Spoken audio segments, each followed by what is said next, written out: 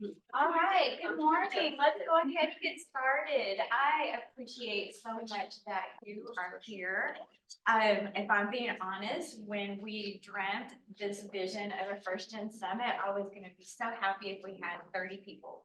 And then I was like, no, 50 people. And then now we have like 90 folks who have registered, so they'll be coming in and out throughout the day. I just want to give a special shout out to our Zoom attendees. So thank you for connecting.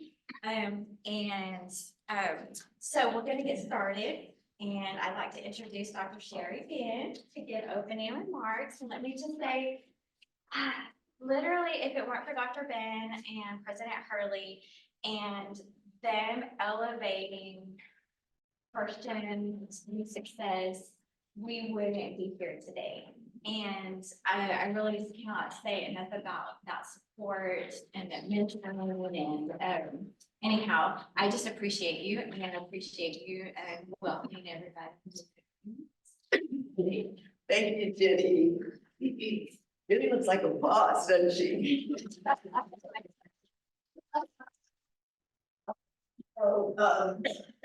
First of all, just welcome. I'm just so excited that all of you are here, including, all of our Tarleton family members that are holding space with us virtually. So I'm going to share a few remarks, and those of you who know me, whenever I speak, I write everything down. One of the things my mother always told us is the dullest pencil is better than the sharpest mind. Write it down, right? So you'll remember, or in case you don't remember. So today is really going to be an exciting day. We've got a number of different sessions. We've got a special guest that's going to close out our summit, Dr. Dwayne Mayfield, and we're really excited that he was so excited about being here with us today and speaking. So he's going to come around noon, have lunch with us, and then spend the rest of the day, and then he'll give his closing remarks. So here's something that's really interesting. First I want to ask, how many of you are first gen? Oh my God, my people, right? Right, this is awesome, same here. So I was a first gen college graduate. When you're first gen college graduate, you're a first gen professional, you're a first gen supervisor, every step that you take, right? As you're moving through and up your career ladder, you're a first gen in that space. And so first gen is really special to all of us, right? Not only professionally, but personally, right? Personally to so many of us, because we readily identify with the experiences of first gen students and just with that identity. So when we got to give our division, Global Community and First Gen Initiatives, when we were tasked with giving First Gen Initiatives a home, let me tell you what, I was so excited. We were so thrilled, our division was. And it really gave us sort of some rousing motivation to just continue our work in spite of all the changes and transitions we had to make. This was a huge assignment that we were just really eager and excited about taking on. And so in a sense, what it did is it sort of injected us. We were, how many of you here know anything about Star Trek? Anybody? Okay, so like a hypo spray, okay? Make sure there's enough Trekkies to get my jokes. So, we got injected with a hypo spray of adrenaline and excitement. And so one of the first things that happened, Jenny and I, we started talking, we were getting really excited. And then, Jenny, she's been championing first generation student success for 30 years. So that meant she started when she was 3 years old. She started championing first gen student success. And so Dr. Carter and Jenny, I don't know if you know, they are co-chairs of our leadership council, of our first gen leadership council. And I'm going to share a little bit more about them in a little bit. But when we were talking about just the possibilities of what we could do to continue to elevate, right, and advance all the good work of first gen initiatives success for first gen students, I just started nerding out with her. And so we started talking about a summit, right? A summit. And I was like, we can invite different campuses and we can invite community members and high school counselors, right? We can invite parents and we'll have a student track. And if you know Jenny, right, who is a very intentionally pensive kind of person, right? So she's very thoughtful, always very thoughtful. And she looked at me and she said, in sort of in the tradition of Mr. Spot, fascinating. She said, and then she said, you know what, though, Dr. Ben, I think what we need to do is start at home first. She said, I think we need to start at home first. We need to first have a home organic conversation with our own Tarleton family members, because it's important for us to get all of us to get on the same page and really understand what this work is all about. And also because it takes the whole collective of us. This is an institutional, right, endeavor, first generation student success. So she kind of slowed me down. And so I took a step back and had to breathe. I was like,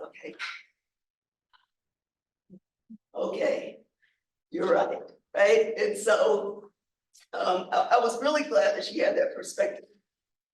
Since this is an institutional effort, it's important that we have an institutional family conversation and discussion about first gen. And it doesn't mean that we haven't been doing this work and other people haven't been championing and doing this work, but really coming all together, right? Mapping out the things that we're doing collectively, assessing how effectively we are executing the things we are doing is really important. But here's what I want you to know. We're gonna have a summit every year, and we're gonna start inviting more people to our party, okay? There's gonna be more people coming to this party. How many of you know that Tarleton has been designated as a First Scholars campus? Yeah, like so, majority of you. Now, how many of you know why we received that designation? Why we achieved the designation as a First Scholars institution by the Center for First Gen Student Success, an initiative of NASPA and the Sutter Foundation? How many of you know why we achieved that designation? Here's why. So this is what they told us. They said that it was based on our demonstrated commitment to advancing the outcomes of first generation students by improving both first generation student success initiatives and institution-wide approaches. So I want you to consider this. So NASPA, right, supports what, 1,200 institutions across the globe. It's actually an international network of colleges and universities, pretty much representing every sector in post-secondary or higher education.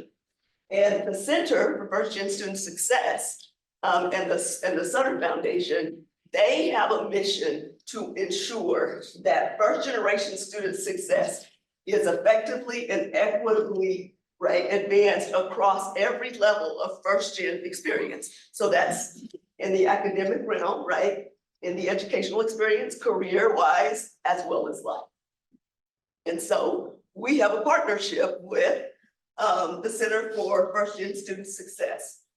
Here's one other thing I want you to know. Dr. Kevin Kruger, CEO and president of NASPA, he was at that time when we received the designation, singled out our unprecedented commitment to serving first generation students. He went on to say, by providing a unique balance of first generation student initiatives scaling to elevate potential and advance outcomes for first generation students, Tarleton is situating themselves to be a real leader in first generation student success. That's a pretty big deal.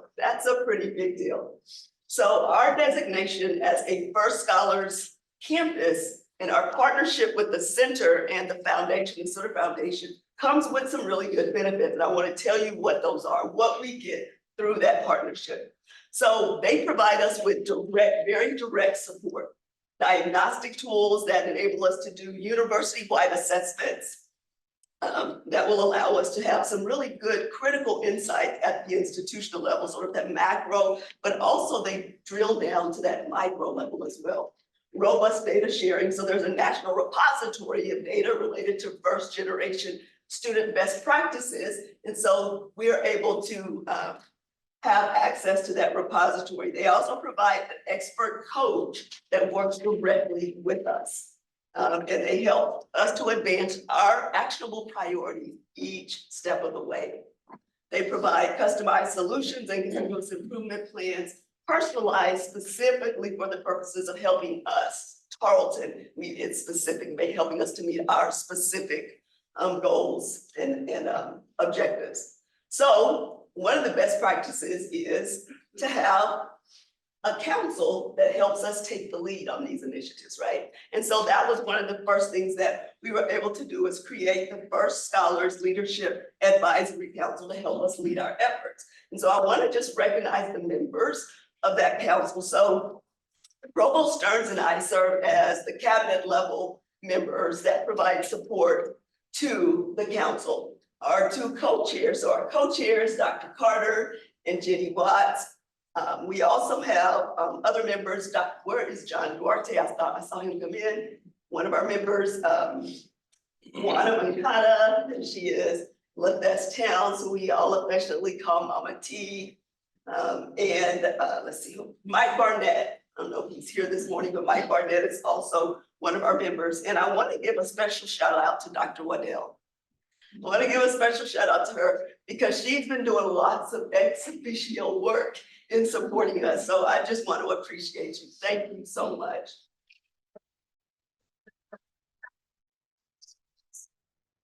All right, so today, the presentations are going to be conducted by the first generation Leadership Advisory Council, along with some additional assistance from a few special guests and friends. And so the topics presented today will align with the priority areas identified in our First Scholars Assessment and that align with our institutional strategic plan. So it's important to understand that today's presentations are designed to be both informative and engaging. So in other words, we want it to be dialogue. It's not just somebody up here talking at you, just presenting information. This is about a community-wide conversation on first-gen student success and the work, right, that we have. Hey, there's Barnett, there's other member of the council. All right. So it's really important that we get your feedback because we're going to be capturing that. So giving your feedback, and also to our family members out there virtually, we want you to be putting your information in the chat because we're going to be capturing that as well. So additionally, the first generation leadership council, they are going to be putting forth some challenges as well, right? Because it's important for us to challenge ourselves, to come out of our comfort zones as we're seeking to advance success initiatives of our first generation students. So again, thank you so much for being here, taking the time out of your schedule. Look at this crowd, isn't this amazing? So many people who love and care about first gen students and their success. And so I'm just gonna leave you with one thing in the tradition of Captain Picard, engage. Okay?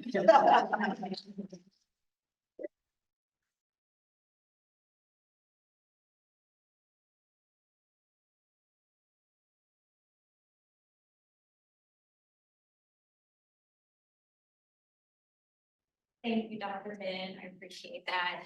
All right, we're gonna go ahead and jump into the next presentation. Like, this is gonna be a very casual, so if you need to get up and move around, grab some breakfast, just take a break, it's fine. It's, it's not gonna disturb. We set this up, specifically so that we could just have, if that would be convenient for everyone. All right, so Dr. Carter and I are going to do the next presentation. And so Dr. Carter, tell us a little bit about yourself, your role, and Morgan Carter, I work in institutional data and analytics in Tarleton as a student, employee for 20 or so years now. I grew up right down the road in De Leon, Texas. While I'm not a first generation student, I do have several family members that are. I like to say that I'm now a first generation PhD student, so I've set that bar. My children now try to achieve first generation status in that sense. So Jenny's been great. It's been a nice partnership, and I've known Jenny for a long time, and just happy to help support this work and first generation student success. So happy to be here. Thank you, Dr. Carter. And so he brings up a really good point. He is technically not a first generation, college graduate except for PhD. That's very exciting. But we're going to talk a lot today about first gen champions. And so Dr. Carter is a first gen champion and Dr. Waddell is a first gen champion. And they just eagerly jumped into the work because they believe in like student success for all of our students. But they also recognize, maybe the unique set of differences that first gen students face in higher education. And so also, I just have to say, our work could not happen if it weren't for Dr. Carter and his team providing us data that has just helped us move our work forward. All right, so I always like to start out by telling people my first gen story. And some of you have heard this, you're like, yeah, I've heard it before. But I think it lets you know why I have such a passion for this, but it also lets you know why Tarleton means so much to me in the first generation journey. All right, so 35 years ago, I arrived at Tarleton, first gen student, low income, and I'm staying in some dorms that aren't even here anymore. It was Lewis Hall. I don't know if anybody remembers Lewis Hall, but okay. And the reason I was in Lewis Hall is because I didn't turn my housing application in on time, right? And that's a first gen student thing because you don't realize that you have to like apply for housing. You just feel like you can just show up and you're like, you have a place to go. All right, so there's that. And then I go to my first class and it's English Composition 1 with Dr. Martin. I don't even know if anybody remembers Dr. Martin. But I see a nod back there. Thank you. I appreciate that. This was my first realization that I'm really out of my element because I was made aware that I needed a textbook. And this may sound completely ridiculous to you, but as a first generation college student, I didn't realize that I needed textbooks. And the reason I didn't think that is because my experience has always been with public education where my books were provided to me. So it didn't even dawn on me. So I'm starting to get overwhelmed. This is 8 o'clock in the morning, first day of class. I'm already starting to get overwhelmed. So I go through my classes and I need more books. And so I don't really know where to go, except I hear other students talk about, okay, you go to the campus store. I'm like, okay, cool, I'm gonna go to this campus store place. And I walk in and I start looking for my books, like somebody helps me, and then I start looking at the cost of the books. I'm getting even more overwhelmed. So at this point, I just have a full-on meltdown in the campus store. I'm crying. It's not just like a little tear. I'm like, I am boo-hoo crying at this point. And the campus store ladies who were working, they took pity on me and they came in and swooped in and just like loved on me and told me it was gonna be okay. But they told me about resources at that point. So that was my first contact of somebody who's not even, an administrator or faculty. They're just people on campus who care that a student is crying and is in distress and struggling. And so they tell me about a short-term loan. I'm like, this is great. And they even tell me where to go. And so these things are important. So cool, you know about a short-term loan, but where do you go and get it? They even told me who to go talk to in the financial aid office for it. And so that's what first gen work is. It's just doing those little things when you see a student in distress. Anyway, I didn't drop out. I got my bachelor's degree. I have my master's degree all from Tarleton, but I have to say Tarleton's spirit in loving students and seeing students when they're struggling, whether they're, first gen or not, hasn't changed. And that's why Tarleton is a really wonderful place for first gen work. All right, so that's my story and we shall move along. All right, so I think it's really important to know who our first gen students are. Okay, so first gen students are a diverse and vastly intersectional population. While first gen students share some collective experiences, their first gen experiences is also shaped by their identities, background, and experiences.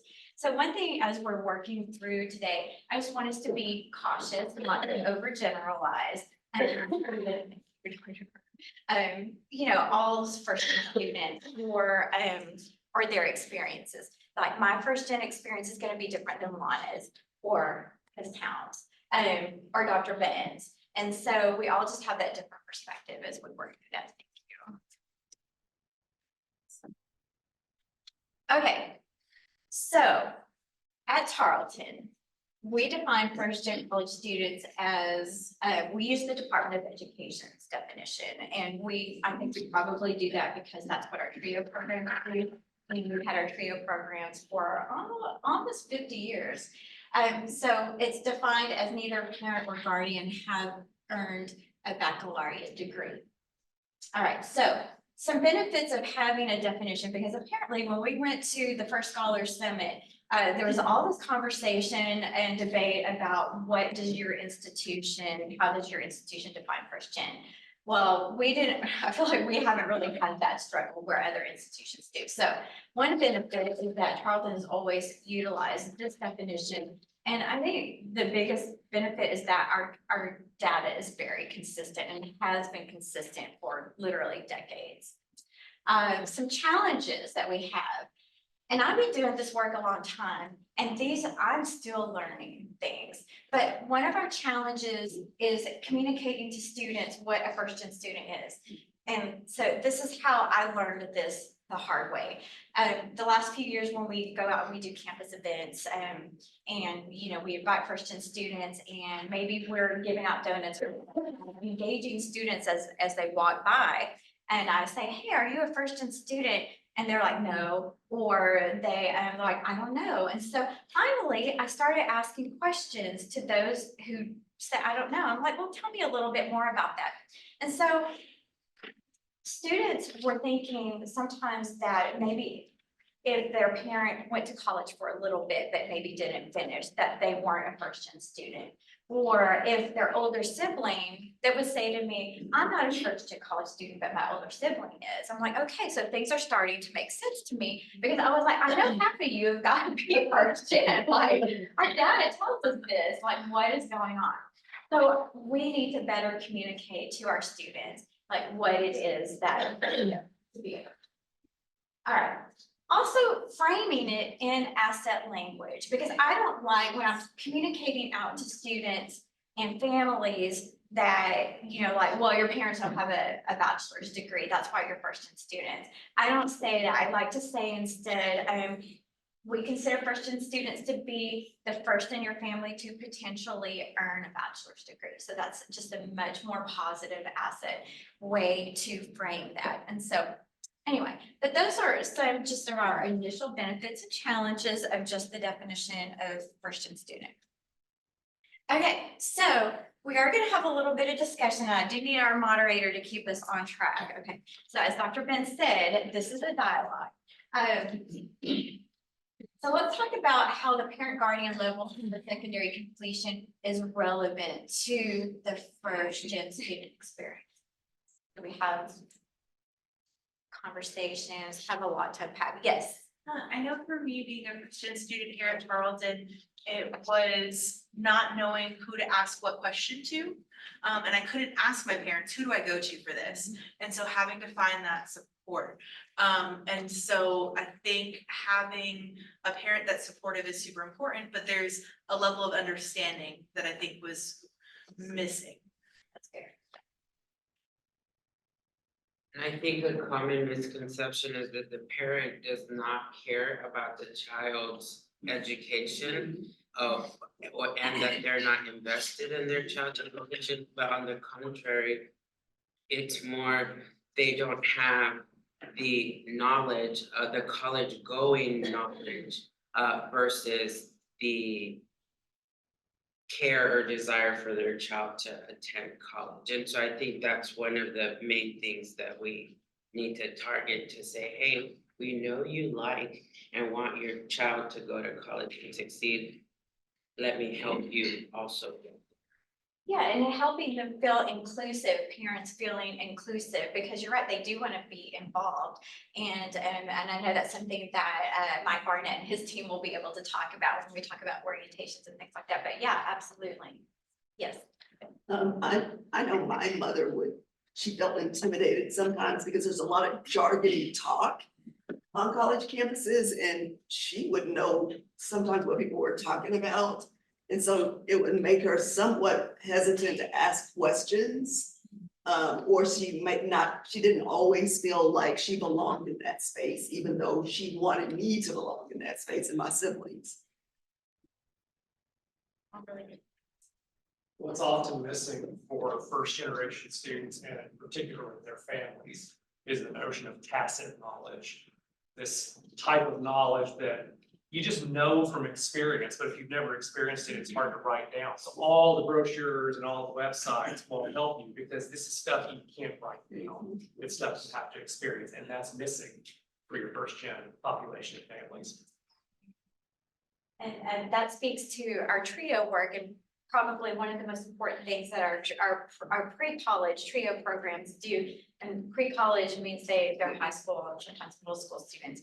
But we bring them in on the college campus for that summer experience. And so not only are the students, but the parents feel acclimated, they feel welcome, they feel comfortable, just being on the college campus and being familiar with it. Not necessarily the college processes, but still, that's one more thing to boost their confidence. So yeah, you're absolutely right. Until you actually experience, it's hard to say. Yes, Dr. Simpson. Maybe the unspoken family history is that we don't belong there. Yeah. And that is a really hard thing to kind of overcome. Okay. Great engagement, yes. I think my struggle was my mom didn't understand that it was completely different and it was difficult. Like I was an all-A student in high school and then I came here and I completely bombed my first semester. And she's like, that's it, you are not smart, you are not going back, the university's not gonna want you. And I was like, oh, it doesn't work like that, but okay. Yeah.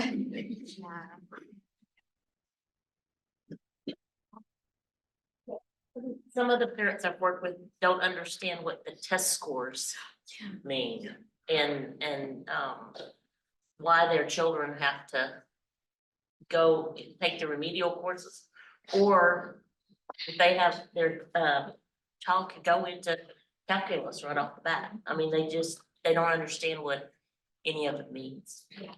So taking that time to explain those processes. Do we have any questions or from virtual? Y'all can unmute yourselves at the line as well.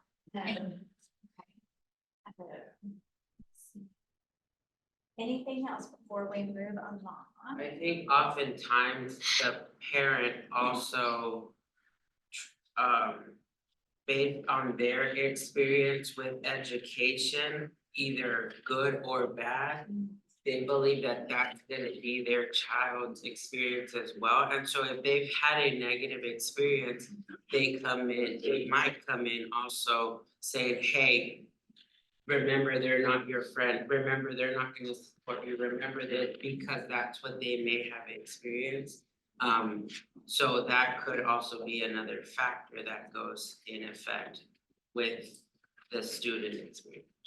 Yeah, and we've noticed with our TRIO students, sometimes our most risky students for not persisting and dropping out are ones whose parents maybe have some education but then dropped out because of that experience. So absolutely right. Okay, I think we'll probably moderator is saying we need to move along. So Jenny.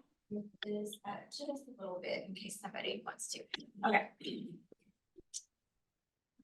Okay, so how do we know like who our students, I mean, we know who our students are, but how do we identify which of our students? So currently, freshman students are identified from the students' college admission applications. And I think this has been pretty standard, I guess, as long as you can remember, as long as I can remember. I'm gonna defer to the director of admissions on that. Yeah, it's been around for at least 24 years that I've been here. And Jenny knows this better than anybody, so the language of first generation goes back all the way, I think, to the 1965 Higher Education Authorization Act. And so you will find that language 50 years. And so while going to the first gen conference last year was really eye-opening, that there were literally 7 different definitions of first gen. Tarleton, we actually had 3, and we can still get this data if we need it. Years ago, we had 3 definitions on the website. So when people would call us and ask for data requests, and they wanted it this way or they wanted it that way, while yes, we can provide that, a lot of times it caused confusion. And so there are pros and cons to having a consistent definition and just the way that we've identified our first generation students. But there are plenty of opportunities, again, learning from the conference, that we can collect additional information from the FAFSA, from student surveys. And so I'm interested to hear what others think on just definition. And I think this is an important conversation, and maybe the way that we're collecting first gen data is perfect, and maybe we should just stay the course. But, you know, I just think all these conversations are important. So if you have, anytime you have feedback, whether you give it here today, or you're just kind of saving it, email me, watts@tarleton.edu, and with your, you know, your ideas, your feedback and things like that. So, I also think international students, we don't often think about them. This is the first time they're navigating our system. So if you're first to country, right? This is a whole new system that you're trying to understand as well. And so I like to include our international students and those who are first to country as part of that more broad-based definition. That was one of the institutions at the conference, was they used international as a proxy for first gen, because they're technically could be first generation here in the United States, and just an entirely different educational system in the States versus European and so on. Do we know if the new FAFSA has been continued to have that? like Eric, we don't have time for the new Sorry. class. That bad. I don't know, that the FAFSA is just kind of still a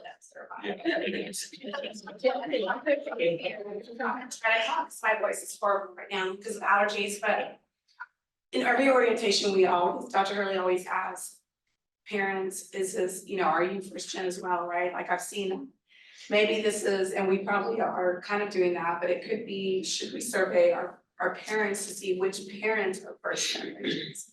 Because sometimes students might not understand or just might not want to share, right? Because I'm first gen, there's shame sometimes of not knowing, right? In this time of, you know, so that could be an opportunity, is could we survey through our parent portal, how many of our parents are first gen? And even though that might not be in correlation because they might have had a graduate, but that kind of helps us look at historical data, because even though you as a parent might have gone back to school, because we've seen that, I've talked to students and parents saying, guess what, my student pushed me to go back to school and I graduated, now my students graduating, and they graduated together, we've seen that on stage. But you still are carrying some of the, there's still opportunities for us to educate, right? Because even though in that generational gap, there's still knowledge that needs to get built. So I think that could be a way for us to push that. I love that, and I think that also just lends to a lot of things that we can do to engage parents, and that might be a way to engage our first-time parents in a much more meaningful way. Okay, I'll take one more question or comment, and then we're gonna move on. Yes. I was just wondering, kind of similar to that, what about some of our students that are really operating independently? So although maybe they're not necessarily first gen, that's that network, that family network or that supporter network isn't present, so they're navigating things without that knowledge. Right, yeah, no, those are all really good and valid points. And you can see, it's not just black and white, there's a lot of nuances to this. That was me, Shelley, by the way. So when I said I wasn't first gen earlier, yeah, technically by the definition I wasn't, but absolutely independent or operated and had to figure out the system, which was tough. Some foster care student, foster care students who age out of foster care in that same situation. Homeless. And I think that this brings up a really good valid point, and something kind of a theme that we'll talk about today is that anything that we're doing that's good for first-gen students is gonna benefit all students. And so, like you said, to your point, even though technically they may not be first-gen student, if we have, really good practices to, support student success, then it's gonna benefit, both. So thank you, that's very helpful. We do have a couple Oh, okay. on the chat. For Kim Grag, she did put, I was a first-gen student, but also a non-traditional student. I had to figure out all on my own, so when my children enrolled in college, I felt them a bit. My thought was that I had done it, so they should have done it too, be able to do it too. I didn't know until later that they were really anxious about doing all the work on their own. Okay. And then Wendy Beasley said, some institutions are expanding on the term parent to include the person who raised you, to acknowledge the variety of family structures. Right, I think that is also very important. Yeah, so when we say guardian, it can be very broad. So great feedback. And thank you, virtual moderator Didi, for making sure that our virtual folks are heard, because that is super important. Okay, all right, so I used to not get real excited about data, if I'm being honest. I was more of sorry, Dr. Wallace, but I was more of a qualitative data kind of girl, because my work has always been more closely tied to the student narrative, and so I just felt more connected to that. But yeah, I'm a believer now, Dr. Wallace. I've come over to y'all's side, and Dr. Carter. Man, data is so informative. Like, I know I sound like such a newbie to this, but it is so informative. So let's take a look a little bit about who our first-gen students are as far as data. All right, so fall of 2023 first-gen enrollment, our total enrollment was 48%, first time in college 40%, transfer 55, other 49. Okay, so Dr. Carter, what is other? So returning, continuing students, things of that nature, and just a little bit about total. So yes, we Tarleton, we market ourselves as over half first gen. What that 49% does not tell you are the students that do not indicate, which we've seen a little uptick in it. And so maybe to Dr. Ortega-Pierce's point, if we can collect additional information, say orientation or other sessions to know that we are in fact over 50%, and we have been. I equate just about any number to the stock market. It goes and ups and that. But yeah, as far as this definition goes, this is consistent with what we report to the system, A&M system. And so all A&M system schools, a little bit more on definitions. We all kind of subscribe to the same definition as far as the way that we collect on the admissions application. And just for reference, there's not, say, a checkbox on the admissions application to say, are you first generation? There are two different variables, one that says parent, guardian 1 education level, parent, guardian 2 education level. And if both of those or one of those are marked as one or the other having received a bachelor's or higher, then they're not considered first generation. If they don't respond, we don't put them in one bucket or the other. They're just not reported. And so we do hope to fill in some of those gaps as far as students that prefer not to answer the education level on the admissions application. So that's what other is. And then yeah, and so we wanted to break it down by race, ethnicity. And so I mean, Tarleton is a predominantly white institution, so that is not going to surprise us. But then we have 33% Hispanic, 7% Black African American, and 6% other. So I hated to say other on there, because everybody's identity is important. I believe that. So we're talking about Native American, Asian, more than one race ethnicity. And also, I also thought it was important to find out, or to know that, sorry, I'm struggling over here. 25% of our first-gen students are also Pell eligible. Okay, so this always kind of bothers me, because what bothers me is I don't want people to assume that just because you're first generation, you're low income, because that is not the case. And so that, I think, I just wanted everyone to know that percentage, because I thought it was pretty interesting. So, Okay, so headcount by campus, this I thought was really, really important as well.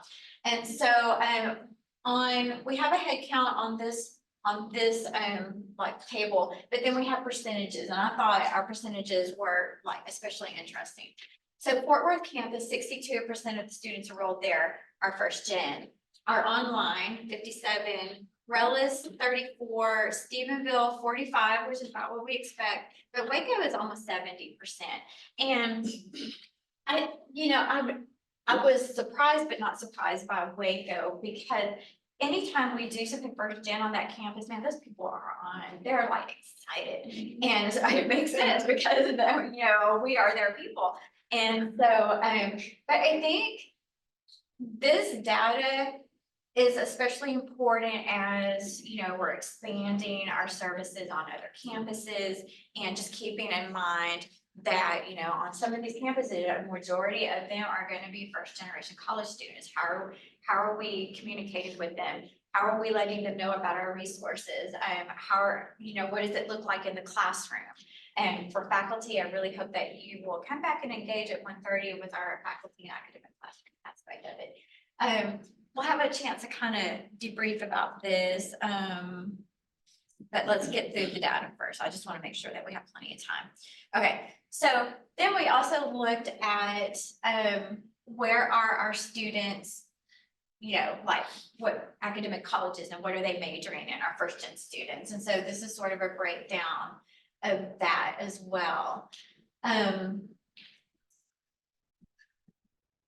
So given the data that we've just kind of looked at, what are some things that are kind of like standing out to you? Are there things that surprised you? Are there opportunities that you're already like excited about? Like maybe we should, discuss. So Jenny, I think one thing that's jumping out to me is, and understandably so, but we have so much more robust support systems in Stephenville than the outreach campuses. And the gap is considerable on the previous slide. They're more heavily, the students who need first gen support, it's more concentrated, not in Stephenville. And I think there's a strong case that we can project that will, that gap will even widen more. And so this starts to, or hopefully continues to build a case of how we gotta continue to build support staff and programming on these campuses. Because we have some well-oiled machines here. Right. We need to model those and.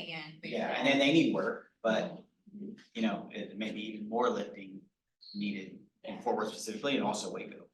Yeah, I agree. I think this data is very eye-opening, and I do think it's a lot of opportunity in how we can improve and expand those services. And a good argument for it, yes. And I think expanding on that as well is knowing that like the business majors, a lot of those classes are going virtual. And so what does that support look like? Are those students more likely to live on campus or off campus? And if so, how do we make sure they're utilizing things like tutoring and the business services or business has the drop-in events and stuff like that? Are we making sure that they're getting the same information if they're virtually, even though they're registered as a Stephenville? So there's that small gap, right? They're saying Stephenville's campus, but their classes are mostly online. Yeah, because when you have 57% of, first gen students, how many of those are College of Business? Yeah. So I really think this data is so valuable for so many reasons. Yes. Do you have the average age as well for those? I'm sure we do.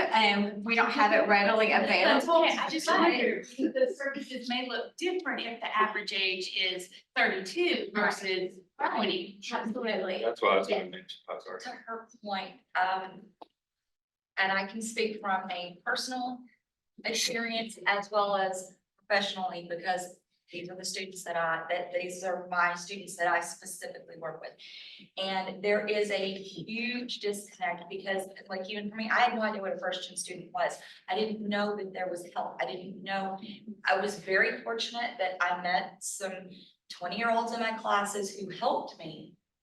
But there was nobody there. I didn't know that I wasn't just coming out of high school.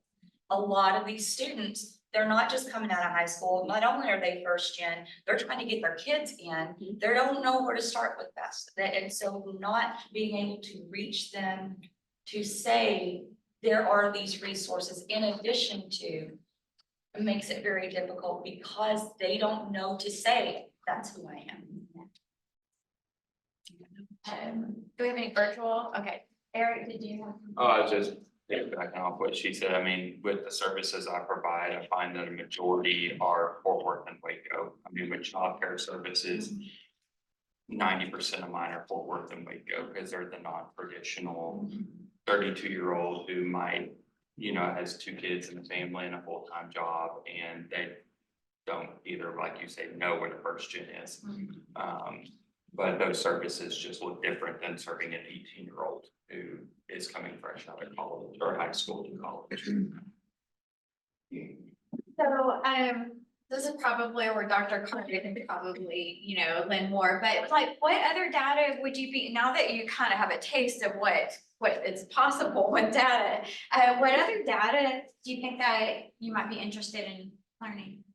So, when we were doing, our QEP work and getting to our, Texan Smart Financial Wellness stuff, one staggering statistic for me that we found was that we have our Pell eligible number, but then the number of students that accept their Pell grant is lower than that.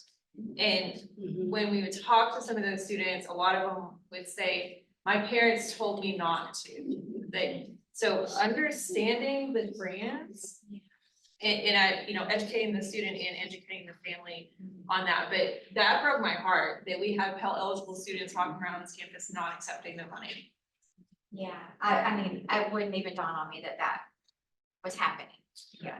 And to add to that a little bit, when you're expanding the demographics of age, because my previous was coming from a community college, what you're doing is you're getting the opposite. You're having older individuals coming back that are not going to file FAFSA. So they don't even apply for financial. You know, so that's kind of something that we're not really used to in a four-year institution, is really looking at how many of the students that fall under this, are they actually applying for financial aid? Because you tend to see that too, where they want to go unnoticed sometimes, right? So you do a flip side. And I think this, oh, sorry. Oh, yeah, oh, okay, okay, well, ladies first, so, yeah. I was just gonna say, that is literally my first gen experience. My sophomore year, Laura might know my story as well. I tanked my grade my freshman year, and thought that FAFSA was only for like if you had good grades. And so didn't do my FAFSA my sophomore and junior year. So yeah, that information, that gap of, hey, you can do this. This isn't just if you have good grades, like you need to do this every semester, every year. My partner, oh, okay, and then we'll. Carl Aho said it strikes him that some of the challenges that all college students face, example, food insecurity, 4.2% national study, may be especially acute for some first-gen students, especially those not receiving financial. I was just gonna piggyback off of Dr. Ortega's comment about financial aid, have an adjacent point about the general scholarship form. There's been a noticeable gap in students just not filling it out, and, you know, Dr. Ortega's walked down this road with us where, you know, there are times when there are times of emergency or students in need of some sort of assistance, and the university is willing and able to help them. But there are barriers in place to where if they don't have a general scholarship form on file, we can't disperse those funds. And so brand new innovation and orientation this year, now on the back of their name tags, Dr. O'Keefe's team has added an indicator of if they filled out the scholarship form or not. And we're highlighting that in one of the sessions during the day and letting them know, this is all to your benefit. You don't have to do it today. You can, but you know, it's no risk, all reward to go get this done. And we're not leaving you guessing, did I do that or not? I mean, they're going through the trouble of indicating every name tag, just like they do if you need to go see housing at check-in. So That is wonderful. I love that. Is just such a victory. And you know, it may seem like a small thing, but that is such a big thing. All right, I know this is like, we could talk about this stuff forever, but, okay, so we'll round it, oh, no, we're good, but then we can open it up, and I just wanna make sure we get through. Okay, so how are we, let's shift for a minute and talk about faculty and staff and how we're identifying faculty, first-time faculty and staff and our champions. And so, in 2019, when I was smart, I could tell President Hurley, like, he was a first-gen champion, so I'm like, I'm gonna really just like harness this. And so, I got him, he agreed to, and he always happy to send out an email to all of the faculty and staff, all of our employees, and just asking them to, you know, please identify first gen or not. And so from that, we had 239 responses, and 97 were faculty, 142 were staff. Of those responses, 135 were first gen and 104 were champions. And that just made my heart so happy because they, you know, were part of the conversation.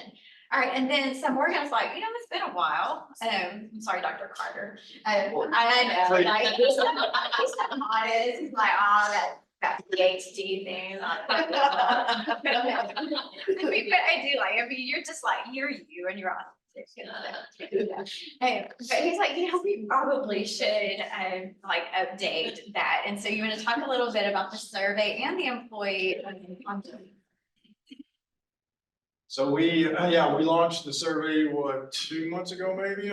We're still receiving a couple of trickles in here and there, but yeah, the initial response, 360, I think, 350 plus on the first week or so. You see the distribution there. More importantly, I think 165 indicated that they're interested to partner with Jenny and continue this engagement in the classroom and the administrative offices. And so Jenny now has an updated list, which is great. Again, it's been 5 years. And so a lot of new faces on campus. And so Jenny has a lot of partners on campus that she can now engage with. And I don't want to get too much into the faculty work. I think it's this afternoon's presentation.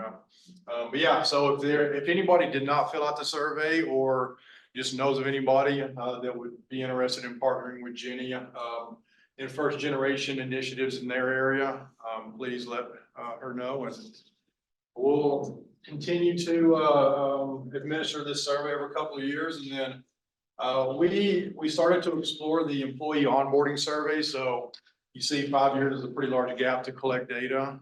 Again, as we continuously grow and bring on new employees, that we need to try to find a way to capture this on the initial entry to Tarleton. That way we can get them plugged in sooner than later and to see if they're a champion as well and can help out. So pleased with the results. It's something to continue on. Question? Yes. Who's the champion?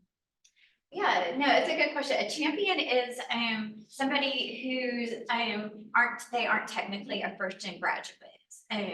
So like Dr. Carter here, I think his mom for sure has at least a bachelor's degree, maybe a master's degree. So technically he's not a first gen like staff or faculty, but so we call those champions, so first gen champions, so champion cause, yeah. Thank you. And that's the designation we're trying to reach, correct? Yeah, Champion yeah. campus status through the first gen scholars organization. Yeah. For sure. Okay. All right, so it's really important to put that in. Okay. So how are we identifying as faculty, first and faculty staff for champions? So there's some ways that we already have set up. You can put a laminate card, a placard, and we have some in the back by the sink. Sorry, it's like not classy, but that's where we are. Really cool stickers back there. So I'm gonna put a sticker on something that we didn't like a sticker. But anyway, so this laminate placards, you can put on, you know, we put them on our door or our bulletin board or whatever, but that is just really great. So if you have a student who like is walking by and they see like, okay, they're first gen too, that's really cool. And that doesn't go with just like faculty or, you know, I don't care if you work in the business office. office. If there's a first gen student who's kind of struggling and they see the cashier has like, I'm first gen staff, then that's really gonna like help them feel like a sense of belonging, a little bit at ease, that, hey, somebody gets it. So we have email signatures. You can email, so we do have a First Gen Initiatives website, and now I'm just like airing my dirty laundry. I have work to do on that, okay? So I'll get to it. But so it's I'll eventually have, like, you can download it from there, but I don't know that it's downloadable right now. So just reach out to me if you want the email signature. I've had people from outside of the institution be like, that's really cool. And I don't have copyrights on it. It doesn't say anything specific to Tarleton. So I'm like, you can borrow it or use it or whatever. So, but that's a good way. It just lets so many people know that you're first and proud or you're a first and champion. And if they don't know what a first and champion is, that's a good conversation starter. And just attending first gen campus events, whether it's a student event or event like this, where, you know, we're engaging in conversation, just show up. Again, you don't have to, we're not gonna be like, hey, get out of here, you're not first gen. No, and everybody is definitely, available. And we are always looking for new, exciting ways to be able to communicate and identify as first gen. All right, so why is it important? Just kind of like what we talked about, it promotes a sense of belonging for our students who maybe feel like, I don't belong here some days, but whenever they see somebody that has some shared experiences with them, it also creates opportunities for mentoring and role modeling. That goes such a long way. It really just does. And again, it doesn't matter. You don't have to be in a faculty role. You can be in housing or, you know, orientation, and you're the first person that they see. There's so many ways that you can mentor and role model.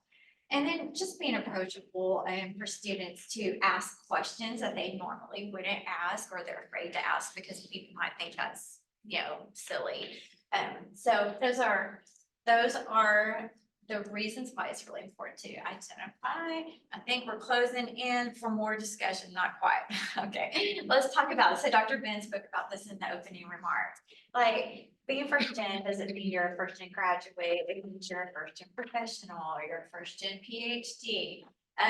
There's a lot to that. And one of the things that I really want to do with first gen initiatives is to provide more support and network for our first gen professionals. I think that's just really, really important. Because, you know what, no matter whether you're a first gen college graduate or not, we've all been a first at something, and we know how uncomfortable and that can feel. And so I think it'd be really great if we could establish some mentoring or networking opportunities to provide that professional, social, emotional support. Just even creating a repository of resources for first gen professionals, like little articles and blogs and things like that. And so do y'all have any thoughts, ideas on the things that we've talked about as, you know, like supporting, identifying as first gen faculty and staff?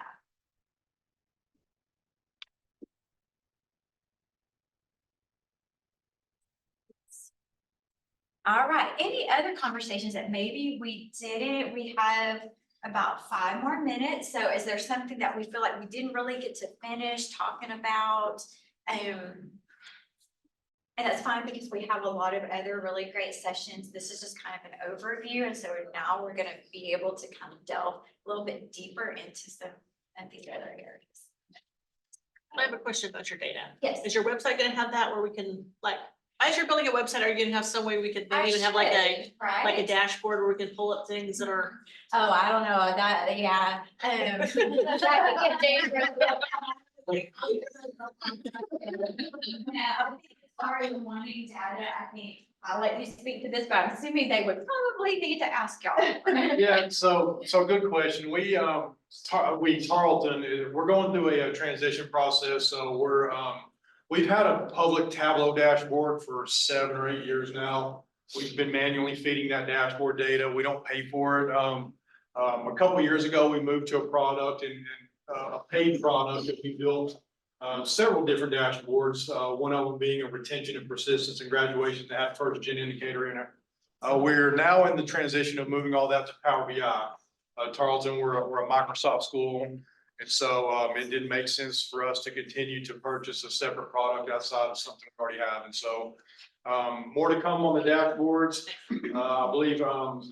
So when Jenny said my team earlier, I cannot underscore my team. Simon Smith, Tawny Rhodes, Randy Price, and Carrie Nolan. So Tawny Floyd, I'm sorry, has actually been doing quite a bit of first gen work in addition to handling just about all of our first gen data requests. So yes, long answer to your question, but yes, at least we'll have our retention and persistence dashboard that'll have a first gen slide that are built in there coming soon. Perfect, thank you. And then you can look at, yeah, so like, if you're interested in something, then you can just kind of look it up. But thank you, you kind of bring up a good point. I do need to put our most critical data on our first gen website because that makes sense. Okay, we do have a virtual question. Johnny Baldridge is asking, are graduate students counted as first gen? Not in these counts, they would be a separate. Very, very good question. Yeah, so all the stats you saw here today, those are for undergraduate students only. There's been several conversations on graduate. I don't believe in Cindy. I know she's not director. As you're walking out.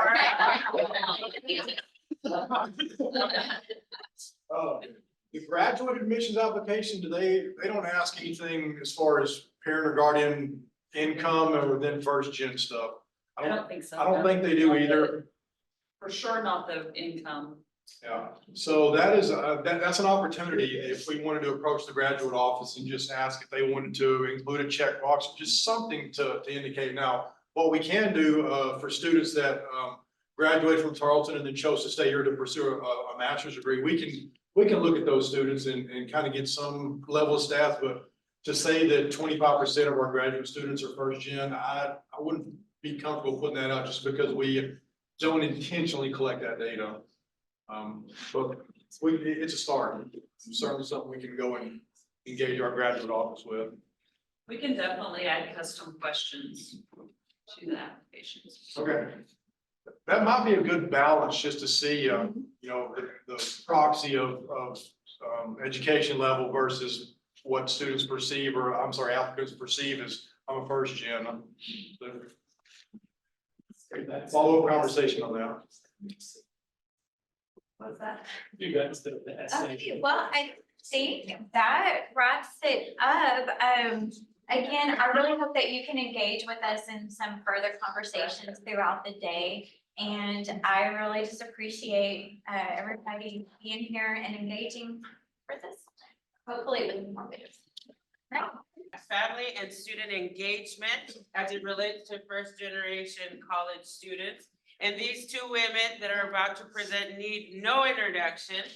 We have Juana Moscada, Director of Housing and Residential Life, and Mama T, or Lizette Towns, who's the Executive Director of a very long acronym that deals with family and student engagement. So without further ado,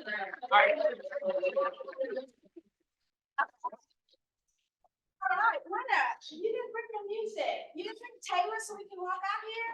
I know. You wear the shoes. I like that. I did wear shoes in her honor. Guys, we are so excited to present to you today because as Jenny said, you're gonna probably hear a lot of repetition. First gen is really, really, really close to my heart. And I came through like a different path than most first gen students connecting, because I will talk a little bit about that in just a second, Lana, because I'll just start talking. No worries, and we'll talk a little bit about our journey and what we have encountered. I myself am also a first generation college student.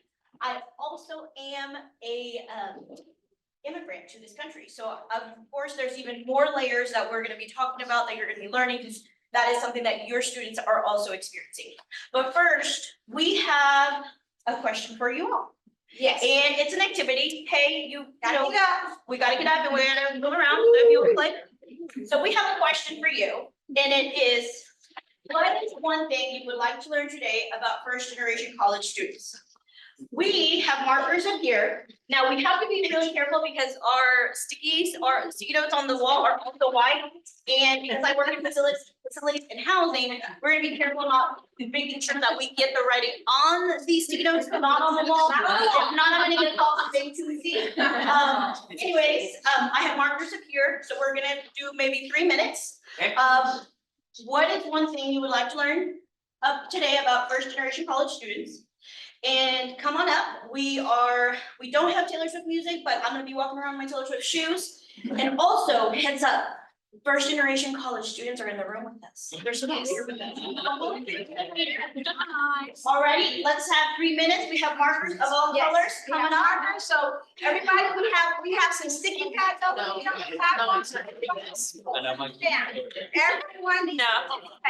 what do you want? What color? 3 minutes starting now. You can take my team. It's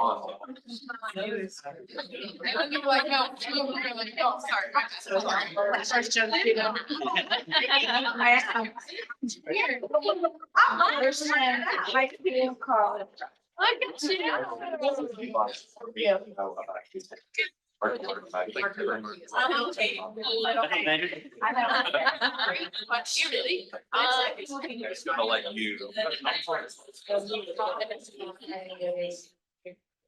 I'm not a hate back.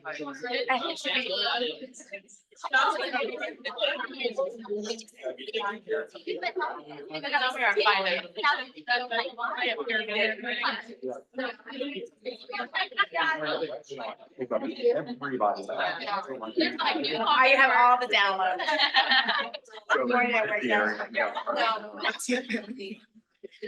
That's what you would ask first. It's like. So, one over here, like, my actual top favorite anime is Polarity Underground. I love it so much. But the anime, but my favorite anime that I want to say to the public, because that is on I used to say yeah. 1.5 minutes left. Yes, sorry. I was distracted. No, you're fine. So good. Talking some of those were so good because it's really fun.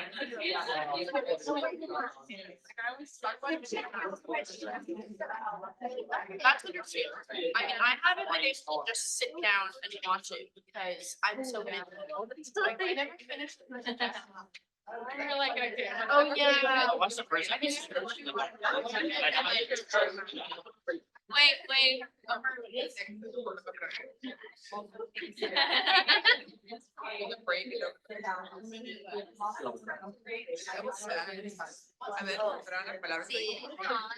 Your session, your part of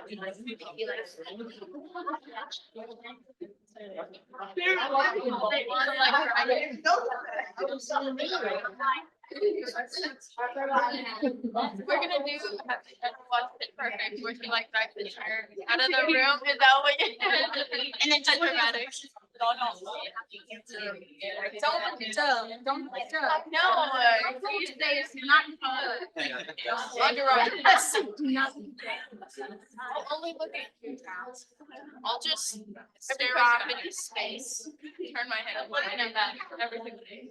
So when the allergies start to kick in, I'm aiming straight.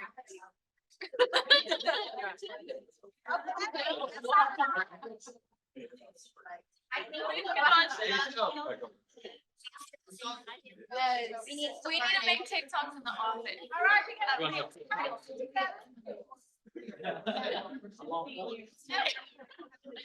we're starting that today. After meeting. That was exciting. It was. Wasn't that exciting? Yes. Okay, I'd like for you guys to know this. Today, this is some of the things we're going to talk about. We're going to introduce you to campus life and family engagement that operates under the Division of Student Success and Engagement, okay? We're going to introduce you to a little bit of housing, university housing experience. We're going to talk about the importance of first-gen student and family involvement. And we're going to do a little bit of insight. We have some nice parents that Ms. Towns reached out to, and I said, hey, not Miss Towns, but Mama T needs you to make a video. And they said, yes. And then they go, okay, why? I said, oh, that's the part you don't want to ask. But I got some first-gen parents to make us a cool video so you can kind of hear from parents' perspective. And then we have this beautiful panel today we're going to introduce you to. So, let's get started with the presentation. I'm excited. Want me to kick it off? Kick it off with the introduction. Okay, this is what Dr. Flo was kind of talking about. And like I said, a lot of it's going to be a little repetition. I'm going to tell you about me and my first-gen journey. And I love to throw the ball. Who would like to be my first ball person? And I'm so sorry. I'm a kinesiology major, so I know everything's got to move with me. And I like for my audience to move with me, because what I was hired to do was first start an office of parent relations. And for some reason, that family relations have not left me since I started 17 years ago. And as a first-gen student with Towns, Thessie, most of our family calls me Thessie growing up. We did not know college was your next step. It wasn't an expectation in my household. In my household, the expectation is don't get pregnant. You know, I mean, my mom came from a family of 13, and out of those 13, there was 10 girls. And that's all she heard, you know? So your parents take with them what success looked like. And success was like, don't get pregnant, baby. And I said, okay, Mom, I won't do that. I didn't know I couldn't do all those other things. I just couldn't get pregnant. You know, so I didn't tell them about the other things. I just made sure I didn't get pregnant. So, you know? And so through high school, I was a cheerleader. I was the first involved in a lot of things in high school. I was a cheerleader because I was so active, and I had a PE teacher. My love with kinesiology came from when I was in high school and elementary school. I had a PE teacher that connected with me, and she said, hey, you need to get involved in school. You got so much energy, that'll help you stay out of trouble. Because I didn't know what really participating in that level of school was. So I got connected to my cheerleading squad. So I was a cheerleader from junior high to high school, you know, and I've been in an all predominantly white community all my life. You know, in elementary school, in high school, in junior high. And so when I became a cheerleader, I was the only white girl as cheerleader. But you know, cheerleading costs money. I went home and I told my mom, I said, Mom, I need a cheerleader uniform. And she said, what, baby? And she said, well, we're going to go down there and see if Aunt Janie can make that for you. I go, I don't think we got to make them. I think we got to buy this cheerleader uniform. And so my mama was perplexed, and she said, you got to get off that cheerleading squad. So I went and told Coach Clark, I said, Coach Clark, I can't be a cheerleader. I can't afford the cheerleader dress. She said, don't worry about that. We're going to take care of you. And then so that was my first time that I knew I had to refocus myself. And I knew that I had to kind of flip a cap because I was humiliated, you know, that I had to get somebody else to get my cheerleader. So I learned how to disguise myself very early to make it, you know. It's kind of like you say you fake it to make it, but you just put on another hat because you know you're enjoying that part of your life. And then when I got ready to go to college, Coach Clark said, LaFash, you going to college? I said, what is college? And I live, you guys, you can throw a brick from Louisiana Tech from my house. I didn't know what that was, you know? And she said, well, you need to go to college. I said, okay, let's try this college thing. Back then, when you registered for college, I think Cindy has left. When you registered for college, you had like boxes. Talk about the age now. You had boxes, you had to walk up to a table. I remember going into Louisiana Tech Student Union, and everybody was sitting at a table, and you had boxes, and you had to go pull a card out of the box to get to class. You know, and if there weren't any more cards in the box, you didn't get to class. And so I just knew in my little mind, this is what Coach Clark gave me and said, these are the classes you needed. And she was from high school, not even on a college campus. And I went in, and none of my cards was in the boxes, you know? And then, so you didn't have a telephone back then. So I ran into the payphone with the only pocket of quarters I had, called Coach Clark. Coach Clark, there's none of these cards in the boxes. What do I do? She said, well, baby, go up there and get somebody to tell them. And you take them that sheet of paper I gave you, and you tell them these are the classes you need. And so I went and did that path.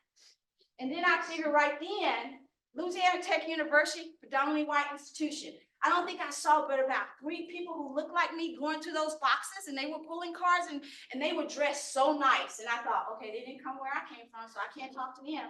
And so I flipped another hat to kind of hide myself in disguise. And then I got through in my first semester of college. was a total disaster. Total disaster. I didn't have money and all I heard from my mom was, baby, you need to come home, you need to work. You know, you need to work. And my mother by that time had my little brother, I'm family, oldest of a family of 6. She had my little brother Frank. Frank was dropped off at my doorstep every weekend.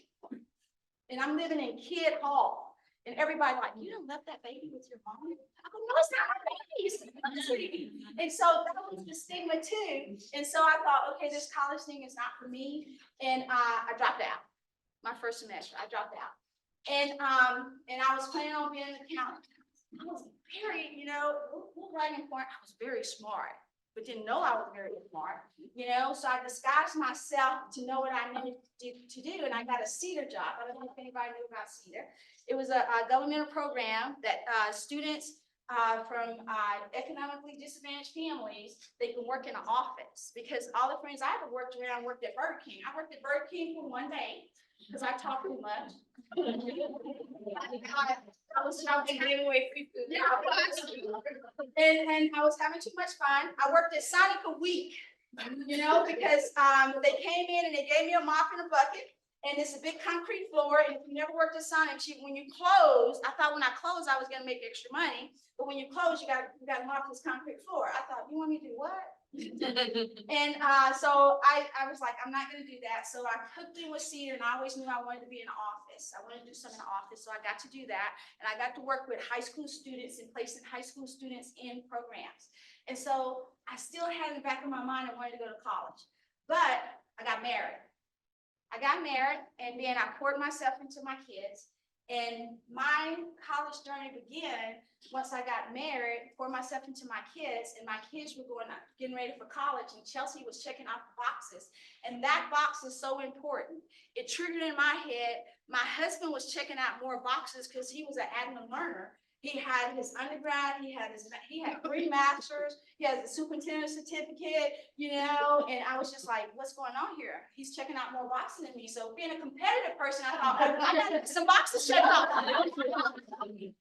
So I started college after my students was going to her first year. She entered and she said, Mom, you can do this. And I said, okay, I'm gonna go to college. And I knew I wanted to play. I wanted to teach students because the telephone was coming in. And I said, I wanted to teach students how to play. And I started in kinesiology. So I got my kinesiology degree. And there, I'm bragging on Dr. Simpson and Dr. Priest and Dr. G was Dr. Gillespie, and that whole staff made me feel, I'm not gonna cry, made me feel so welcome. And I was an adult, guys. I was like 40. And they were like, you can do this. And they held my hand. And I remember Dr. Priest saying, LaFetch, you got to go to the class, you know? And I go, okay, I'm a social butterfly. And so they helped me, and then my best friend, Misty Wilson, she helped me. And I can really, what am I trying to say? Connect with the young lady that was in the back. I had a lot of students to help me. You know, students want to help the adult student who's coming back to class.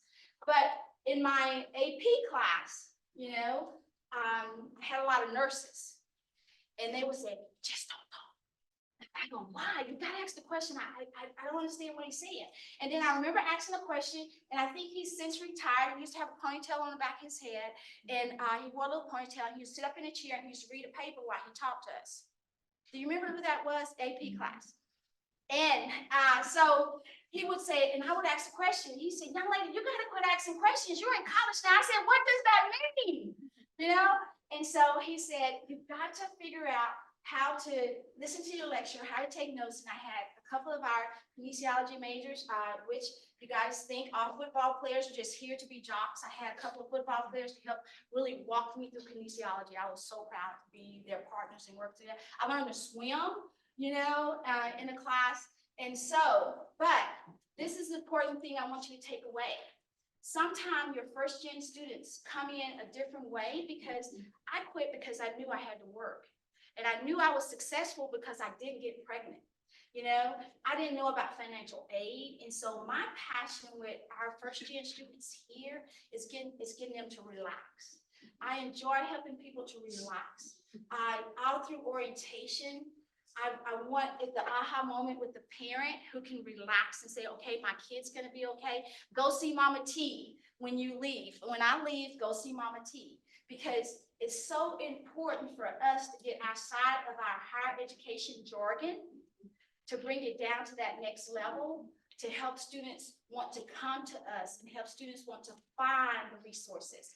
Because sometimes we talk in a jargon that they don't understand, and it pushes them away where they continue to keep changing their hats. I quit changing my hat when I came to Tarleton State University and connected with the kinesiology program. Because I saw people who really wanted to engage with me, wanted to see me be successful. And except I did do what Dr. Cree said. I went and applied for my first job at Dublin Elementary, Dublin High School, because the superintendent there, that's how I got to come back to school. I always knew I enjoyed talking to people and educating people.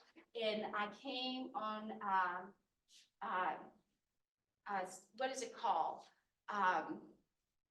A substitute teacher program, and I was substitute teaching. And then I got into that program and they paid for all my education. So that was a lot of fun. But I know I just went around a whole circle because I chased rabbits on my first gen journey, and we're gonna talk a little bit about it back and forth. My mother got to see me graduate, you know, she was so excited to see me graduate. My brother was in the military at the time because that was the path that he took in our community. And then he found out I went to school, and then he went to school while he was in the military, and he graduated. And then my sister went to school and she graduated. So it just became a trickle down thing that it was okay to go to college, you know, because, and then in my family, I wanted my girls to know that it wasn't an option. It was just the next thing you did. So with that happening, I have two girls that successfully graduated from college. They have their master's degrees in finance and international studies. And I have one with a degree, an RN degree from Tarleton State University. And she's one of the head RNs over at the Cardiac Rehab Center. So it do continue to trickle down and continue to spread. I oversee campus life and family relations, fraternity and sorority life, leadership service, the Tarleton Activity Board, and we have some of our students here today to talk to you. And this, I'm not gonna read all this, but the thing that pushed my heart the most is the family piece. I figure it's been with me for 17 years as the Office of Parent Relations, and then it transitioned into transition and parent relations, and now we campus life and parent relations. And so it's so important for us to get out of our shell sometimes to talk to parents. And I know we have FERPA, but FERPA does not hinder you for helping parents to understand their students' next journey. Because parents want to understand it. They don't want to be intrusive.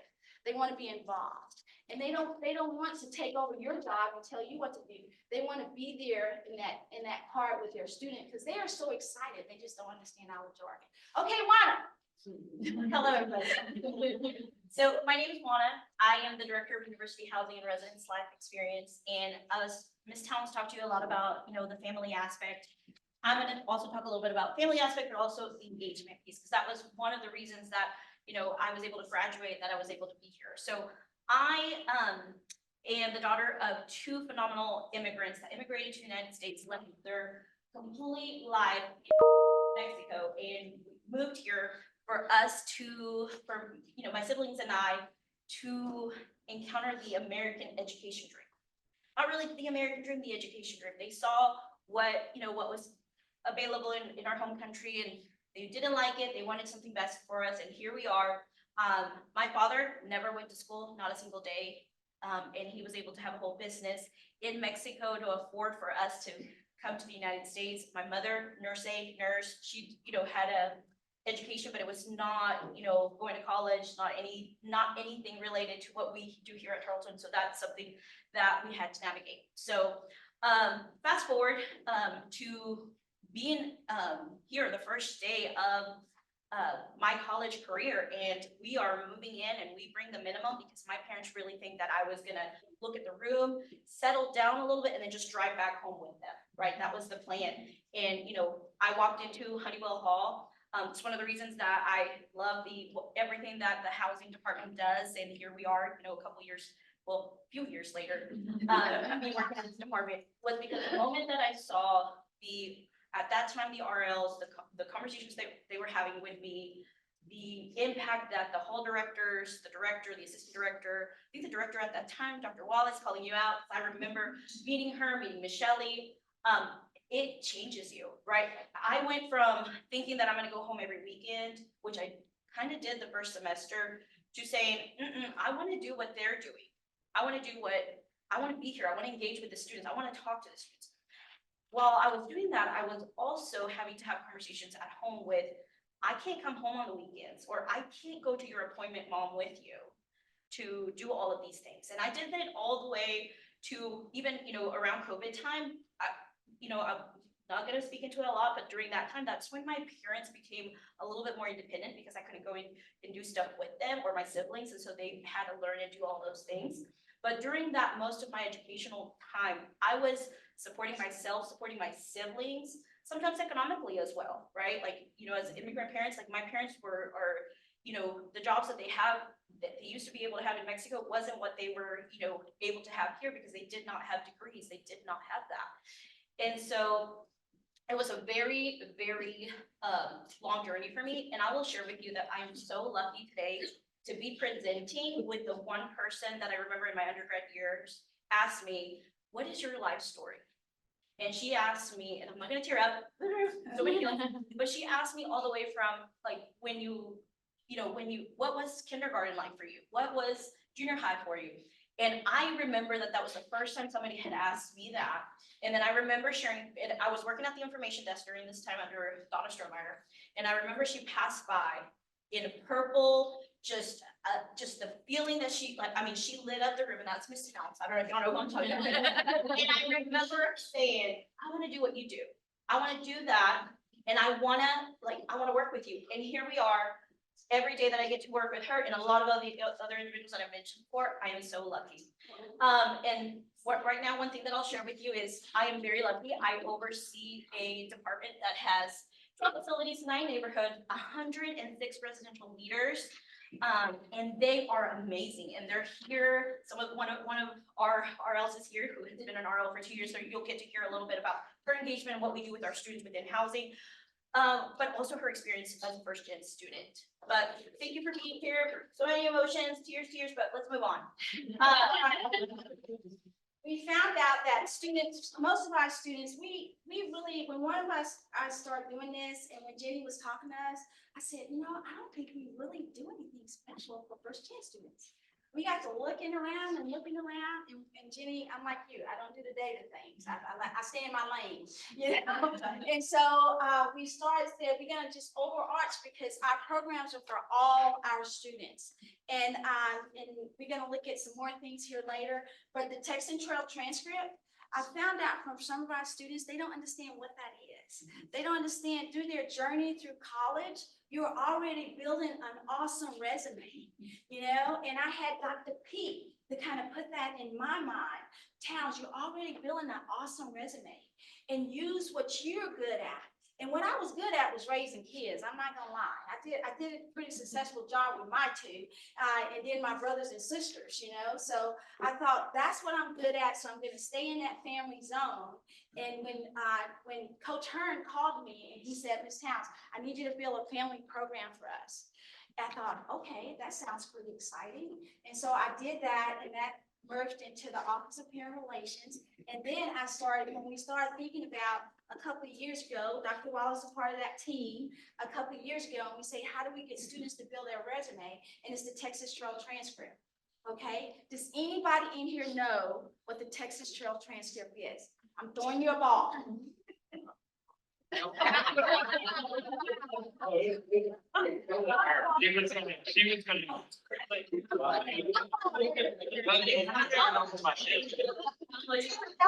do you think the Texas Trail transcript is? It's a way for students to basically capture a snapshot, all the activities that they go to, and basically throughout their 4 years or longer here at Tarleton, if you're like me. But basically, when they get out and you're filling out that first resume, you're thinking, I don't have experience in this. I don't have experience. Where do I have that? Well, you do have experience through activities that you go to, programs that you go to, that you can sign in and show employers that, hey, I actually did do some things while I'm in college, and here's a resume. Yes, Dr. Ortega, this is my really plug on getting all the faculty and staff connected to the Texas Trail transcript and understanding the value of that for your students.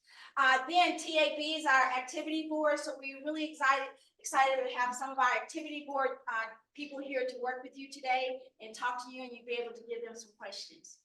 Well, some people that couldn't be here, because they're, managing the facilities themselves, but are the residence hall directors, and we have 9 residential hall directors that work with the students day in, day out, that those students that live on campus, of making sure that they are comfortable in the space they're living, that they feel safe, that they're also followed up. They go to the hospital with them if there's a need and wait there until, parents get there. They go above and beyond. So definitely wanted to mention them, and they also collaborate and are willing to collaborate with faculty and staff in case there's any need. We'll go and knock on the door for this on the student's door if you need us to get a hold of them or any of that. So we wanted to plug that in. And then of course, residential leaders, they are our eyes and ears in the residence halls. They're there to, provide any type of service, and they're really there to let us know kind of what's going on, what is the mood in this neighborhood, what's going on, but also assess things. And if there's a need for us to put in a specific program or do a specific type of resource, we would put it in, because we're hearing from them almost every week of what's going on in the house. And our Tarleton Activity Board, comment, yeah, raise your hand, Kai. Kai is our advisor for our Tarleton Activity Board. Our Tarleton Activity Board actually plan programs, soft programs and large programs. If you have something you want us to connect to in your area or in your classroom, and you want us to bring a guest speaker, or you want us to do some activity to accent what you're teaching in the classroom or what programs you're doing, we'd love to partner with you on that. And then we have our IFC and our IGC, and here I am talking in acronyms. Fraternity Council. And then we have our Inter-Greek Fraternity Council, Inter-Greek Council, and our Panhellenic Council.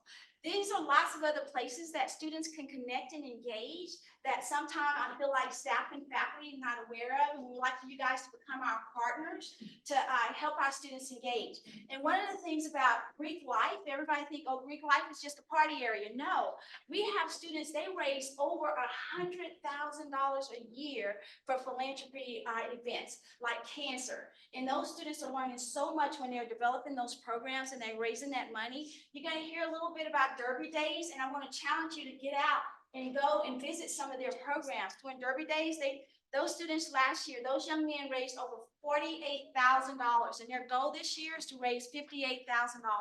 And so that's my senseless plug again, Dr. Ortega, to get everybody involved with our students and everything that they're doing on our campus. Some of the family engagement resources that we house in our area, and I think sometimes people don't understand the resources that we offer our families. We have Family Weekend this year, and I think about 3 years ago, we established some Family Weekend community so families can come in and engage and connect with each other.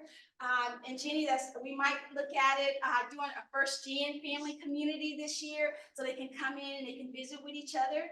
Because most of the time, what we've heard from some of our colleagues is the expense of everything. In Tarleton, we're very fortunate. Our Family Weekend really doesn't cost anything. What it costs the families is probably their living when they have to get a hotel or something like that, or get an RV spot, or their food outside of the program. But the program itself, we have been really blessed where it doesn't cost anything. So these are some of our resources.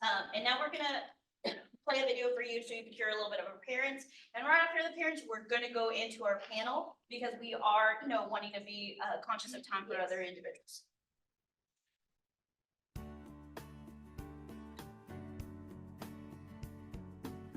I think some things that I would like the faculty and staff to be aware of is that as a first-gen parent, we're not 100% sure of all the processes that are involved.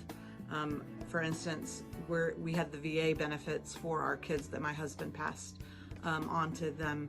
So we weren't really sure how we needed to do the VA benefits.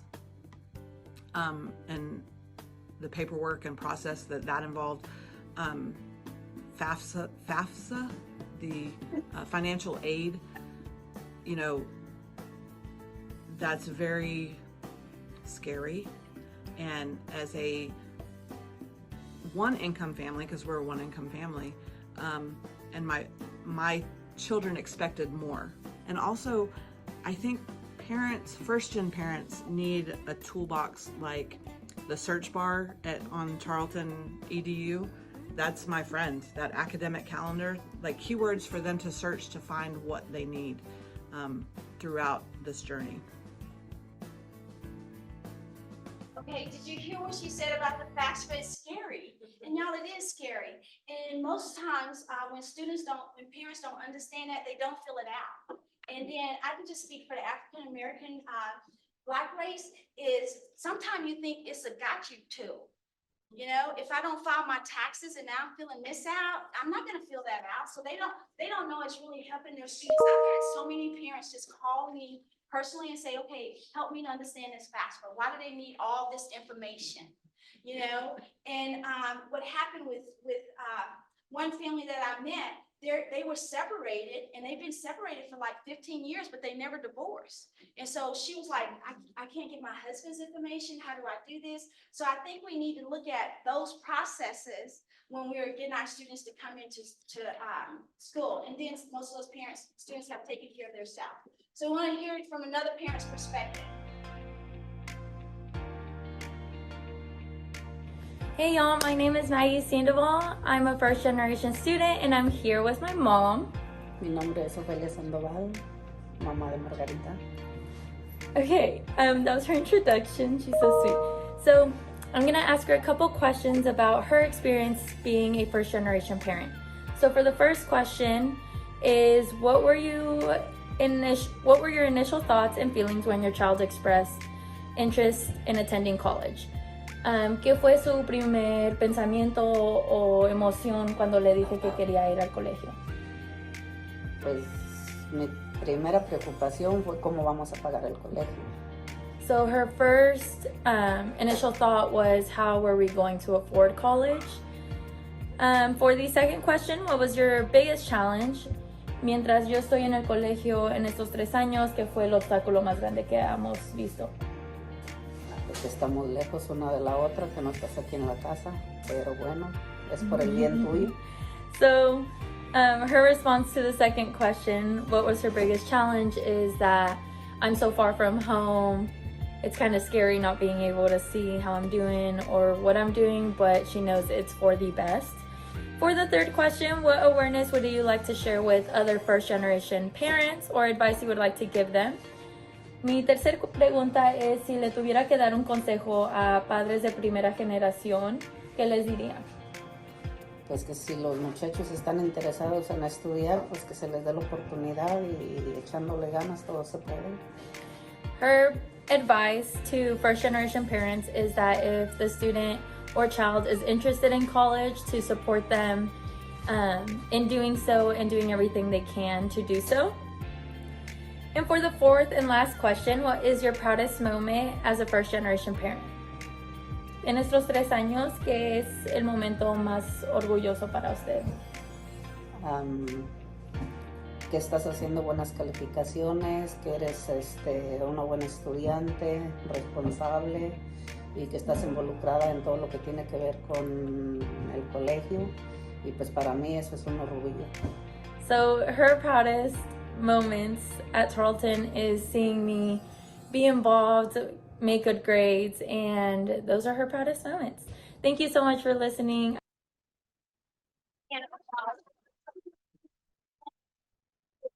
That we want to make sure that you have the opportunity to do, now that you've heard from the parents, is to hear from the students. So we are wanting to welcome onto the stage Ms. Maggie Sandoval, an elementary teacher in education, Darcy Paris, digital media studies, Reagan Johnson, general business, Jesse Hernandez, animal science, Madison Augustine, elementary education. And today, Oprah can't be here, but Lieutenant Towns and Wanawakana are. Okay, guys, the students are a little nervous. I told them don't be nervous. Mama T's nervous all the time, you know? So we're gonna kick off with a few questions, and then we're gonna look at some of your questions and pull in some of your questions. What institutional resources did you rely on the most during your college journey? And how did they contribute to your success as a first-generation student? For me, it was the financial aid office. I didn't decide to come to Tarleton until May. That really made my mom mad because we had a plan to get everything going in the process. So the biggest like rock in the road for us was financial aid and trying to figure all of that out. So me and the financial aid office lady became best friends over the month of May. Yeah, that was probably my biggest resource. I'd say probably the new student program. So actually, fun fact, this was not my first option for school. I wanted to go to Savannah College of Art and Design because they had an animation program. So when I found out that I was going there and I was going to Tarleton, I was like, oh, I literally have no idea who I'm going to meet and stuff because I don't know with my major, there's not a lot of people that are at Tarleton that do art and stuff like that. So involving myself through duck camp and orientation definitely helped me meet more students outside of my major. I am still close friends with a lot of my duck camp group. They've been the sweetest people to me ever, and I'm just very thankful for that. So Yeah, thank y'all. Anybody else want to answer that question? I can go. For me, it was more like the student help desk actually, because as being a first generation student, my family had no idea how to fill out any kind of application. They didn't know how to fill out FAFSA at all, so that was more my job. So I had to be the that one student that we all hated at the desk, calling every day. But it did help out a lot because the people at the desk were actually knowledgeable what they were talking about and actually helped me figure my right path. Okay. We have another question. What barriers did you encounter as a first-gen student, and how did you navigate them? Okay, I can for sure answer that one. And Maggie, I'm gonna ask you to say what's your major and your graduation time, like class up. Okay, so my name is Maggie and my major is AC36 education with ESL supplements, eventually hoping to get my bilingual certification and then eventually get my master's or PhD. So definitely. Yeah. I graduate in May 29th.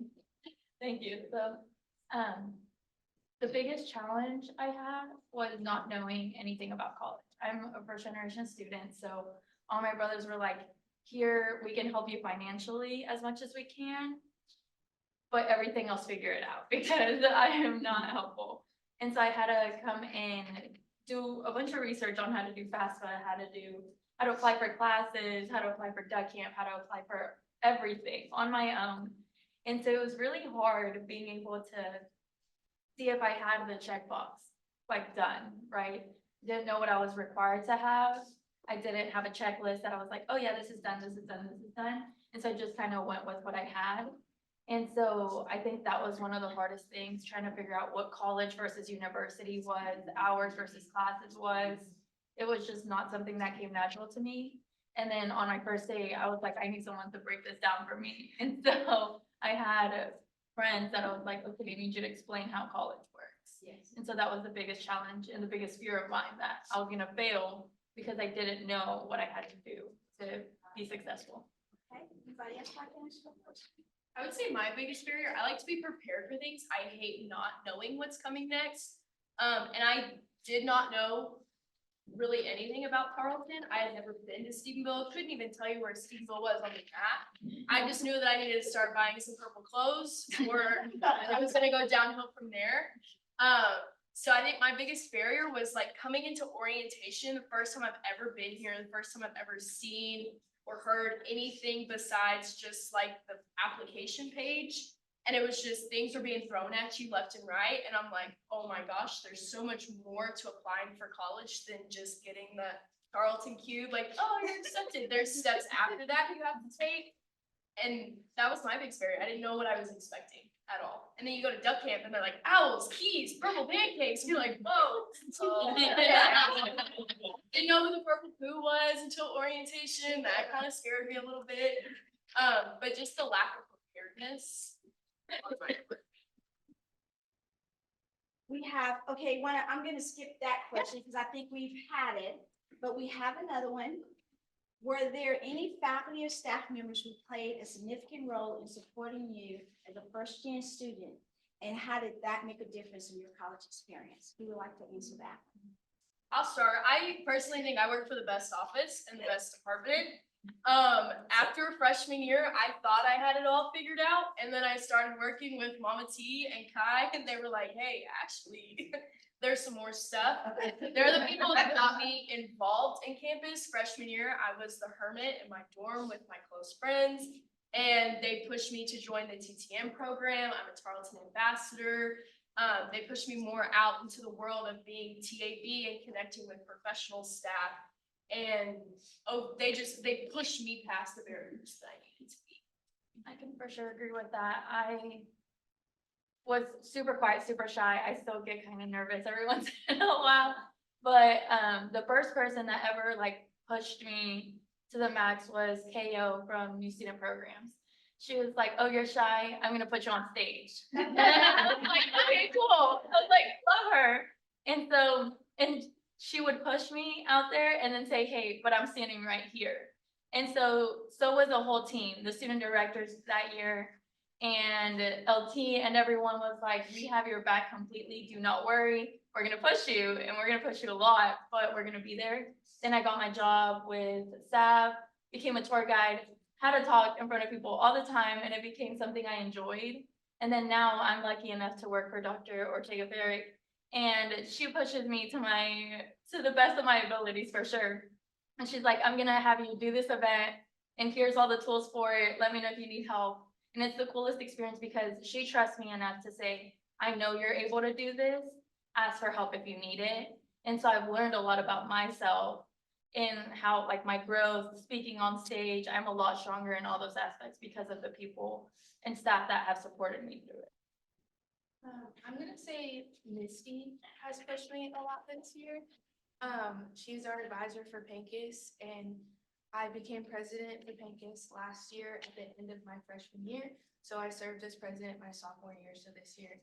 And that was it was a tough thing for me this year. I had never done any kind of leadership position, like a presidency. I didn't do like any kind of clubs because I was homeschooled in high school. So I didn't have any experience in this kind of stuff. And so she kind of pushed me and kind of helped me figure out how to handle like, working so close to people and being tired of them and wanting to I love working with people, but we work so closely together some of these weeks where it's just meetings and games and just you're like, oh my gosh, I just want to go home and see you. So I think she just kind of taught me how to handle them and handle my emotions, you know, things like that. We got one last question I'd like to get through, and then I know if we can have just a little leeway, Jenny, you want to let the audience have a time to ask a couple of questions to the students, if that's okay? Yeah. Okay, looking back, what suggestions would you offer the institution to enhance the support of the future first generation college based on your experiences? This is your time. I think a lot of issues I had, they've been integrated. Like orientation now, I got the opportunity to serve on orientation staff last year. And orientation now is completely different from what I experienced when I came to orientation. Besides your speech, it's still perfect. But when we did set classes at orientation, I do that over Zoom calls in the summer, or like you can do everything in one place. And I think that is awesome because that's what I needed. Because me and my mom are terrible on the www.com sites. Like we are so bad. So I think for me, like a lot of stuff is there. It's all in one day. You can just get it done all in one day. I think from my experience coming to school, my mom didn't get to come to orientation with me or like any of the events because she didn't know English, and she was like, I'm gonna stick out, and I don't want you to stick out with me. And so that was one of the hardest things. So I think having more bilingual students speaking to parents, I think is beneficial. I love how we have translators and everything, but they translate to perfection. Most parents that speak Spanish or family members aren't perfection when it comes to Spanish. They come from slang or that's what the Spanish they know. And so having students that speak the same version of Spanish is one of the most amazing things. I had the privilege to translate during orientation and different events. And speaking to the parents and say, hey, I get it. I know how it feels to not have knowledge of this or being able to connect with them in my background to their background. It's really awesome. So I think integrating students that speak Spanish and having them speak to parents would make it easier for parents to see, okay, if that student did it and their parents are here, my student and myself can be here too. Okay, we want to open it up for, can we have 3 minutes? I think we're good, so Okay, y'all good. just, Okay. yeah. I'd like to open it up to the floor, and guys, if you guys have any questions for the students, this is your time. I can also go to the board of what they've asked earlier, so we can look at that. As an instructor, what is one simple thing I can do to help you? That's a really good question. That's a good question. Okay, Reagan? Reagan, tell us your major and when you graduate. Okay, I'm gonna back up with that. I'm a general business major as of right now, with an equine cert added on the side. And I graduate hopefully somewhere in 2026. So I think instructors, like, I'm in accounting right now, accounting 1, and it has been so hard. I'm dedicating over 24 hours a week to that class. And unfortunately, I will sacrifice other things in other classes like my biology class because I was doing accounting and then had to rush to get studying done or other things done in that class because of how much work I have just in one class. But I think I'm taking 15 hours right now. So like a normal, it's not like I'm taking 18 where I'm struggling. So just like understand that there is a balance that we have to hold in our classes and sacrificing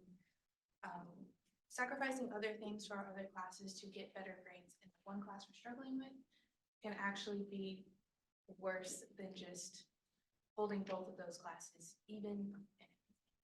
So. Good. Do we have anybody else want to speak into that? I'd like to, sorry, but I'd like to kind of add on to what she was saying. Not only just the balance between our different classes, but as first gen students, I noticed a lot more of us have the responsibility of our own tuition. If not, if it's our own tuition on like the whole thing, but if proportion, and then as well as like our own bills, our own rent, things like that. I think it's a great thing to also keep in mind is how much we have to balance other than school, whether it's being involved, whether it's things like jobs. We are adults just as much as everybody else, even though we are in school, but we are balancing a lot more than I would say a lot of other students. Because I do have friends where they don't have to worry about rent because their parents help them, or they don't have to worry about their tuition because their parents help them, which is fine. But I think there is a need to take into consideration of the students that don't have that opportunity. Okay, Jesse, we're gonna let you properly introduce yourself and give us your major. I'm Jesse Hernandez. My major is animal science with focus in production, and I am class of 2026.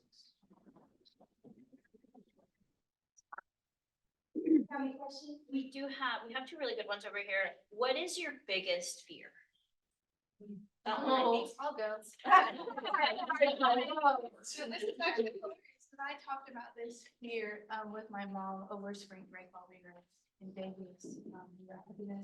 And I think my biggest fear is getting out of college and not being able to get the job I want. And just having to settle for something, saying, oh, well, I can go to this job and then look for the job I actually want. And then that job never coming and just settling for something that I don't necessarily want to do. It's just there to be. I think, oh, sorry. Anyways, I probably should introduce myself. Hi guys, I'm Darcy Perez. I'm a digital media studies major with a concentration in media production, and I actually graduated in May. My biggest fear is, I think, just abandonment and being alone. Gosh, I'm trying not to get too sentimental. Coming to college was really rough for me because I was going through a lot of stuff like in the last couple of weeks of high school, and it definitely affected my mental health severely, to the point where I was like, I don't even know if I'm gonna make it to the first day of class or movement and stuff like that. And I always am afraid that like I might not have a solid support system that like I'm so sorry, I'm being so vulnerable right here, but I was scared that I wasn't gonna be able to have a support system to help me succeed in what I wanted to do. And that was like, just no matter what, I've always been scared of losing people, no matter what the circumstance. Like, I love everybody. I consider, like, if you meet me, I'm like, I would love to be your friend and stuff like that. And so I'm just so blessed to have met so many people throughout my time here as a first-gen student and also graduating a year early. That means a lot. I met so many friends and so many faculty members and so much staff throughout my time here, throughout everything I've been involved in. It makes me happy because it makes me know that I'm not alone, and they know that like it's okay. Like sometimes I'll be like stressed out about something, and sometimes I have a hard time like talking about my problems, and I'm like, it's okay, you'll be fine and stuff like that. Like I hate showing emotions sometimes. Like it takes a lot, but it's like they're there as like a shoulder for me to cry on whenever I need it. So I hope y'all kind of heard what Darcy was talking about, and I think sometimes we do. We have our own college little circle that we help them build, and then, so just trigger to me is looking at how do we form an exit plan with each one of our students and saying, okay, these are your next steps and this is what you need to do, and make sure that they have our contact. I have so many of our past students that still call me and say, Ms. Towns, I'm thinking about changing jobs. I need to do this. Mama T, how do I do this? So I think we forget after college how to continue that success for our students, you know, and let them know that they can do it. Do we have another question? I know we're getting close to running out of time here. Well, I have a question. Yes. Sorry. Thank you for sharing. And something that I thought about is student success is important for all of us, including yourselves, and I know that. And thank you for sharing, Jesse and Darcy and all of y'all, is holistically, we know that well-being is important for everyone, right? So how can we ensure that students know that we have support services to be able to support your holistic well-being, right? Which is balancing setbacks that you might have, maybe balancing work or whatever. Like, how can we ensure that students know what's available? I know for me, my name's Maddie Augustine. I'm an early childhood education major. I graduate in December, so I'm currently in the midst of my student teaching right now. And if you don't know what student teaching is, it is spending 4 days a week, from 7:15 to 4 o'clock in the afternoon in the schools. You're basically a volunteer there. You don't really so for me, my days consist of going to student teaching every day, then coming straight to work till about like 7, 8 o'clock at night, working as soon as I get into work with them before they leave for the day, and then going home and doing homework, cooking dinner, and going straight to bed. And then just throwing the little involvement meetings I have. And the biggest thing for me is a lot of students, when they're in their higher years, like junior, senior, they're doing more internships off campus, and they're not on campus as much as they used to be. So I think like social media is huge. That's huge for me. That's where I find out all of my information. Especially like I run our TAB Instagram page. So every single department, every morning, I'm like scrolling through, seeing what everybody's got going for the day. I think that's a big way to market that. I'm sorry, my job's marketing, so that's all I think about sometimes. But I also just think like knowing you're there. Like I know I can have the worst day with kids at school, and I can come to the office and like Kai will let me just talk and talk and talk. And then she'll be like, you're fine. It's good. Like that happened down the street. Like you're here now. Let's refocus. So just a good support system also.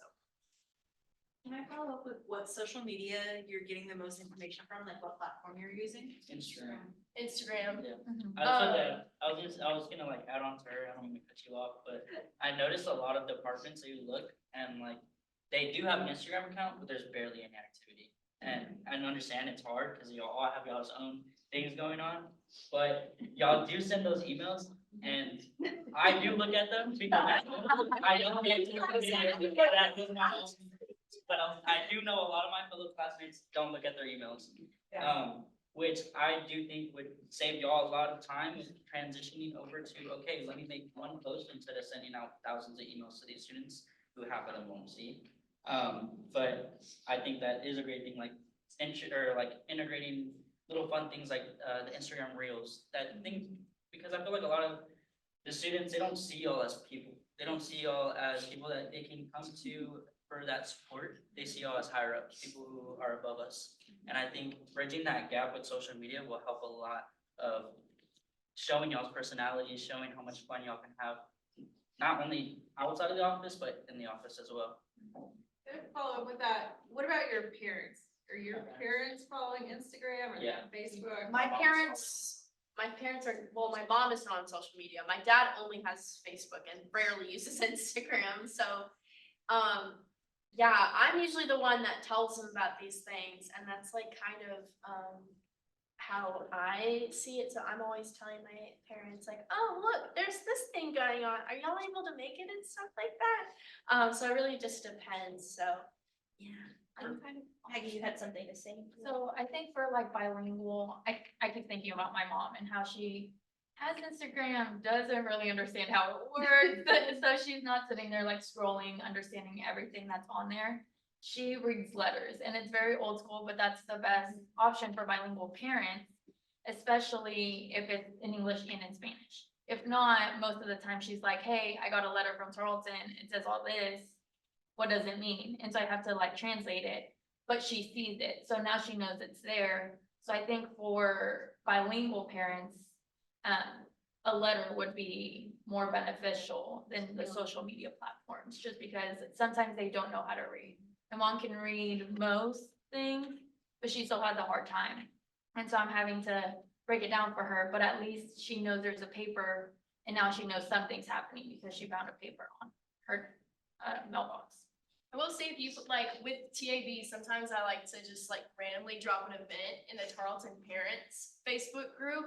And if like parents see it, they like to tag their kids. They're like, oh, you should go to this. Hey, you don't have class during their time. Like parents love to comment on the posts. They're like, go to this, go to this. Oh, you would love this.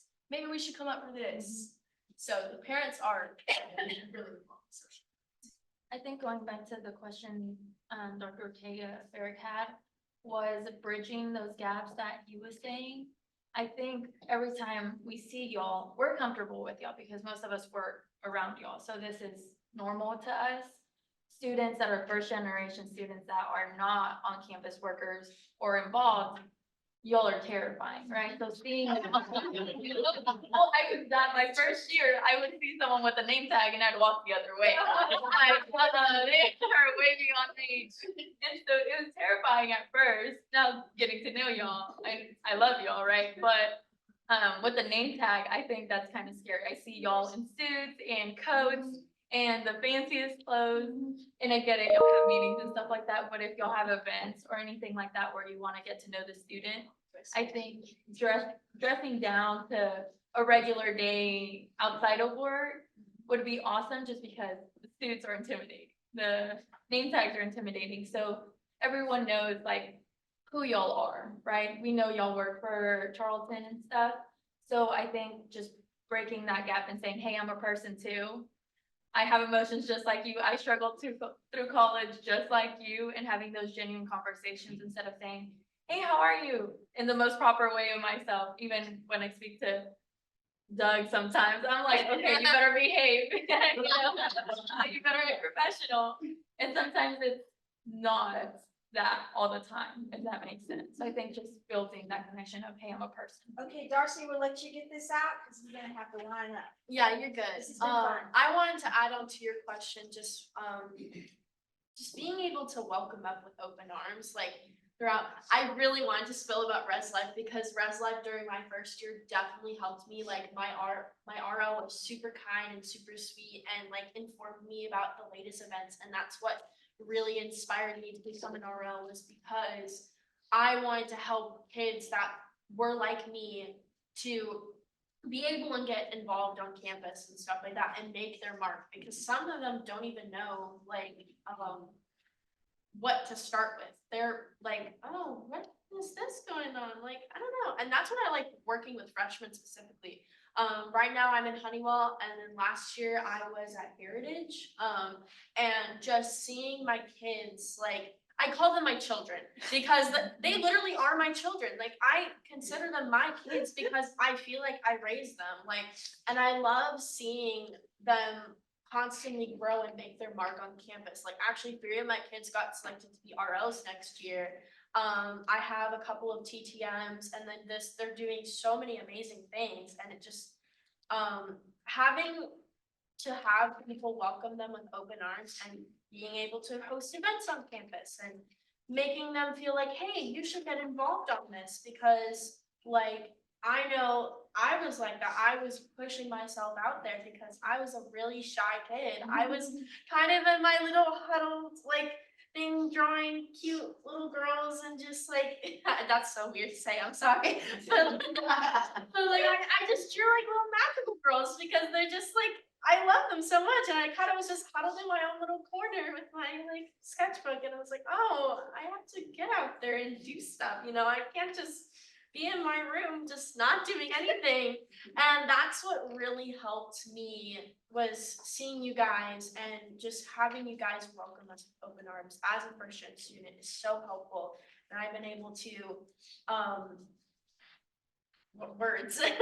get involved through housing and also working for student involvement. That has helped me so much grow my confidence. I've like seen myself improve significantly. Like, I think I'm a very different person than I was. And it's like, wow, I can't believe I was this tiny little guy that's like, oh, I was so shy.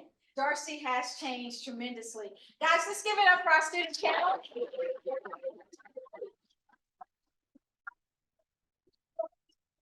Part of our presentation today, but I wanted to leave with this because I know we got to shut down. I wanted to leave with this. Our main job in my area is to connect and engage students while serving their parents. And one of the main jobs is to make sure they have the comforts of home and safety, but also have that neighborhood environment where they can connect to each other.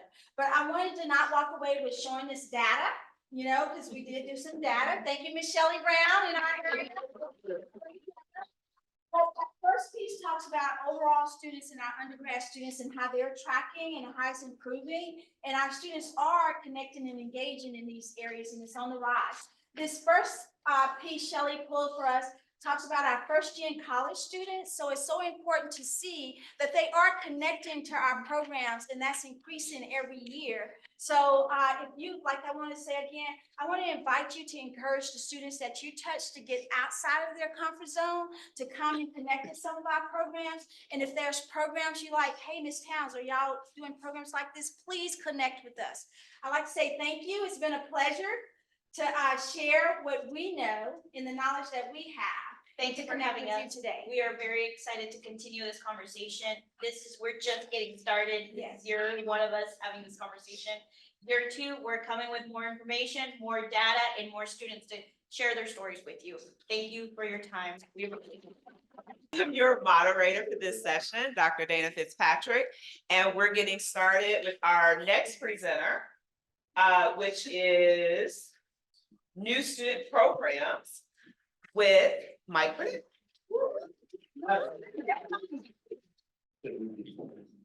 Okay, good morning. I want to start with a few disclaimers. One, okay, Jenny's here just in time because you know, during one of these planning meetings, I made a suggestion way too late of like, Jenny, what if we change the order of all the presentations? She's like, that would have been a great idea 2 months ago. And so she very graciously said, that's not a good idea. And I'm very thankful for that now because what I was posing is that, hey, what if we go chronological? And I'll talk about first steps, and then we'll talk about the engagement with Juana and Ms. Towns. I'm so thankful at this moment that Jenny had the wisdom to not take my idea, because a couple things. I'm so jealous that you used the video and the panel. That was really smart. I should have done something like that. But secondly, those students, we heard it mentioned several times just organically about the role that their orientation played for them in their journey as somewhat scared and unsure first gen incoming college students. And so it was really a good table setter for what we're gonna do here. So thank you for that. The next disclaimer I want to make is that I get the privilege to talk about all the good work that's happening in new student programs for our students and for our first gen students. But I am simply the messenger. It takes a team, and I am not one of the 3 most important members on that team. So the magic makers are here in the front row. So just so we're all clear, you'll hear more about, you'll hear them talked about throughout. But this is Dr. Chrissy O'Keefe. If you don't know her, she's the director. And then her staff, Cam and Clara, and you'll kind of get their info as we go. But they are the ones doing all these magical things and the ones to talk about. As we just kind of go into what is happening in new student programs. And Jenny, I loved your story this morning talking about, in some cases, it's not always the person with the specific title that's going to give you the information that they are the expert in. In your case, it was the nice ladies at the bookstore who saw you crying on that first week of school. And the hope here is that what we can do is talk about in this critical time when students are onboarding, how we can equip other areas of campus to know what are these things that are happening, so that if you get the overwhelmed student, you're able to calm some of those fears. Because I'm going to talk to you about a lot of different angles, but at its core, orientation and transition is so much just about simplification to make things less scary, and again, make things less scary. So how do we calm fears and make them feel like it's going to be okay? And the more people know what's in place for them, the better. Because so much of what happens here is rooted in looking at it through the lens of first generation students. And that is rooted in the first time the modern iteration of this area existed. The director was Ms. Towns, and you heard her story this morning about how she was first gen herself. And that tradition continues with the current director also being a first gen student. And so they're always on the brink. And so we want to make sure that that's laced throughout. So with all that, with all those disclaimers out of the way, I'm going to jump into to talk to you about a few things. So real briefly, I want to talk to you about some field background, kind of what it's rooted in and what they do in this area. And the field is kind of collectively understood to be orientation, transition, and retention. And so that is fueled by a few organizations, NASPO, which many of you are probably familiar with, but then more specifically in the field, NODA, which is formerly the National Orientation Directors Association. They've kept the acronym, but essentially have evolved to the Association for Orientation, Transition, and Retention in Higher Education. And then also, this will be relevant in a minute, the Extended Orientation Network. We've had the privilege to represent Tarleton at many regional and national conferences for these groups to talk about the work that happens here. And because of that, New Student Programs has been able to establish itself as a leader in the field nationwide. And many schools have come to us to try to figure out the secret sauce and bring student leaders, staff, cabinet level administrators to Duck Camp, for example, to try to figure out how they can do the same thing there. And so these networks have been big, not only fueling practice and philosophy, but exposure for Tarleton and some affirmation that we're doing some things that are worth trying to imitate other places. And there's some quick terminology just because I'm going to end up using these words, and I don't want to fall into the trap of feeling like we haven't really defined it. You all probably have a general sense, but NODA, so again, the Association for Orientation, Transition, and Retention, they define orientation as the deliberate communication, programmatic, and service efforts designed to facilitate the transition of new students to the institution. Transition, then, of course, is the process students go through in entering that institution. And retention is student progression through higher education. Specifically, when I'm talking about it and the way they define it, specifically talking about getting them from year 1 to year 2. And we'll talk about why that is so significant here in just a moment. But But by and large, when I'm talking retention in this presentation, we're talking about getting them to sophomore year. And then extended orientation refers to the programming efforts that supplement traditional orientation. So you need to know all that background so that I can tell you Tarleton State is not normal. That's what we've learned at these, with these affiliations with these national organizations and conferences. Because what's historically common is orientation. Modern era, what's presently common is orientation plus an extended orientation offering. And what Tarleton does is orientation plus 2 extended orientation offerings. And we have yet to run into another school who does that. So everyone's, spoiler alert, we have 3 steps. So we have orientation, duck camp, transition week. We're gonna go into those in a minute. Every other school, by and large, is doing either the immersion week or a retreat style camp experience or a hybrid of both. We have no peer when it comes to the slate of offerings. And so why? Like, why have we made the commitment to be over the top with what we do here? And the way we put it to, the way they put it to the staff, that's going to help with these programs on, the student leaders go through something that's really delivered nicely from Dr. O'Keefe, and that's this dot simulation, where we have all these student leaders, and each one of them are given a colored dot. Each one they represent collectively an incoming class at Tarleton. The colored dot indicates their fate as they go through the activity. So some don't make it to the second semester, some don't make it but don't make it to the second year. Some fall off for some other reason and don't graduate in 5 years. We ultimately show them the 5-year graduation rate. And to their credit, they update this every year. So it's always current of what's true. We've had improvement in these areas, but still, what's true now is that 25% of our students that come in a freshman cohort are not still here in year 2 for their sophomore year. What we break down for them further is that when we think about even a 5-year graduation rate, there are more students that fall off from their goal of graduating from Tarleton in the first year than in the next 4 years combined. So the reason that fuels our practice, and we've had support all the way up to the president, and that's obviously huge, is that we understand that the biggest leak in the bucket is that transition during year 1. Statistically, if we can just get them to year 2, they're way more likely to graduate. So we're doing everything, the ultimate goal of graduation. And so when you see this group running around, they haven't slept for weeks in the summer, this is why.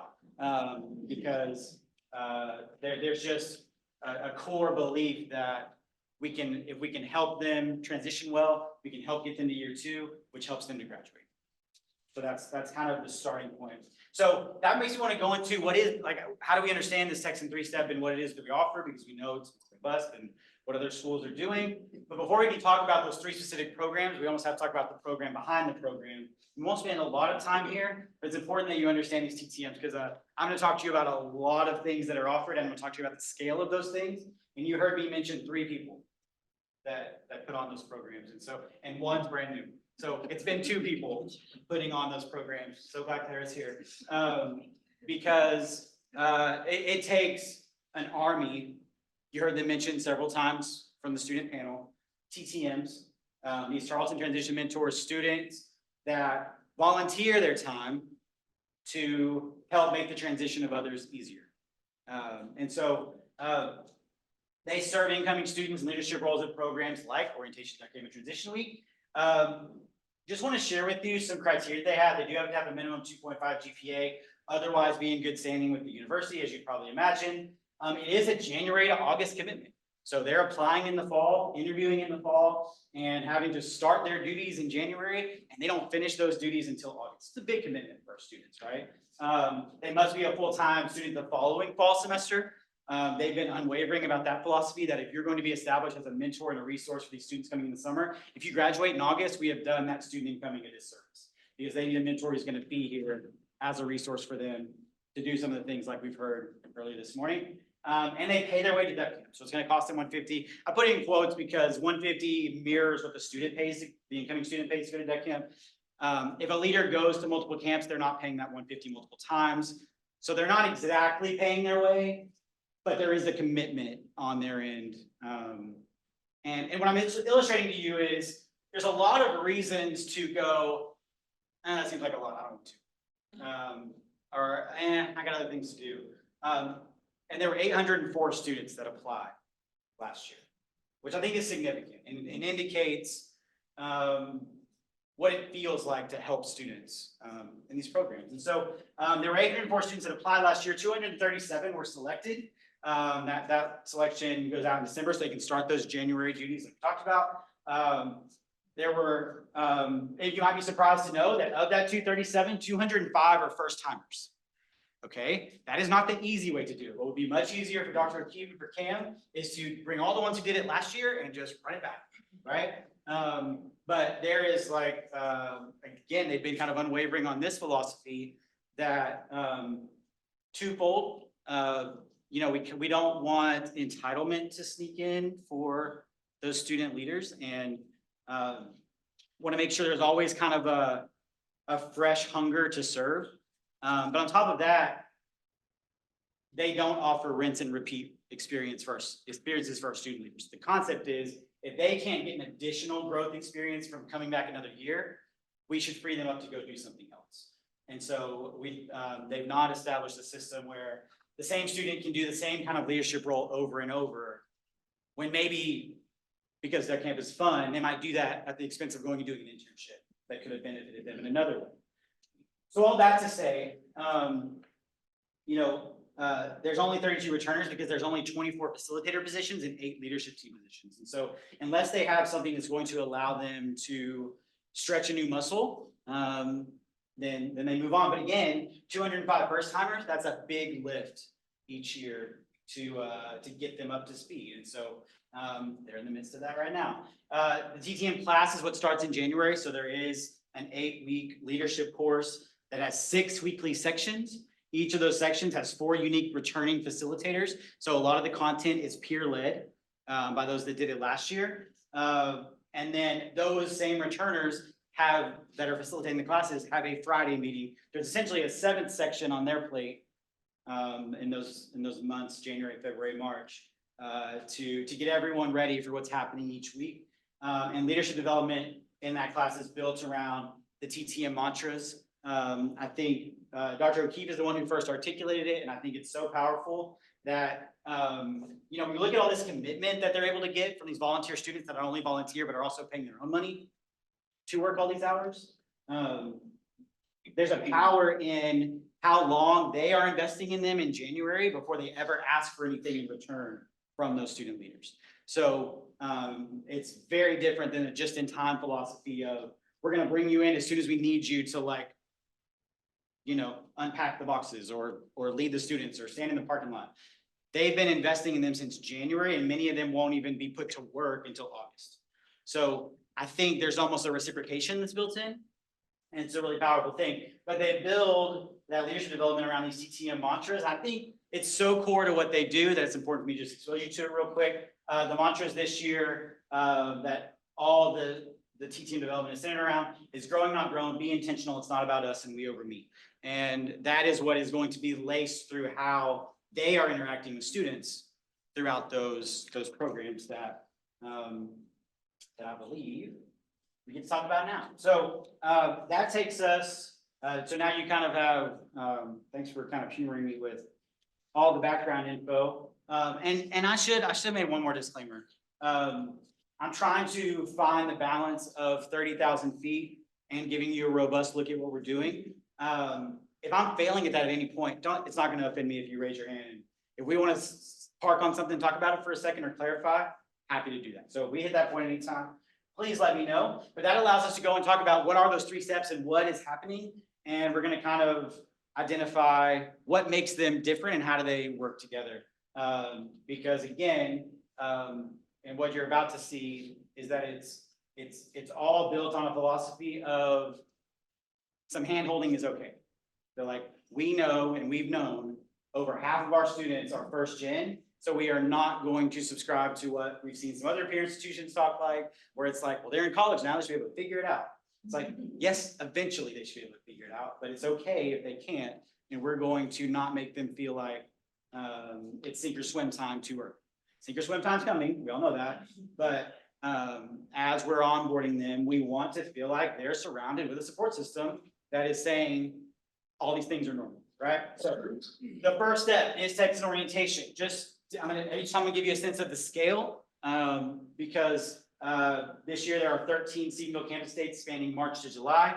310 students register for each session. That's an average of 700 plus total guests by the time they bring their families to those sessions. So they will host 9,000 plus in total across this one orientation season. I'm not even getting into the weeds on these other semesters and spring orientation, that sort of thing. We're talking about the core of the incoming fall class that they have to fight off before August gets here. Primary functions of this event, fall course registration. Like if we couldn't accomplish anything else, what we want to do is make sure they leave with those fall courses officially registered.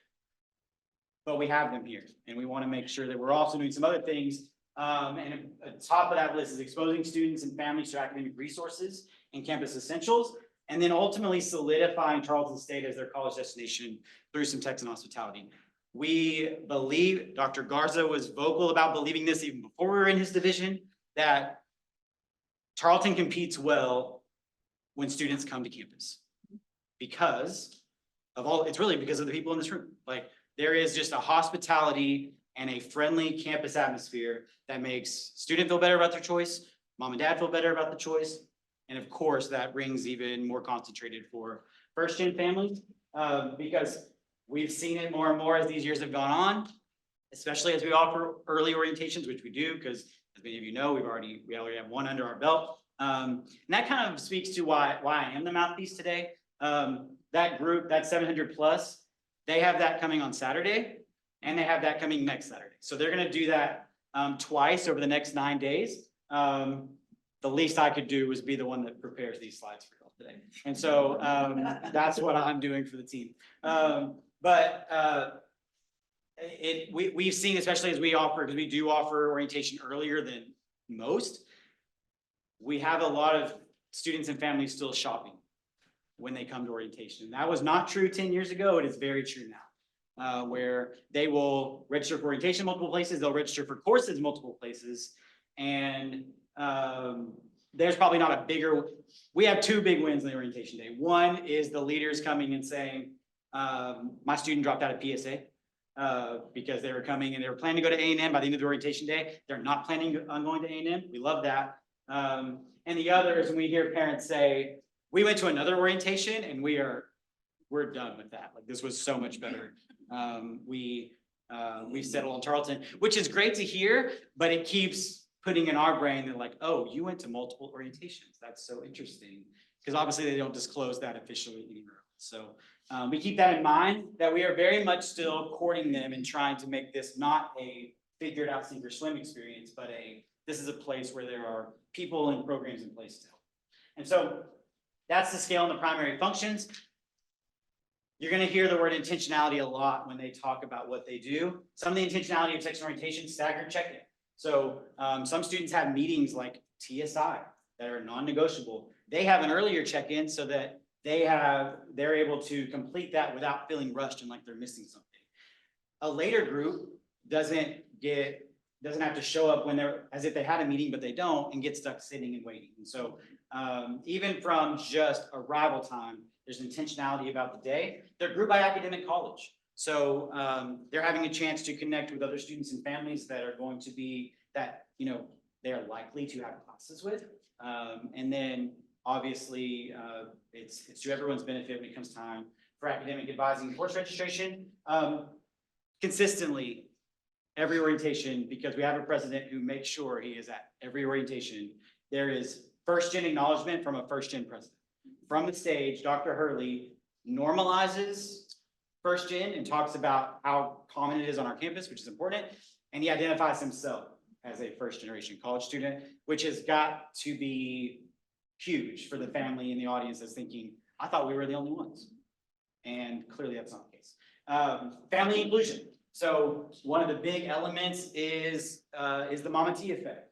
And with making sure that, because we do have peer institutions, that very much treat it like there's a parent track and there's a student track, and the student needs to be on their track and the parents need to get out of the way. And we're very thankful for the partnership with Ms. Towns area, because it is just not that.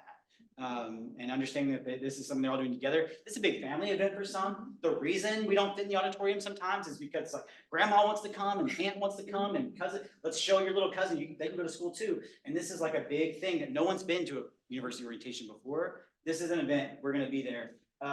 So TPA has a big yes, question. I was just wondering, earlier we talked about 25% of our students coming in are low income. Is there any subsidies? Because I think it's $45 per person that they bring with them. Is there any way to make it more inclusive by offsetting that cost? Is that something that y'all looked into? Yeah, yes, that's a good question. So what she's alluding to is that there is a $45 cost for guests. So if the student registers themselves in orientation, no cost. If they register an adult guest, $45. Kid that, if they bring any younger siblings, minors, that's free and all that cost is covered in those things. But to the question about for the adult guests, there is a $45 charge that covers their lunch, their materials, those things. Essentially, it's twofold. We have not jumped the threshold of marketing the ability to waive those fees because we fear the dam breaking, right? However, they have yet to turn down a family who inquires about, or a student, I want to bring my mom, she doesn't really want to pick, if that would be kind of tough, she has to take off work, like, it's kind of a no questions asked sort of thing, and that's worked well. We have, they don't really experience frustration, and I think we're always trying to keep our ear to the ground for that, because it is a tough call. Like, how do you balance that? When it is optional for the parents to come, we know it benefits if they can bring their support system.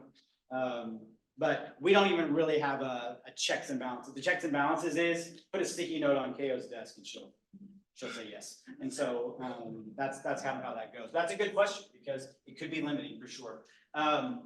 So we have kid bags and kid hospitality. So if they're bringing younger siblings or whatever the case is, no questions asked there. There is a parent guest session, and that is the one time that they are not on the student track with them.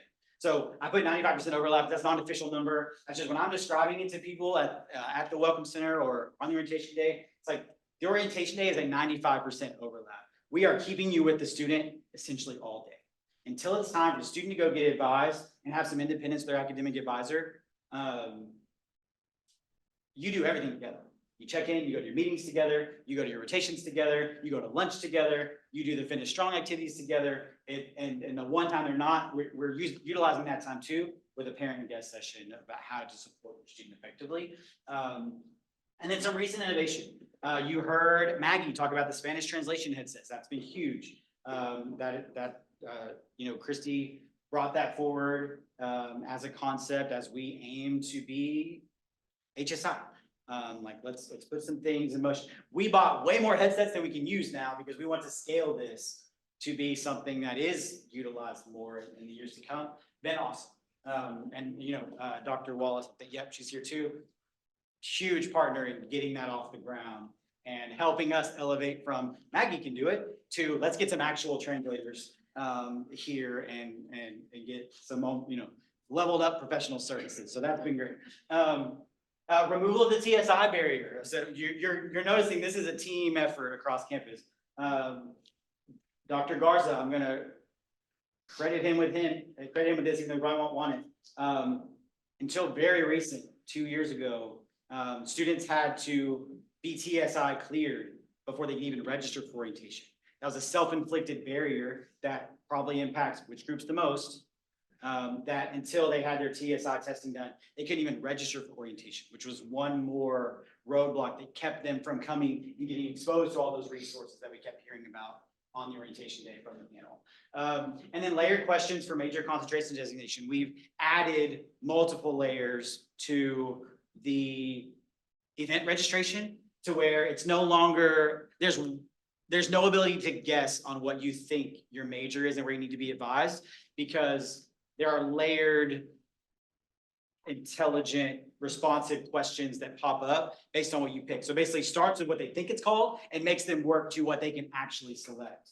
And has links to all the major listings and career services. And there's just a robust set of ways to make sure they know they're selecting the right thing by the time they get here. And then these are just a sampling. We heard one come up in conversation this morning about just this year adding the general scholarship form indication on the back of their name tag. So again, this is not exhaustive, but just an idea of, again, hopefully equipping just us in different corners of the campus to know if we run into any family that's uneasy about what to expect or why is this beneficial, we're about to go to the optional one, so especially with that. How do we collectively make them feel like this is a good thing? And here's why you don't need to worry. Because there's only so many of us that can connect with them, the more the merrier. And so that brings us to step 2. That's this, our students love to say this is the optional step, but definitely the fan favorite. We are really proud of this program. We've got 5 3-day sessions that span June to August. There's 400 plus campers each session. Each session takes 10 charter buses. I don't know why, I've never really shared that with people before, but recently as I've said it, it blows people away for some reason to picture 10 charter buses going there and back each time. But it does indicate the scale. It's a big event to get them down there. 500 plus total party each camp. That's happening 5 times now, as you know. There were about 1,900 campers in 2023. We will surpass 2,000 for the first time this year. Per the Extended Orientation Network, Tarleton's the only school in the country that takes over 50% of their freshmen to an extended orientation camp. So another way to say that is really there's only one school that can say most of our students experience this, and that's us. Okay, the national average is 23%. Last year, our participation rate was 67%. So when I talk about being an industry leader, they are like they are the gold standard when it comes to this. There was a peer for a while, and I know we're on the stream, it's fine. There was a peer for a while, and it was a freshman camp at our mothership institution. Those participation rates are going in different directions. So they were our peer that was over 50%. They are no longer, and we've gotten higher as they have not. And so 2024 marks our 30th year. So we're about to start the 30th year of Duck Camp, which is obviously very exciting. And hopefully you're about to get some insight on why. And that's not just a bragging point. Like, oh, we take more students. Why do we care if we take more students? That's what I want to get into. So primary functions: create social connection with classmates and upperclassmen mentors. Orientation, most of you can picture that one. There's a lot of business to take care of. You're not really making a lot of connections on that day, most likely. And the social integration is important as you're picking up your life and trying to be an adult for the first time. How do we help you build your support network? We want you to build emotional connection with Tarleton's history traditions and increase the likelihood of persistence and higher academic performance. How can we possibly make that claim? Well, it just so happens that Dr. O'Keefe right here did her dissertation research on the impact of the students that go to camp and their persistence and GPA compared to their peers who don't. And so her 3-year study showed what you see here, that we talk about persistence, and again, defined as, that retention from first to second year.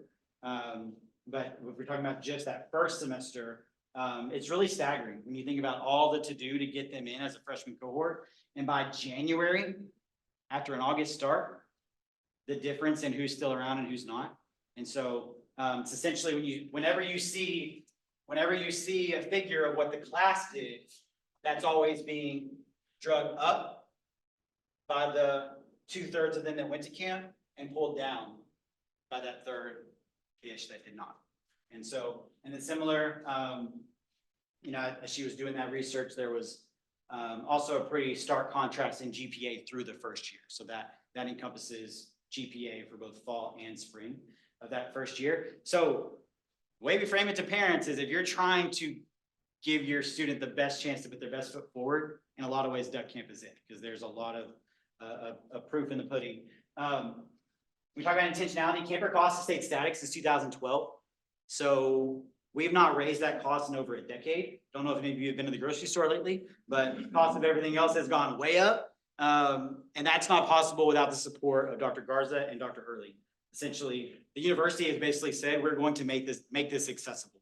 And so I think the result of that is one school is saying we're gonna make it accessible because we know it helps our students. The other schools are not doing that. They're charging double what we charge. And you saw the participation rates and exposure to a helpful program by comparison. So those campers can expect personal calls and texts from their leaders prior to camp. The retreat style approach maximizes the shared experience and minimizes outside influence. 2020 gave us a lot of opportunities. One of those was to see what camp is like on campus, and it solidified all our suspicions, which is we do never want to ever. They have access to their cars, they have access to private rooms, they have access to houses down the road, they have access to athletes who are bored from two-a-days, and they have access to DoorDash, right? So when you talk about the magic of the shared experience and this kind of disassociation from reality, and we can all just take off our cool cap and get to know each other, a lot of that gets disintegrated. The retreat style offers that. That's why we all go on retreats. We're trying to really dive deep into it. Same concept, bigger scale. There's going to be group time laced throughout where those leaders, you heard some of them have had a leadership experience. They are going to be leading group time where there's one-word check-ins and peer facilitated college readiness discussions. One thing I think is important for everyone to know, there's always a default that duck camp is for the extroverts. I'm going to pose to you, it's the opposite of that. Duck camp is for the introverts. The extroverts are like Miss Towns, they made friends at orientation. In line at the dining room. They don't need duck camp. They help once they're there, they help a lot. This is for the introverts. It's led by an introvert. Like this was scared duck camper who is always picturing in their shoes. And sometimes me, Cam, and Claire can have one idea, it'd be fun. And Christy's like, the introverts are not going to do that. Right? And so it's all built to have ways to help peel back the layers and put everyone on the same level so that you don't have to be the one that's up dancing on a chair, and that's fine. You can be the one who just needs a quiet conversation off to the side with one of your leaders. And those leaders are working in a divide and conquer manner to accomplish just that. And then Dr. Hurley and members of the President's Cabinet are at every duck camp. I mean, they're always there. And I think that sends such a message to the students about how important this experience is.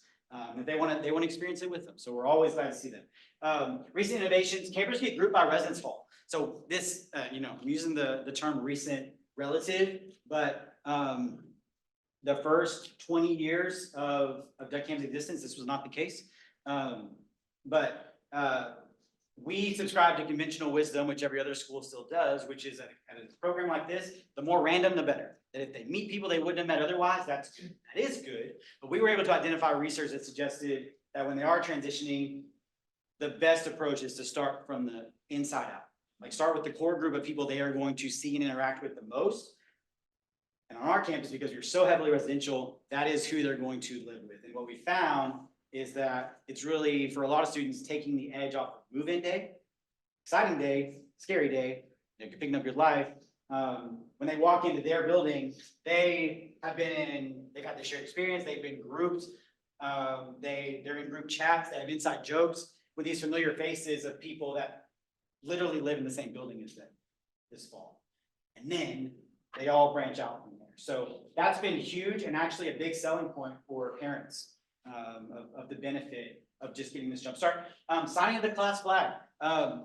These little things that make these students feel like a part of this and that they are important. They sign a big Tarleton flag. Funny side story in a second. But they sign a big Tarleton flag as they check into duck camp. And then when we go to duck camp, they sing the school song, we raise that flag and it flies over our camp facility while we're there. And we bring it down. In camp 2, they add their signatures, do the same thing all the way through. And then during Tea Week, they raise that same flag on that flagpole in front of the Trogdon House. And that freshman class flag flies over Tarleton's campus for the first week of school, usually. This year, it was the whole semester plus. Not sure whose job it was to take that down. We don't have the key, and we were like, check it out. So this class got really celebrated this year. And then obviously Duck Camp 5. So just so you have an idea, Duck Camp was 2 camps until 2012. We didn't permanently implement a third until 2017. Sorry, third was 2012, fourth was 2017. And then last year was the first time we've had 5. And so, that is, just an indicator of the scale as we deem it accessible and Tarleton grows. And then T week. So we're on the 3rd step now. This one also not optional. It starts with the move-in weekend and continues through convocation and candlelighting. Does anyone know off the top of their head when, what day of the week convocation and candlelighting is? Remember? Thursday. Close. It's Wednesday, Wednesday night. And that's been an evolution. We'll talk about that here in a second. But essentially from the time they move in, which for some is Thursday, some is Friday, Saturday, Sunday, their T week starts at that point. We start covering meals for them, that sort of thing. The true campus-wide programming for that whole class starts Sunday night, all day Monday, all day Tuesday, all day Wednesday, up through convocation and candlelighting that night. Classes start on Purple Thursday the next morning. So a lot of programming for a lot of people across that span. And as we just established, this group is not exactly sitting in their offices planning it in those days leading up to TV, because there's 4 camps in office. But T week 2024 will host 3,000 plus students for 4 consecutive days, we just kind of went over, and transition week started in 2012. So this kind of modern iteration of what we're talking about today, all kind of started in 2012. The primary functions, we're going to allow students to calibrate their new surroundings before shouldering their academic course load. So T week was an advancement from this old model of they can move in on Sunday and start class Monday, it'll be fine. This is a much better model. We've settled on, I think, the best model. Went through some iterations of maybe too much time. But it essentially allows them to figure this place out before they're now taking on the overwhelm of that first day of classes and those books and this kind of thing. So it's gonna blend the academic preparation components of orientation. So you think about, like, at its core, orientation, academic, Duck Camp, social, this is gonna blend those together and really get them ready to, like, you live here now, school starts this week, it's go time, what do you need to know? They're gonna participate in the ceremonial start of academic journey, that's obviously convocation, and then ceremonial start of a lifelong relationship with the university, that's obviously the candle lighting, which if you've never been to, highly recommend. True goosebump experience every time. I do have a question. For commuters, has it changed? I know a couple from last year, our upper bound students that graduated, saying they felt kind of lost because there were points where they're like, we're not with residence hall or anything, so we're just sticking and sitting down. And then some of them would say, we kind of lost like our group, so we just went home. Yeah. So has it changed or? No, so that I slipped her $5 when we talk about community here. Yeah, that is the next slide, but no. So dining halls, part of the intentionality is that dining hall meals per week are covered even for commuters. That has been true throughout. They are assigned a group. That's not based on residence hall, so there are typically 4 or more commuter groups. They're not as captive. So the commuter groups are much larger on the first day than they are throughout, but they are paired with leaders, they're given materials, they're told where their meetup spots are. But those leaders don't have the advantage the residential leaders have, which is, I can go knock on your door, if you know where my door is. So, it's one of those inherent things that, doesn't have some of the built-in safety nets, essentially, but they exchange information, they know who their leader is. So we know how this goes. I do think that, for the student, I do think there is an easier excuse, and I get the tempting excuse, we've all been to conferences, of like, I kind of got separated and I just it wasn't worth going back and all that kind of thing. But they're given the same opportunities. Commuters, without question, do not take advantage of it as much as their on-campus peers. They're grouped with their hallmates to navigate the week. Commuters are grouped together, like we just talked about, under the leadership of their residential leader. So whoever the RL's hall is for that semester, that's their group for team. So we know now that, like, throughout these 3 programs, they've had a chance to connect at step 1 with fellow majors. Step 2, building I'm gonna live in. And now step 3, literally the hall I live on and my contact, my residential leader. That residential leader is assigned a TTM as their partner to guide residents. And then a true passing of the torch kind of thing. And then, there are class schedule tours that allow, like those leaders, there's a portion where they spend a big chunk of the day taking groups of students, and students have their, it used to be this, now it's this. Students have their schedule in hand, and they're showing them the buildings, they're showing them the classroom, taking out a lot of that like anxiety of where do I go? First day. Evolution innovations, evolving length of program and FYS course fluctuations. Some of the, just the way it's been with TV is that we went full send the other direction when it was move in Sunday, start class Monday, to move in Saturday, Sunday. We'll program all week through the next Saturday, Sunday, and then start. Then they were exhausted because it was like, a week of deck camp light. That's too much. And it's really settled nicely with the Purple Thursday start, where that 3.5 days is really ideal. And then FYS course fluctuation. So as that has just taken twists and turns through a decade plus, sometimes FYS is happening, sometimes it's not, sometimes it's happening during TV, sometimes it's not. So that's like when you look through the years and what are those differences, a lot of it is some years it's very much built around what was going to happen in those FYS classes. And sometimes it's not, but it's always no matter what, it has an eye to exposure toward your faculty, your college, your program. How do we get you ready for that? There's a leadership launch where all kinds of areas have a chance to show how you can get involved and move through what you need to do. And then potential innovation, and I'm about to, Ginny's gonna want to punch me when I say this, but one thing that came up in one of our last meetings is, I think, like blending a couple of concepts. One, there is precedent for special populations having invitations to gatherings during TV. So honors is an example. They've done that before, where they will invite, all honor students to come have lunch with them that day, or come and go, whatever, there's an invite out there. I think there's potential to do that for first gen students. And I think we've seen with parents, for example, Ms. Pounds mentioned this morning, she's never been able to shed the parent-family stuff. Not that she wants to, it's been a good thing. Those programs have benefited from having a face. Someone that everybody knows, like, this is the advocate, this is the person who's always thinking of them. And people gravitate toward that. And I do think TV is and it's not a new concept. The nickname I just gave her is a new concept. But that Jenny could be packaged as that person that first gen people could go to, whether she's first gen Jen or first Jenny, I don't really know. Just putting that out there publicly so that it's harder for Jenny to say no. If it's better. No, but the part of it is for a laugh. But the core of it is a real thought that we could use TV to invite them and establish Jenny as someone who, kind of like parents do, Ms. Towns is probably not the person who's really going to answer my question, but she can make me feel like I'm going the right direction to ask the right person, right? And that can be the same thing. So I've thrown a lot at you. We have probably just 2 or 3 minutes left.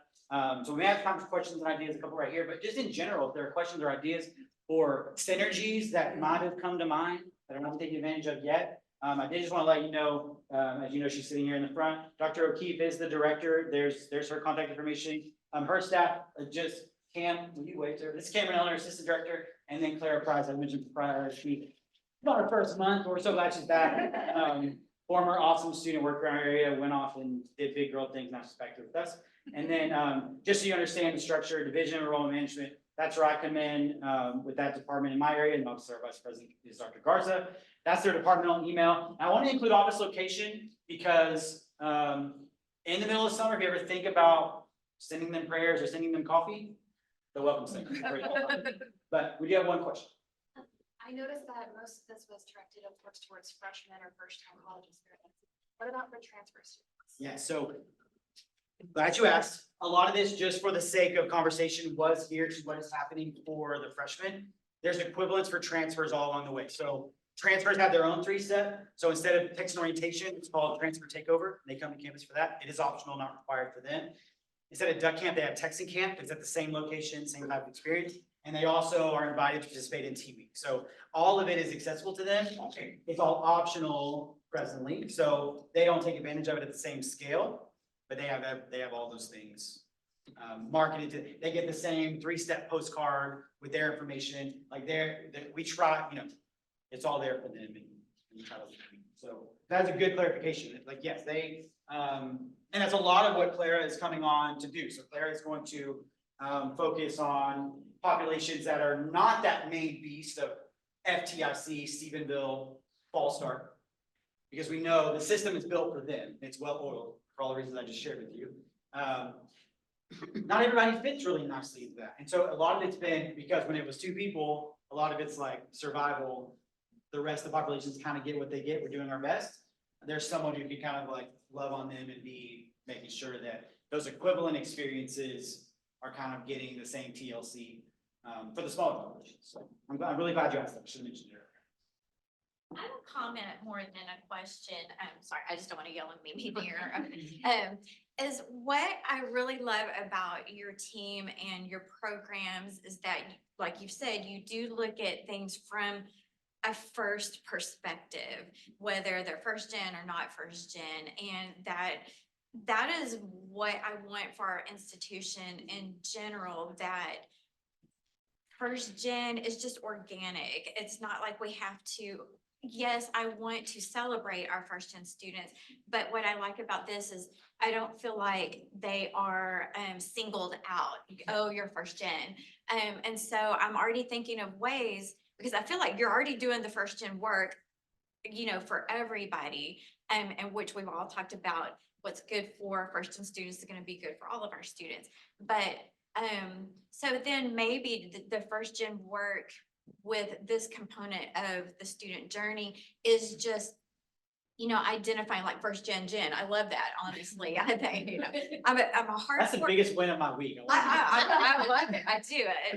And I'm a hardcore introvert. And so I'm usually up against the wall, not doing, just trying to stay out of the way. But I love first gen so much that I would be first gen for the cause, right? So it's just maybe your TTMs can just like have I'm a first gen student button or something like that. It doesn't have to be in your face, I'm first gen, but subtle. So those who don't know what first gen is can ask questions, or those who are first gen can be like, hey, me too. And then that's a talking point. But I just love the work that you're doing. It's so inclusive, and just like kudos to your team. Well, thank you for that. And really that they are doing. And I think that that's a great suggestion, because even they found the leaders love buttons. And so they've done that with, the I Speak Spanish equivalent buttons. They've done that so that the Maggies of the world could be accessible to them. And they will never complain at KO and Cam giving them another button, which again, same thing like Dr. Hurley's doing from the stage. The more we can normalize it, like, hey, it's not just you. Like, there's a lot of us. I do think that's, so I know I'm over time. Dr. Fitz did a great job keeping me on track. But thank you for the time. I really appreciate it. Thank you, Jenny. Thank you. Good afternoon, everyone. Hopefully you had a fantastic lunch and that the sun warmed you up just a little.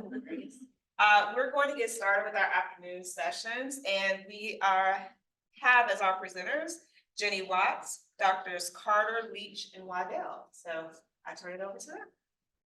All right. Well, I am really excited to have this faculty engagement. I have you all to myself now. I would like to I would like for our presenters to introduce themselves and their roles. Sorry, y'all probably didn't know. Remember when I said we're going to do a lot of winging it? This is what happened. So Dr. Waddell, you want to go ahead? Oh, yeah. Maybe she was just getting that to scratch. I don't know. So, Jolita Waddell, most of you know me, but I'm Associate Provost and Associate Vice President for Student Academic Success and Achievement. So anything on the academic affairs side related to students, is me. Dr. Leach. Oh, sure. Hi, everybody. I'm Leslie Leach. I serve as Associate Dean for Faculty Affairs and Development, direct the Center for Educational Excellence, where we help faculty know how they play a very big impact in student success. So here to talk a little bit about that. Dr. Carter. Morgan Carter, Institutional Data and Analytics, and I'm here in a supportive capacity to faculty needs. And I'm Jenny Watts. I work with TRIO programs and our First In initiatives, and kind of like Dr. Carter, like, we're not faculty, so you may be wondering, like, what are you doing up here talking to us? Get out of here, you're staff. No, I'm just playing. But if I'm being honest, it's pretty intimidating to take on the faculty aspect of it. But the reason that I don't have a lot of faculty kind of like integrated into the work yet is because we just really needed to get our bearings and see where we are with our faculty supports in our academic classroom. And so before like wasting y'all's time, we feel like now we've got some direction that we're gonna be going. All right, and so I'll be doing a lot of talking with supports from our team members here. Sorry, I don't know how. Okay, so.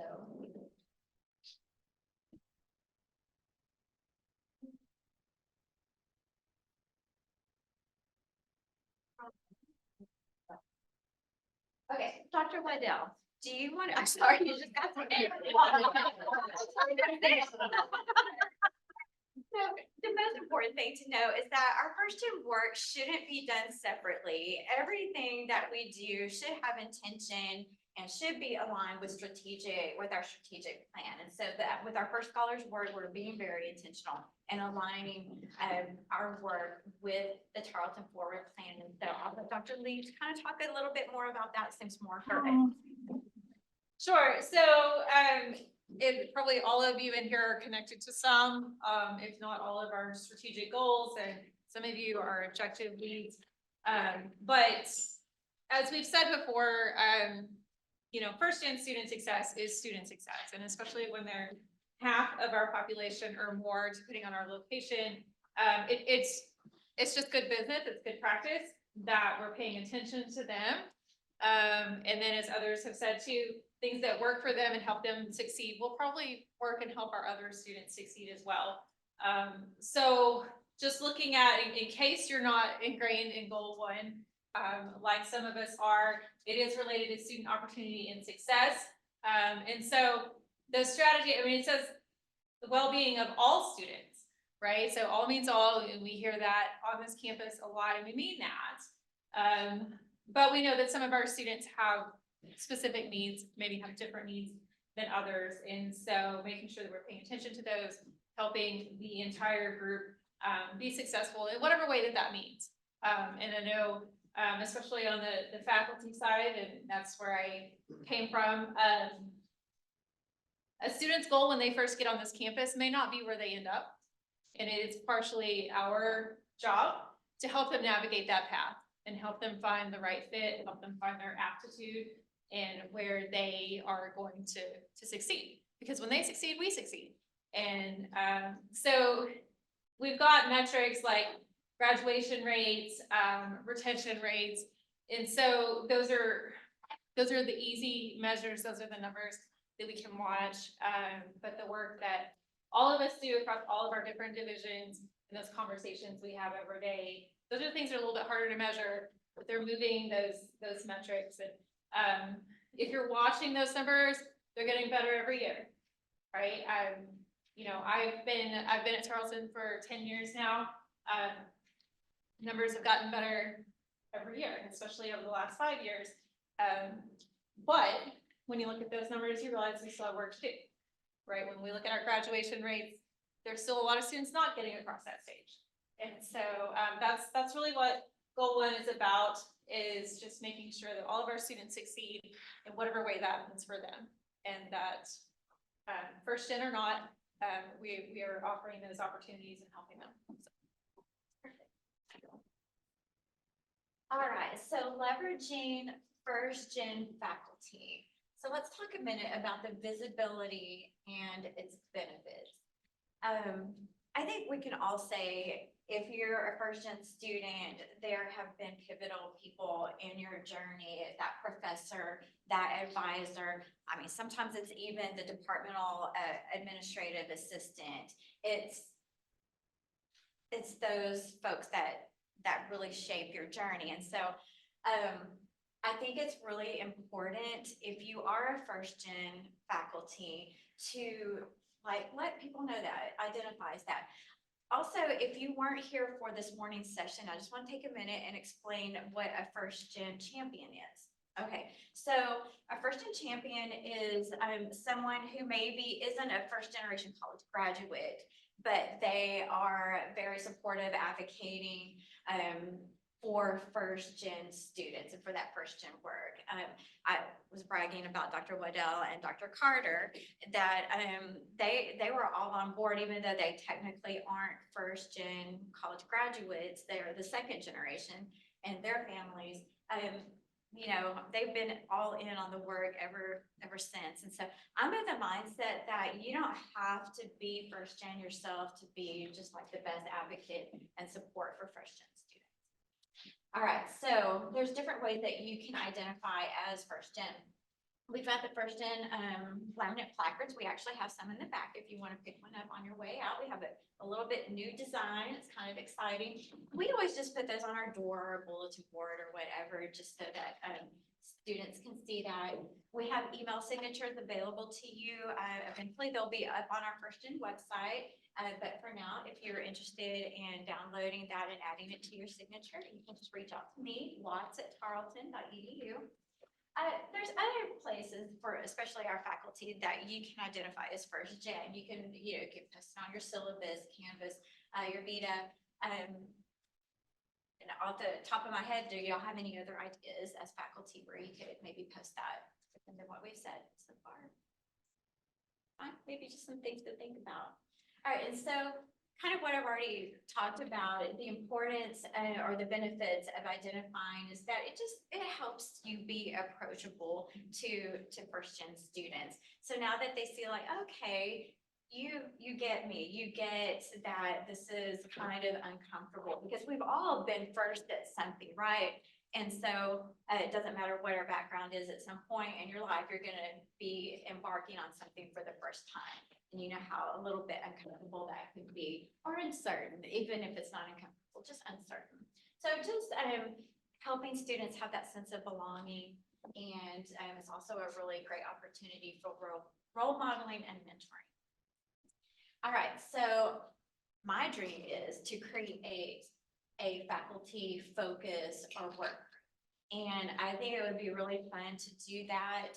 In a minute, we're going to take a look at our first gen enrollment by college majors and academic colleges. And so it was my dream to have worked with maybe a department that is interested in like looking at a focus group and just working with us faculty and their observations of students in the classroom and the classroom experience. And so those working groups could help us observe and identify first gen experiences in the classroom, observe and identify first gen academic experiences outside of the classroom, such as referral to academic support services, you know, dropping courses, changing majors, what I call this sort of peripheral academic experiences, which I think are also like really, really important. I know that, I mean, there were faculty, and again, I know that we can all identify with this, that even though they weren't necessarily my academic advisor,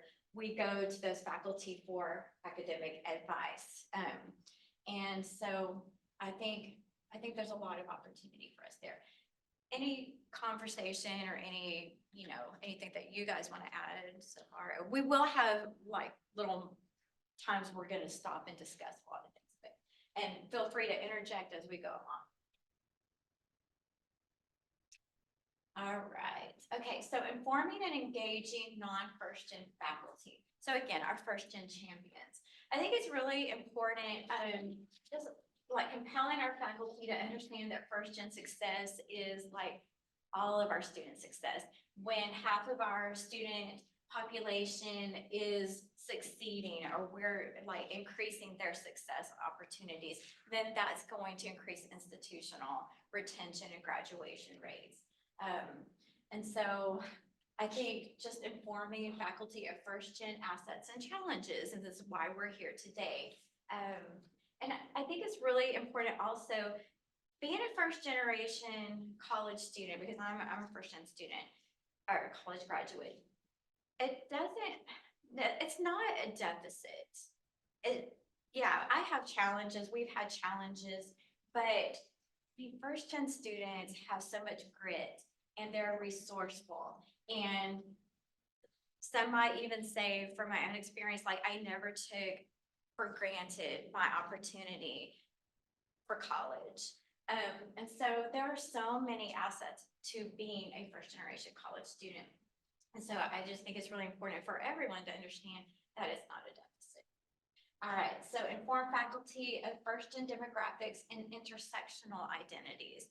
So that's a really cool thing about the first generation student population is that, I mean, we're just a melting pot of a bunch of different other identities, different backgrounds, different races and ethnicities, different economic backgrounds. My first gen journey isn't going to be the same as Juana's or the same as Ms. Towns or the same as Dr. Laura's. And so, because there are just so many other elements to our journey, but we all do share that same commonality of being the first in our families to earn a bachelor's degree. All right, so also just encourage and emphasize the benefit of being a first gen champion, essentially. Like you don't have to be a first gen person yourself to do the work. All right, so now then, I don't want to talk at you. I want to have a dialogue with you. And so this is where we're going to take a few minutes. Moderator, if you'll keep us on time, no more than 5 minutes, please. Okay, so how do you see yourself in the first gen work or the first gen student success work? Now I feel like faculty, I'm going to look at you until like something. Also, if we have anything going on with our virtual, like let us know if they have any questions. Okay, Dr. Jones. Well, then it's one of those things, when sometimes your students come to your office and they're struggling. And being a first gen also, I can relate to that, talking about the struggles I had, there may not be the same as theirs. But how I was able to work through mine, talk to them about options, help them work through theirs that they may not consider. Yes. Being aware of the resources that we have on campus so that we can direct them to the appropriate place to get the help that they need. Yeah, and and I get like faculty, your wheelhouse is delivering content, right? But it does help if you know of the other, because we all know that learning is not a vacuum. It doesn't take place just in the classroom. There are so many other factors involved. So I think that's really wonderful. And so even if it's maybe setting up like on our first gen initiatives website, where as faculty, you can look on that webpage to see what resources, and that might be a good hub, if you will. So absolutely, I think that's super important. Yes. I think for me, when I was a student, Dr. A was a big mentor opportunity for me. And it's just the fact that she was relatable. Like just talk to me like I'm a person and not a number. And it just did wonders. And so I think that was a really big thing, is that I felt like I was seen and I felt like I was heard and I wasn't just a sea of students. So do y'all see any opportunity? Oh, yes. So when I was a faculty at a previous institution, one of the things that sometimes it was really important for me to be really cognizant of and just really focusing in on are sometimes students who would be less engaged. And it wasn't because, they didn't understand the material or because they didn't want to be engaged, but sometimes it's a new environment for them. And it can sometimes be a little bit intimidating. So really paying attention to those students who would sometimes be they would seem disengaged, and as opposed to thinking of them as being disengaged, I thought what I needed to be was more intrusive, in a sense, I needed to be more engaged with the students as opposed to thinking of them as being disengaged. So I think that was, for me, that was something. And then also whenever I would give feedback, so whenever I would grade an assignment or an exam or something, and if a student didn't do very well, I always put a note on there and said, okay, let's say if a student got a 60, I would say, well, the good news is you've mastered 60%, right? So now you only have another, right, 30-40% of the material that you need to understand. Please come and visit with me. I'd like to talk to you about it because I see you're very engaged in class or you share information in class. So I'd like to talk to you just about some strategies for your test. So it's just kind of being more intrusive.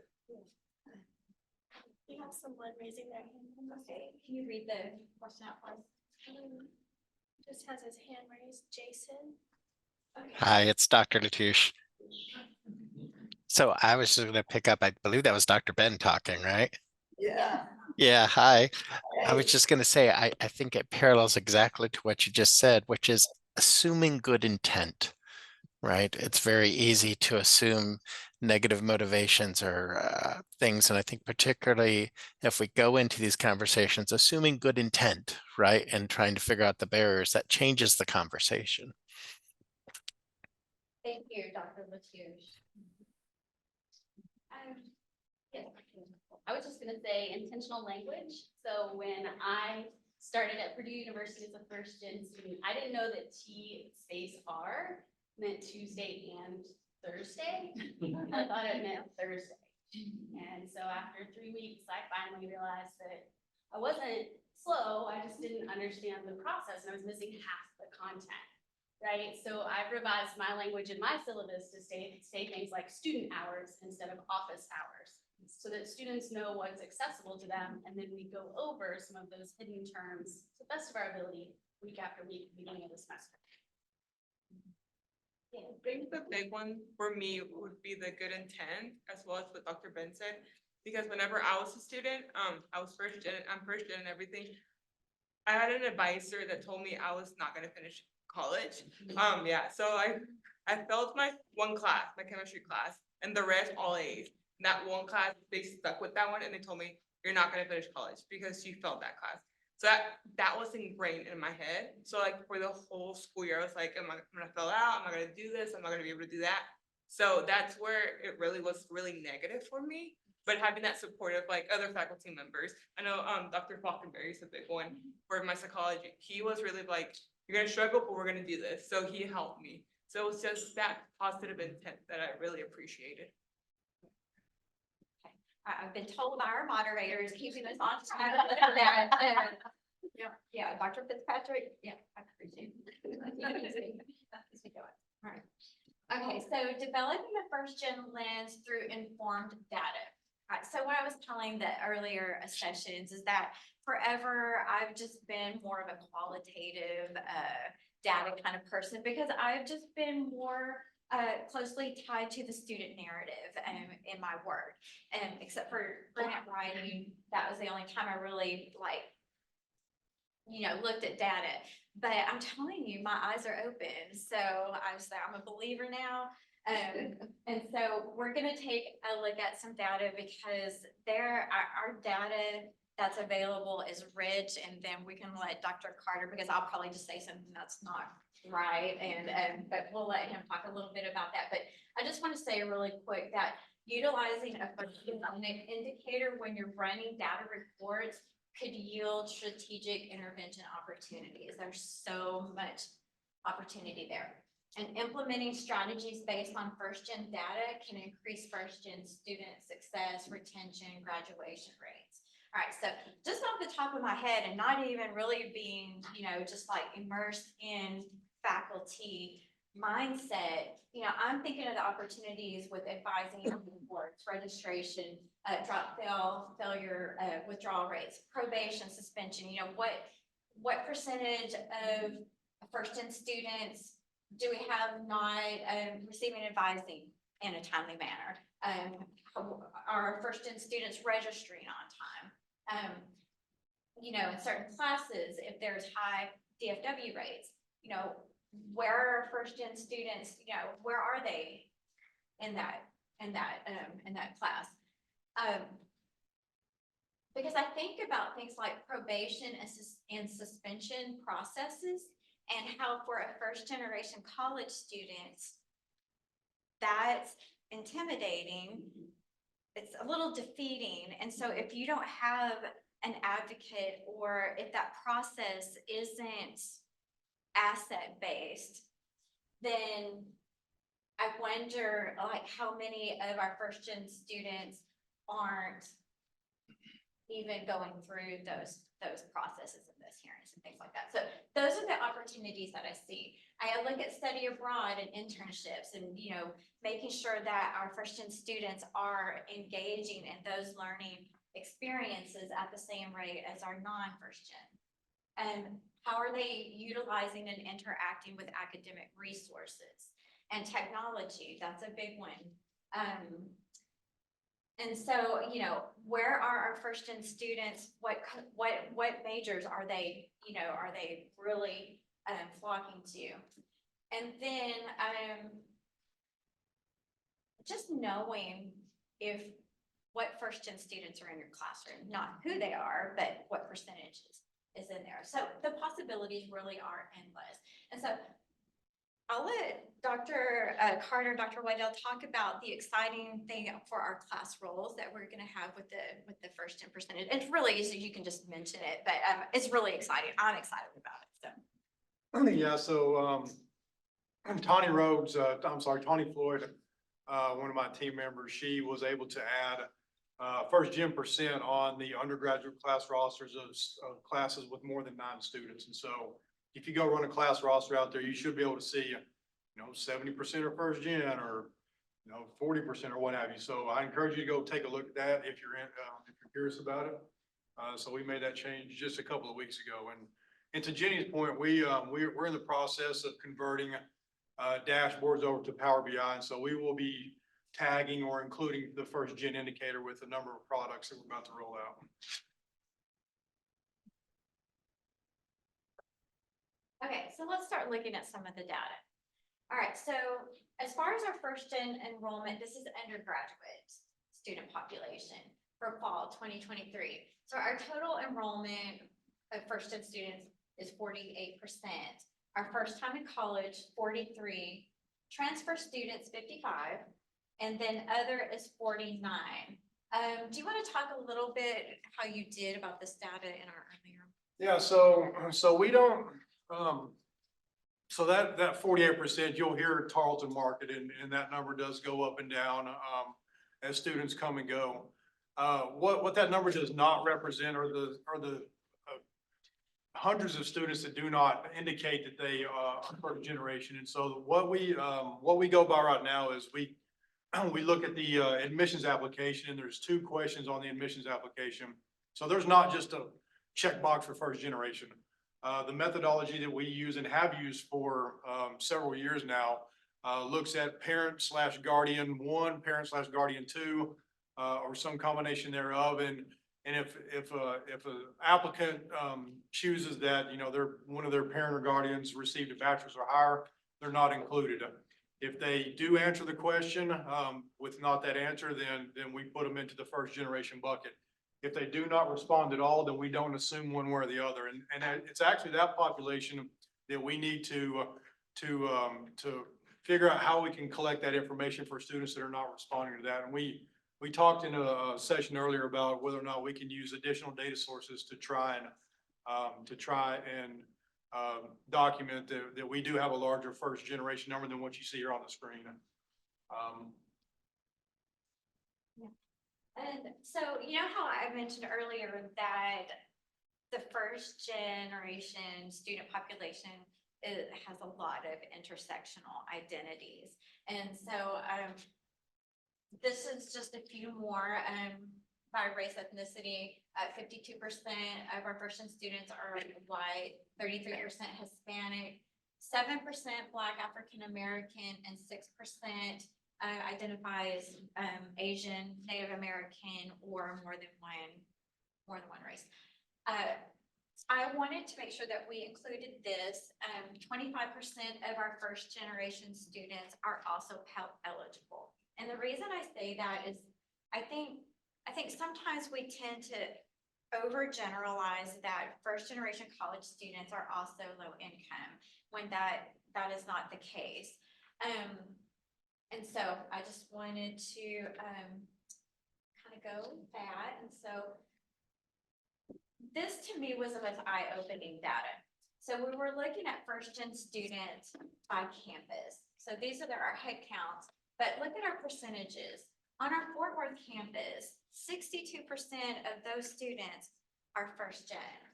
Our online students, 57. Relis, 34. I lied to President Hurley earlier, so don't tell him that.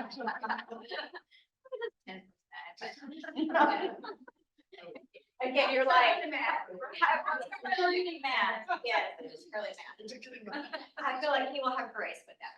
Okay, Stephenville 45 and Waco almost 70%. And so if you are teaching on other campuses or these other campuses besides the main one, or you're providing services on this campus, this is important information. We need to make sure that our first-gen students are resourced, that they are well informed, and even like how they engage in the classroom. And that is just really something that, you know, I think we should all be aware of. Like I said, I was really surprised by these numbers. Well, I wasn't surprised about Waco because anytime I do any kind of celebration of first-gen students on that campus, man, they love it. Like they love first-gen stuff because they love, you know, that somebody sees them and recognizes them because so many of their students are first-gen. So, I think we're almost to a discussion point time, so let's just roll through one more set of data. Okay, so academic college is probably like, this is what you want to know, right? So it looks like a majority of our students are in the College of Business and Health Sciences. I bet it's just like 2 student difference there. And then we have ag and natural resources and then so on. Okay, so for college majors, animal science is the top one, followed by kinesiology pretty close, and psychology next, also pretty close. The list goes down further, but for our sake, for this presentation, this is what it is. I'm sure that if your department heads wanted to reach out to Dr. Carter's team, they could provide you, or maybe, do y'all look at that information as faculty or department head, or I'm not really sure who all is represented here. But I think these are opportunities that, you know, we can definitely kind of look at. Okay, so now another discussion time. Dr. Moderator, if you would like, keep us on track. Okay, so now that you know where first-gen students are as far as college, major, even campus, what else would you like to know about them? I'll say for like Fort Worth and Waco campuses, you have a higher percentage of those non-traditional students. Like I said, with my program, I mean, I think 75, that's probably cutting it short, are from Waco and Fort Worth. So I think it's just also knowing that their first time in college, but some of them also are working a 40-hour-a-week career job, plus they have children on top of that. And they're trying to pay, luckily, you know, I'm able to assist with childcare, but a lot of them are struggling with other things such as, do I pay for childcare? Do I pay for food? So when they come to your class, you know, we always say it's hard for them to concentrate when they have all these other things going on. So not only are they kind of a little bit confused in the college process of trying to get a better career so that they can provide for their families, but they also have a lot of other stressors around their lives, more than just I'm confused about how to finish college. And some of them have been out of school for 20 years. You know, high school was 20 years ago, you know, and now I'm back in the class. And we all know the last 20 years has changed a lot in going to classes and how school works. And I think we had a really robust conversation in one of our earlier morning sessions about what the age, you know, groups were of our first-gen students. And so note to self, at next year's summit, that's information that I need to make sure that we present, because you're right. And it goes back to that intersectionality of our first-gen students. All right, so we had another question. I would like to know how many of them are going into the graduate programs, and because that's where I am, and what barriers and obstacles they may be facing and what resources they need to make sure that they're prepared to get into those programs. Okay, no, I think absolutely. We did have that conversation this morning on, you know, all of our data seems to be focused on undergrad. Dr. Carter, you talked a little Yeah, about that. so the numbers we just looked at, that's all undergraduate. And part of the reason why is the graduate office does not collect first gen on their application, so that is an area of opportunity.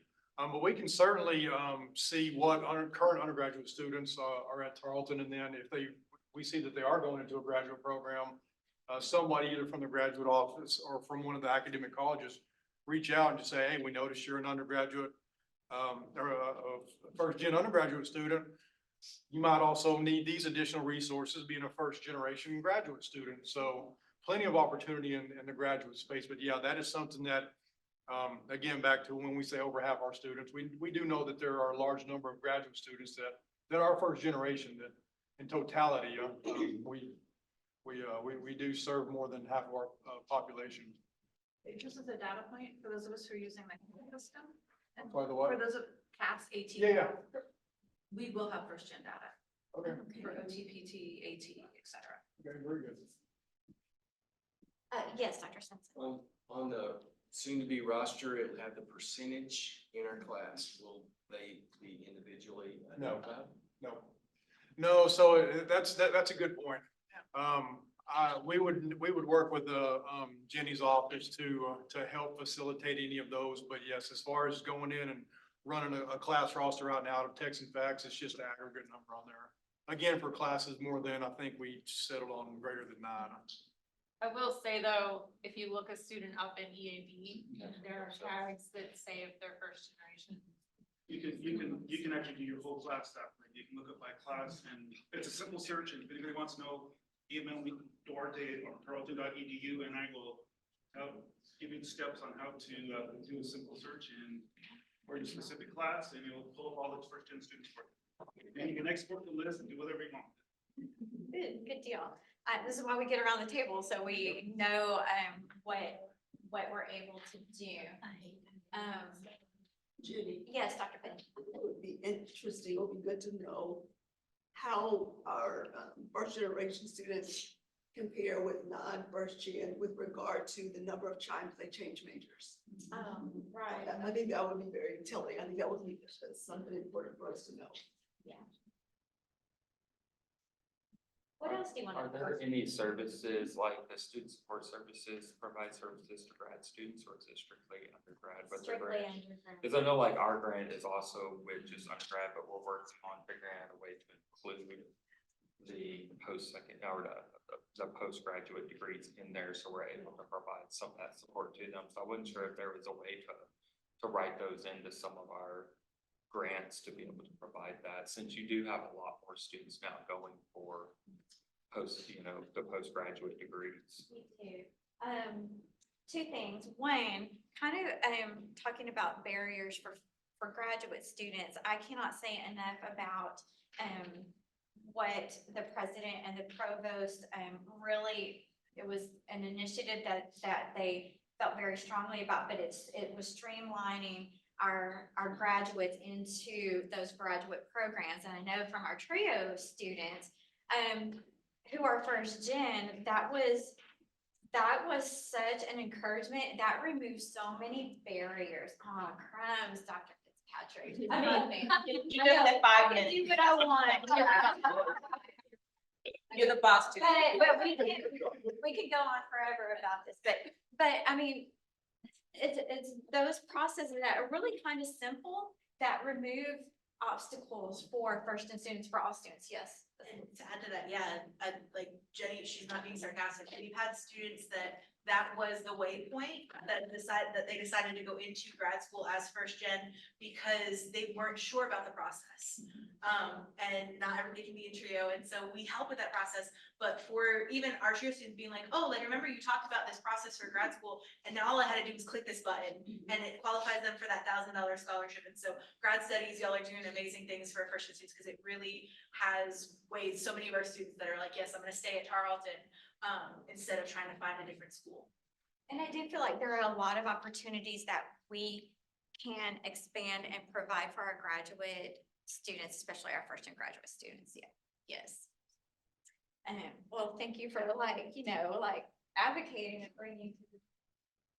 Okay, all right, we must move on. Understanding the academic experience through the first gen lens.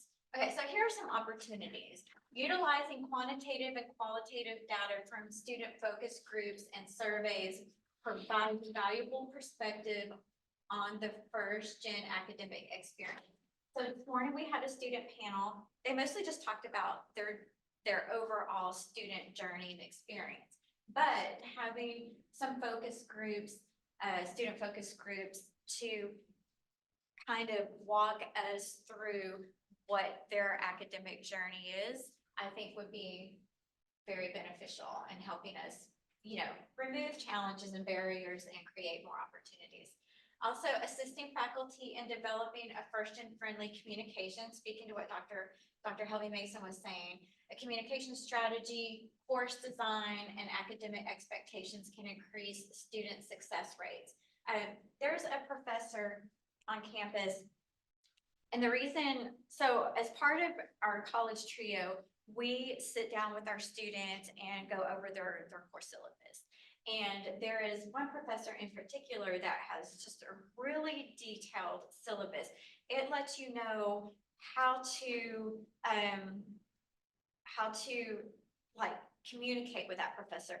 This professor doesn't have a doctorate. And so I know as a first gen college student, how do I call them, Miss so-and-so or Mr. so-and-so or Professor so-and-so.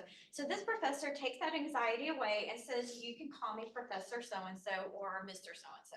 And then you will, these are the ways that you can communicate with me. You can communicate with me through my office hours, and even kind of explains what that is, how to make appointments or when they can drop by, how to email that professor. This is what you put in, the subject line, this is what you include. Really, it gives a lot of examples of do's and don'ts. And with our trio students, I'm not gonna lie, sometimes they barely pass this professor's class, but they will sign up to take the second half of the class because it's fair, they know what to expect, and that's just a big thing, they know what to expect.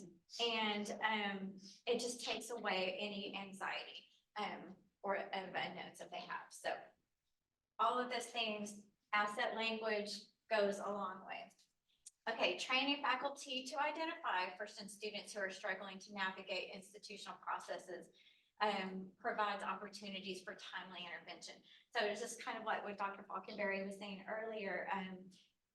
If you see a student who's kind of struggling, Dr. Falkenberry may not know all of the resources, but, maybe just reaching out to a few, you can reach out to me or anyone, and we'll help connect you and help with the students. But, and like speaking to what Dr. Ben said, if you see a student, maybe their aloofness isn't disinterest, it's just they've got other things going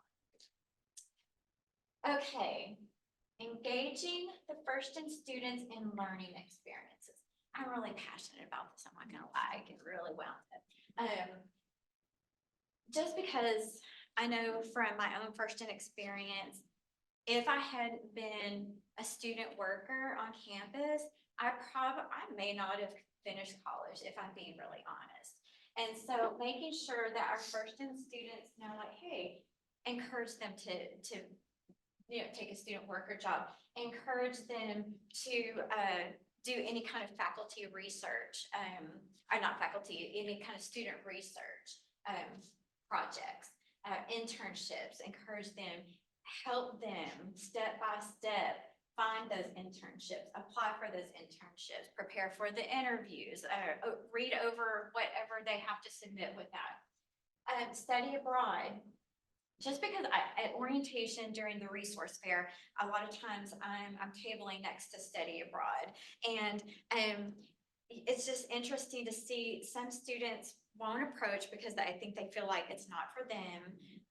And so it's always a really interesting kind of fun engagements that I hear. I know that Dr. Leach's area does a really good job in, you know, just like advocating, making sure students have resources and scholarships and things like that. So I do want to take a few minutes to do you mind talking about study abroad and opportunity? I don't know if my slide might be next too. Oh, okay. Yeah, you know, hold Hold on. on, it did. Oh, No wrong way. We're good. Okay. So those of you that know us and know CEE, we have mostly faculty development role with teaching, instructional design, course development. That's Dr. Gentry's area, and he has a fabulous team, including Melody Smith, who's sitting next to him.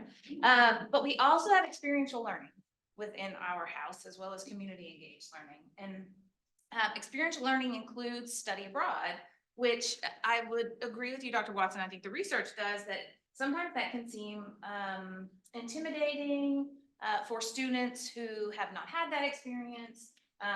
And so we try to make it as accessible as we can. And we do it multiple ways, of course, being relatable and open for students to come talk with us, get advised, that kind of thing about study abroad opportunities, but also the financial barrier. So we're trying to reduce those. And I know that's a big priority of Dr. Hurley's as well. We received $250,000 this semester to offset, not semester, year, to offset student costs by paying for the faculty costs, which are typically amortized in that. And so that's been a big help. I know that the Division of, I'm gonna mess up the name, I know I am, Global Connection Community First Gen Initiative, also have funds that have been donated and gifted to support students in getting their passports, as well as going on these opportunities. So financial barriers, we can do a lot, I think, to bring those down. It's more of that getting students in, and if you can help us as faculty and students who are also interested in study abroad, making sure that folks know that that's accessible and available to them, first-gen students in particular. So trying to think, let me think of if there's anything else I need to say about that. And you'll still have your time to shine on Okay. the next one, yeah, so. Shine. Okay. So I wanted Dr. Waddell to talk to you a minute about Tarleton Today. And Tarleton Day is like, it's our wheelhouse, it's Trio's wheelhouse, because it works with our pre-college students, our high school dual credit students. And so this is an opportunity, especially for our first gen students in the Tarleton Today, to have a positive experience, an encouraging experience that they can be successful in higher education. And that Tarleton is possible for them, which I think is really important. So take it away, Dr. All right, Waddell. thank you. So there's probably varying levels of familiarity with Tarleton Today, but it is our dual enrollment program. And we're very strategic about picking dual enrollment versus dual credit. Those definitions are different in Texas. And what that means is that high school students can take a college course with us alongside and parallel to their high school course, versus dual credit where they're taking a college course and then we reverse transcribe and give them a high school grade for that after the fact. And we're in our first year of teaching it solo.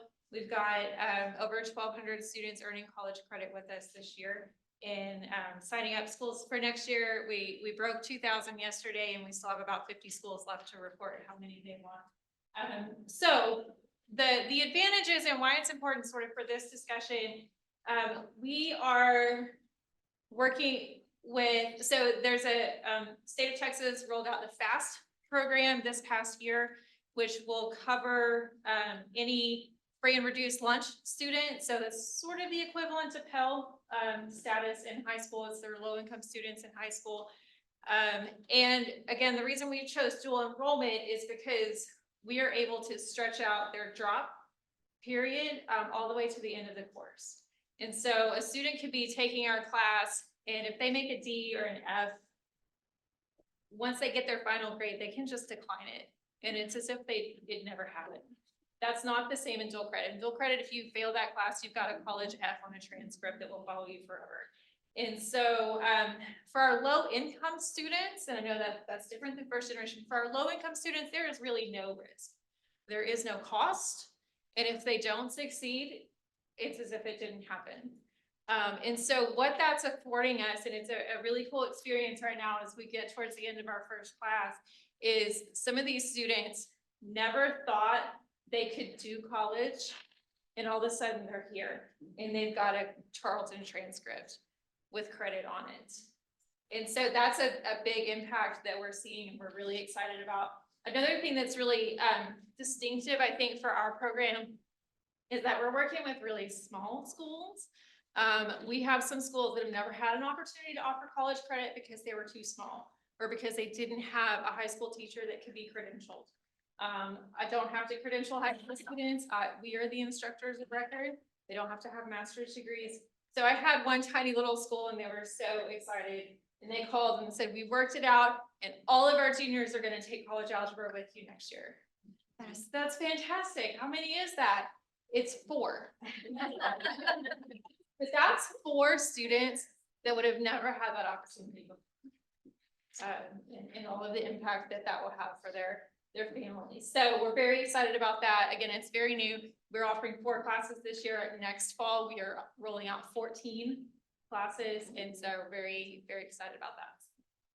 Thank you for talking about that. I am really excited about that. I see our trio team over there like taking notes like crazy. I do have a question on that. How can we find out what schools are on that list of? We can share our partner list with you. Right now, I think this year was 56, 57 partner schools all in Texas. Next year, we're looking somewhere between 80 and 85, and not all of them are public. And we may actually be enrolling some out-of-state schools for our military class. So we do have a special ROTC program coming along as well. But I'm happy to share our partner list. I just love it. Tarleton, this just speaks volumes to Tarleton's, like, their passion for making higher education accessible. And I just think that's amazing. So thank you. I've learned a lot. There's a follow-up with that. I mean, you're gonna give the numbers. How do you determine which classes? So the schools sign up for the classes. And again, we're dual enrollment, so it aligns to a high school class. And so like right now they're telling us, I've got 2 sections of college algebra and we want you to offer both of these. So it'll probably be 40 students. And then in August, the students will actually, like, their parents have to sign and say, yes, you have permission to see college credit with this. But the schools are choosing what they offer. And a lot of our schools have multiple partners. Some of them may have classes through PCC or through Ranger. You know, I think Stephenville High School has like 3 different partners that are doing college credit with them. But that includes us. And we're offering some agriculture classes that nobody else does. So trying to fill some niches that weren't being met. And so before we move on to the next slide, just want to kind of go over those opportunities again. Strategic communication to first-gen students, informing and encouraging them to engage in learning experiences. That's just making sure that our first-gen students know about them, the opportunities. Assess application and processes leading to participation in learning experiences, making sure that, you know, I know at some point we always think you like for the whole thing. Oh, okay, all right, sorry, God, forget. I never know if I have the audience. Okay, but just making sure, because at some point somebody made a policy and it was a good policy at that time, right? But you know, years down the road, you may still have that policy and you wonder like, why are we still doing that? So let's just always make sure that we're not doing that. Okay, and providing guidance through those steps and just taking that time to help our students access and engage in those. All right, okay. All right, still your time to shine, but we're gonna do this. We're gonna shine down, okay? I can do this. Because faculty support, this is like in training, this is important. Yeah. Right. So we're so excited about the aggregate piece that's going to go on the course roster about saying the percentage of first gen students in the class. And so we're designing some programming around that. We know and research suggests that high impact practices that are impactful for all students are highly impactful for first generation students as well. So really pushing those, including student research, internships, study abroad, things that get them into that experiential learning and have high impact with them. The other piece that you may see at the bottom are the AQ courses. So faculty in large number are going through these courses through, and I'm going to mess this name up too, but the American College and University Educators, I think is what it stands for. It's a third-party vendor, but they've done excellent programming around how to engage students in the classroom, all students, and be effective with students. And we hear really positive feedback from faculty on this. So far, we've had 240 faculty go through and earn the certification, which is a 25-week course, much like we were talking about at lunch. It's like a college course. It takes that much effort, but folks are really getting a lot out of it. And then we have others who are coming along. We hope to hit 300 by the end of the year who have earned that certification. We are beginning in CEE an experiential learning faculty cohort this next year. The call actually has just gone out for that. So we're hoping faculty come to us and learn how to put experiential learning into their coursework, because we know that's very impactful for students. And then the other thing we've really worked on are incentive programs and building community around affordable course materials. So you've probably heard the term OER, Open Educational Resources. We have a little bit larger umbrella that also includes affordable resources, even though they might not necessarily be truly open. So there's been a lot of funding put toward this. We've gotten grants for it, as well as internal grants. I know President Hurley, and we've had budget allocations for that. So many faculty, including Dr. Laura, and I'm going to miss some folks in the room as well, have gotten grants to change their courses over to affordable course materials, which again makes education accessible for all, right? Including those who may have trouble paying for them, but also we know that it's impactful for all students, and we want to be inclusive in that respect. The one thing I did forget, because I was brain dead when I put this together, was I'm really excited about a mentoring program that is coming out of the College of Graduate Studies. We're partnering with them on that initiative and offering, I'm gonna do a shameless plug for EE Week, which is our Educational Excellence Week that's coming next week. But one of our sessions will be about mentoring graduate students and having mentoring training for both faculty and students on empowering students as well as empowering faculty and creating these really productive and impactful mentoring experiences. So I'm glad that you brought up the first-gen graduates as well, because it certainly can be a different culture. There's different norms. There's things to be learned there as well. So really excited about that initiative, and hope you'll come learn and give feedback and input on that. So thank you. Okay, all right, easy ways that you can engage, and I think this is it. So you can identify, encourage, and support first-gen students to engage in learning experiences, engage in conversations, trainings, and resources to better understand the first-gen academic experience, and attend first-gen student events. Like if we're celebrating first-gen students, please come by, even if you're a champion or first-gen graduate yourself. So I think, okay, we don't have time for this, which makes me really sad, but I ask that you reflect on it, and please email me any of your feedback. My email is watts@tarleton.edu. Yes, Dr. Wallace. May I make one quick shameless plug? Oftentimes a barrier for studying abroad is our first-gen students just don't know the passport process and the complications of it. And Shay Hilliard next year will be oversee the passport project, which allows our first-gen students to go kind of as a cohort if they want to go through that process. And we have funding that can help them pay those passport fees. So not only do they have someone who will help, go with them to take pictures, but all of that, and do the filing, but we take care of that fee for them. So they will be ready to go with their, so that's something there.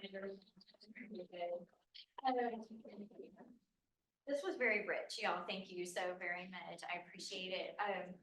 In the future, we're going to continue these conversations. We may do it quarterly. We may just spend a few hours, every few months, getting faculty around around the conversation. Let's bring those department heads in and those deans as well. I think that would be great. Okay, all right, so we're gonna take a break so that John can get his, we encourage you to stick around. Next is academic support resources, and then it's student wellness and belonging. So, all right, but let's take a break now. There we go. Well, good afternoon, everybody. And this is the academic support areas. My name is John Duarte. I'm the Director of Student Retention. What does my area do? Well, we're right next to Dr. Freed, so we just do whatever he says, and my office right next to his. So, but no, our function in my area is to, we have the PSA program, the Tarleton Gateway to Success. I do quite a bit of data, and then a lot of you faculty know, you get this little email from me about early alerts, and can you please let us know how the students are doing in your class? So, that's our area. So,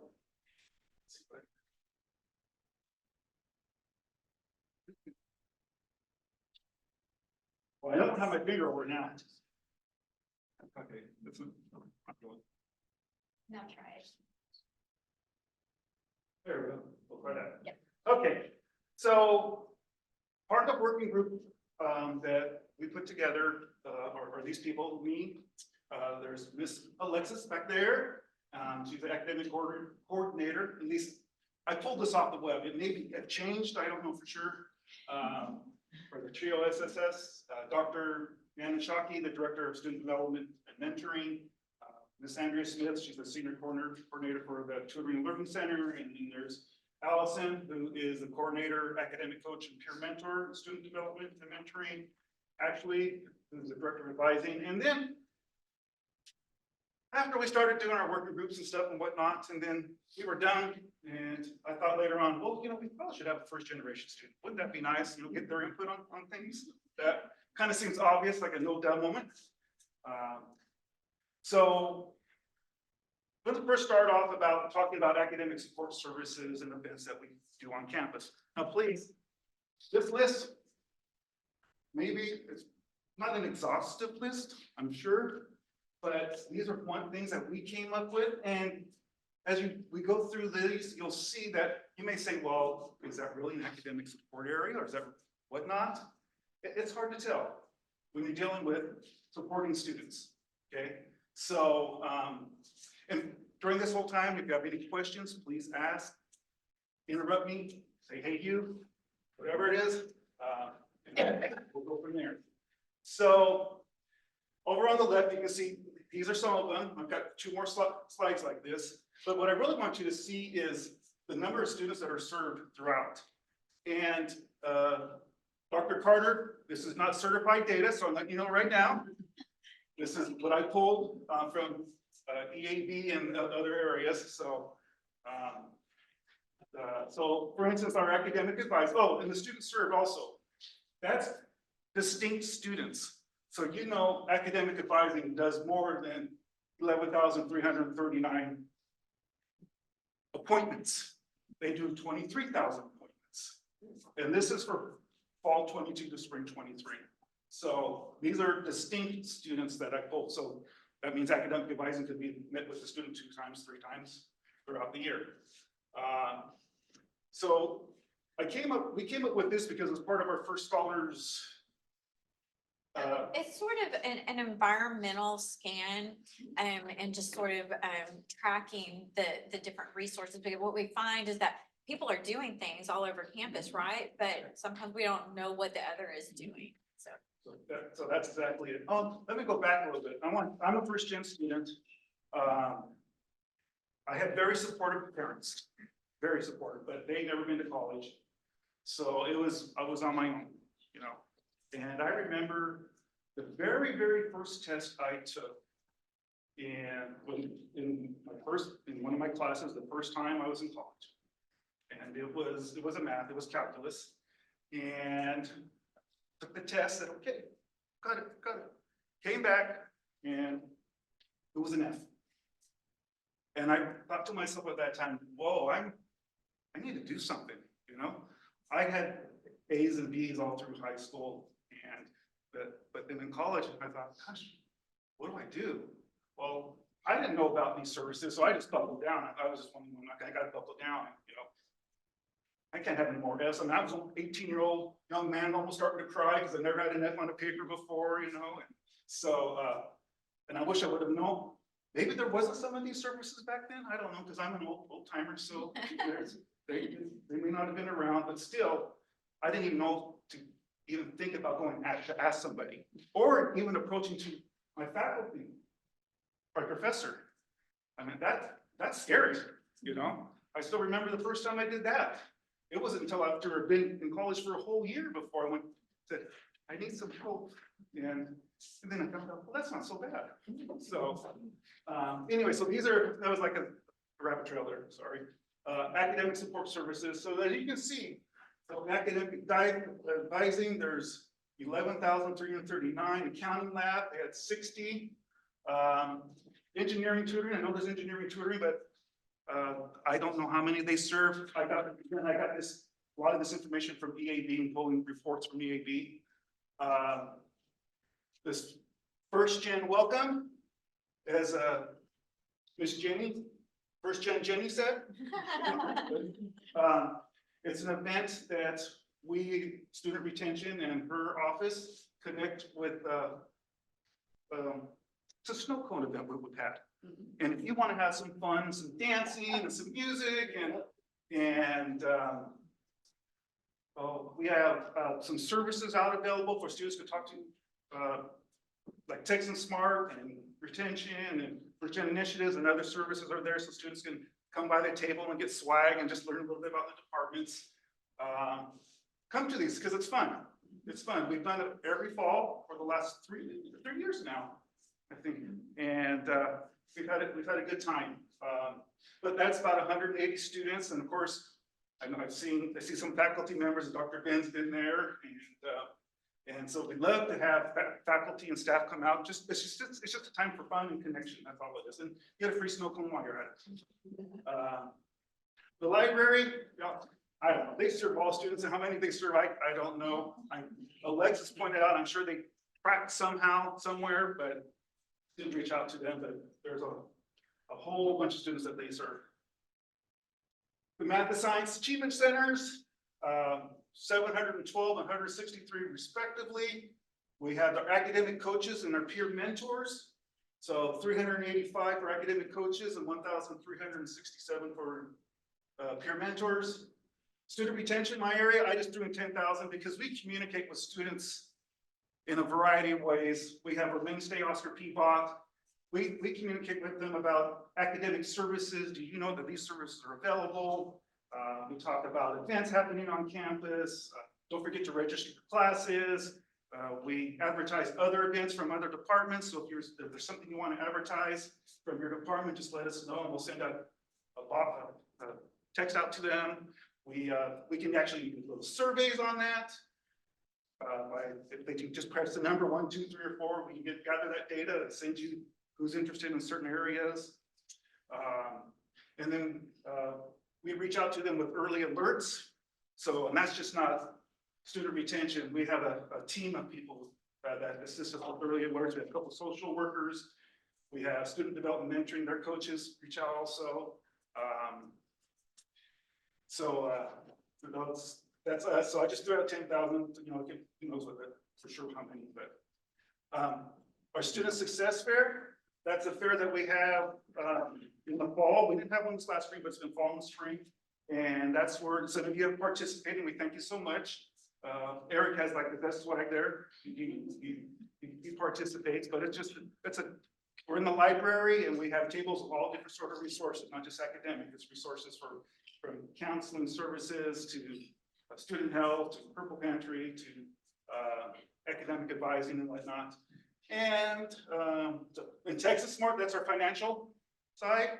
And I threw that in there because Dr. Weldell said I had to. And when boss says do it, we do it. So I threw that one in there. And then Title III grant. We have a Title III grant that's specifically for first gen retention, and that's how we're able to increase some of our advisors.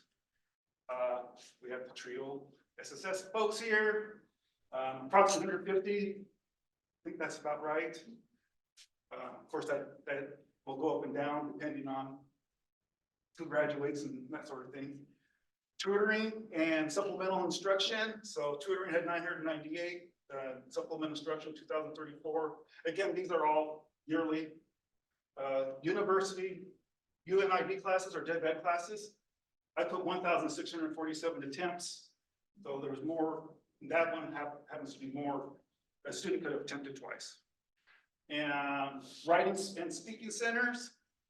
So there was 1,342 who utilized either the writing center or the speaking center. So those are the services that we thought of as a working group. Like I said, there's other areas, because I know like faculty mentoring, academic concerns, I know College of Business. Dr. Bauer wants all the warning, probation, and suspension students assigned to him. What does he do from there? I don't know for sure. I don't know if he asking them to set up meetings with them. Okay, that's what he does. Thank you, Dr. Freed. So he wants to meet with them, so he can just connect with them. Other departments might be doing something. I'm unsure, but this is just something that we all threw out there we could think of at the time. Suggestions for the future. You know, does anybody have suggestions of who else to connect with or who to include? Yeah, I just want to make a comment. EAB works great with graduate students too. You guys have really helped when my graduate students have been non-responsive, getting connected with them. I appreciate it. Well, thank you. Thank you. And we are from Dr. Carter, can know more than I do, but we are morphing EAB. It's becoming, from where it started, we're increasing its enhancements to other areas, and so thank you. I'm glad to hear that. That's good to hear.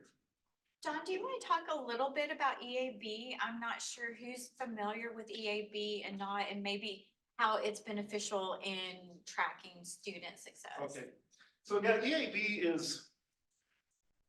it's a tool, communication tool. You can send texts in it, you can send emails in it, but as we heard the panel this morning, the emails are like old school. It's like that's writing a letter, something on that order. But you can do texts. You can pull up a student now, depending on your permissions, because each person has different permissions. But you can pull up students. You can see their information. You can see their grade, possibly see their grades. You can see if they're first gen or not.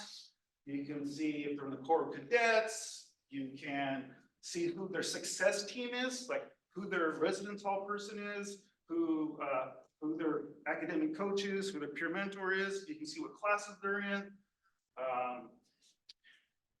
You can see their courses.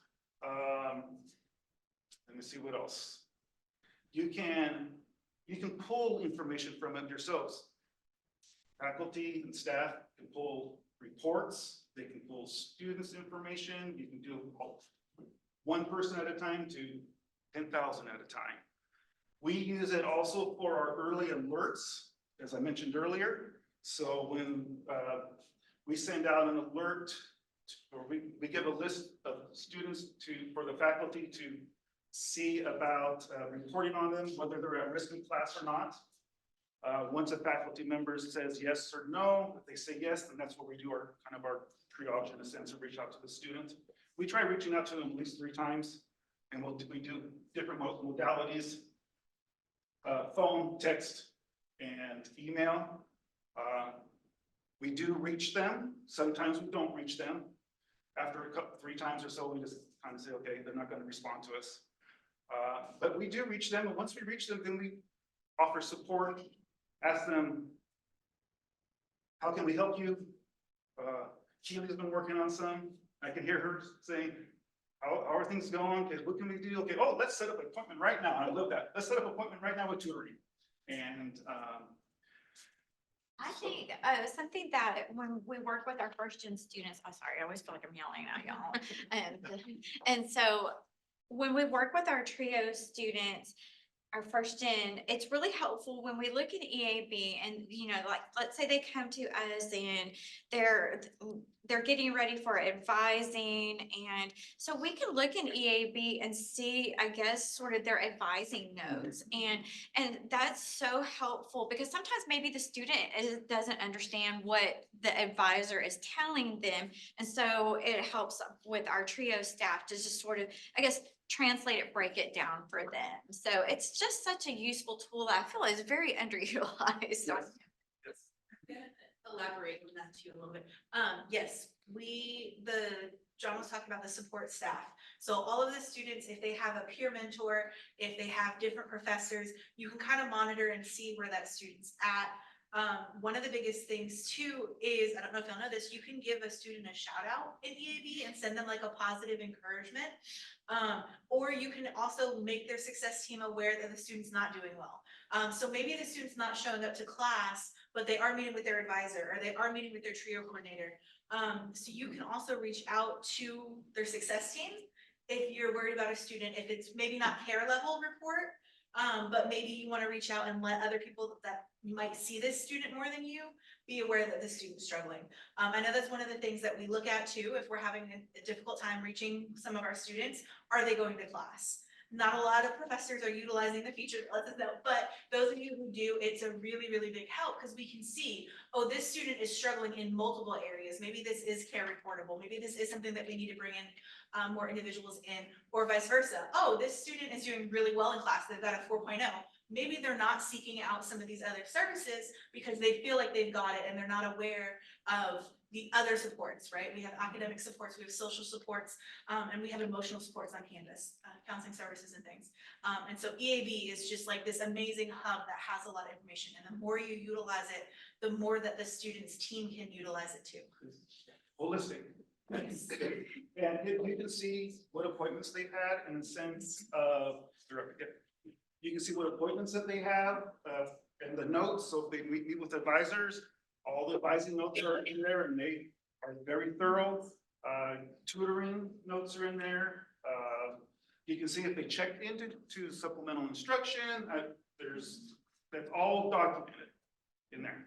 Yes. So I think that faculty are not as aware of the power that EAB has and the information that they can put in there that can be helpful to the wider team. And I know that y'all have been shouting from the mountaintops about doing all of these things, and I'm not certain that it's being heard yet at the faculty level. So this is just to encourage you to keep shouting from the mountaintops. Dr. Creed and I had that conversation. Yes. First of all, I have to say that John has the unfortunate, he offices right next to me, so, and I apologize profusely, and Keely's across the hall. So I do hear the things. One of the things that I have learned, and most of you know I've been here too long, but on the EAB side, when I went back into this role this last year to look at, we've made strides, but we've nowhere near hit where we need to be with regard to its full implementation and use. And John and I have this conversation on a relatively regular basis. On the other side, I will say that what we've done and what I've watched over the last number of months being in this role, John has had to take on a lot of this major responsibility himself, and we are 30 days from having another position hired in place that will be able to take some of this off of him to be able to refocus. And we've talked about the fact that I believe we're at a time that while we've made great strides with documentation and being able to keep up in more areas using it, we've got to expand those pieces, especially on the academic and student support sides, so that we have a better trail of that. And then on the other side, it's time for us to broaden our reach, that we have a group of campus representatives where it's an advisory board, if it is something like that, that allows us a much broader reach to be able to start doing the things that we really could and should be doing. We're never going to go backwards. We're going to continue to grow. I mean, that's just how we do.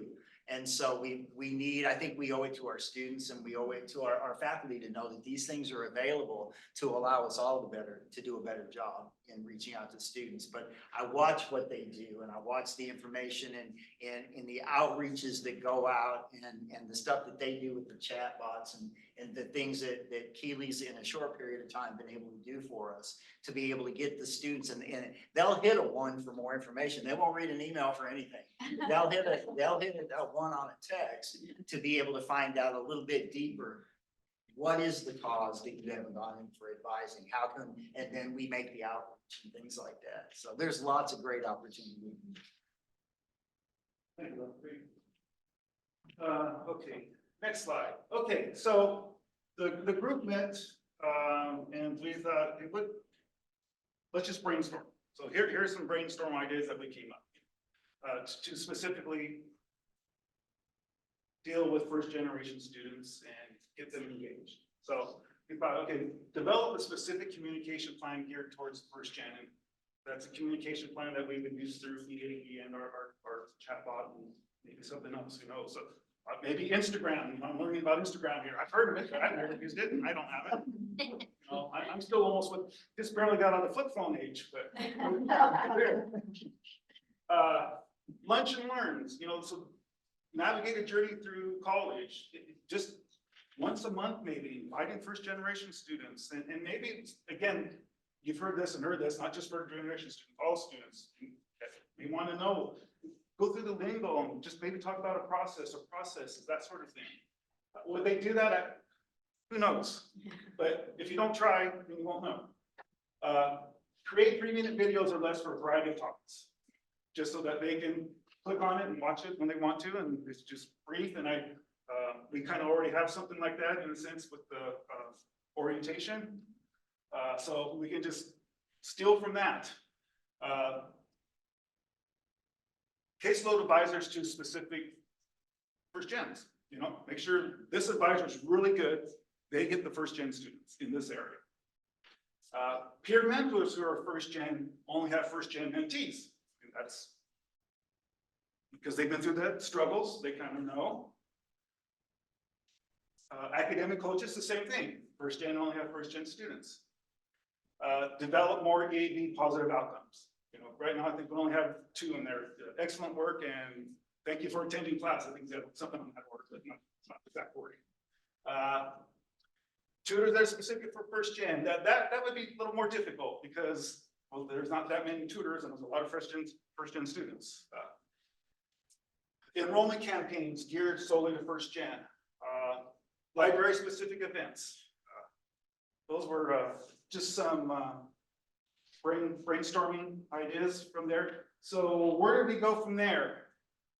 Well, okay, so there was 2 areas that we could look at quickly and easily and see, you know, maybe we can start implementing this, you know, next term or down the road or real soon in the summer.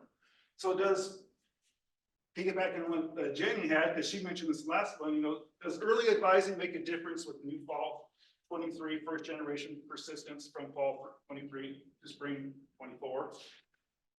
And academic support usage, first gen versus not first gen. So what we talked about academic support usage, those areas, some of those areas that we mentioned earlier, who uses it more, first gen or not first gen?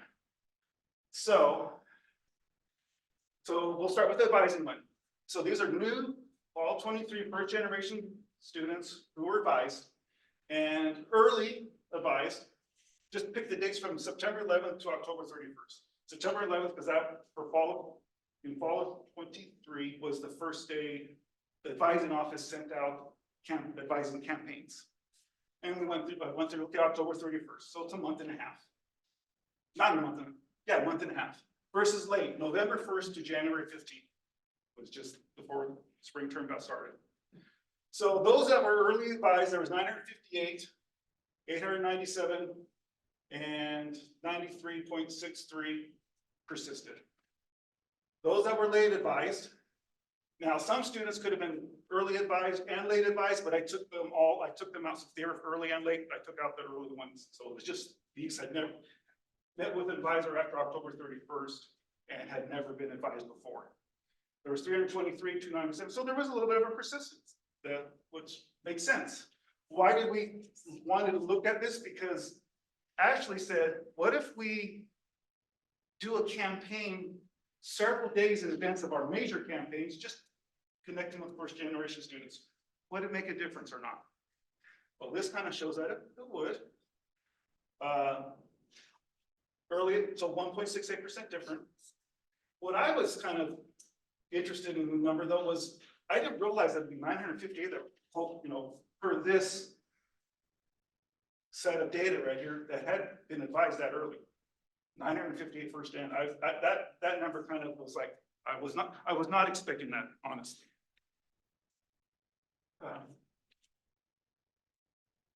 Also, those that were early advised, they, it took to more credits.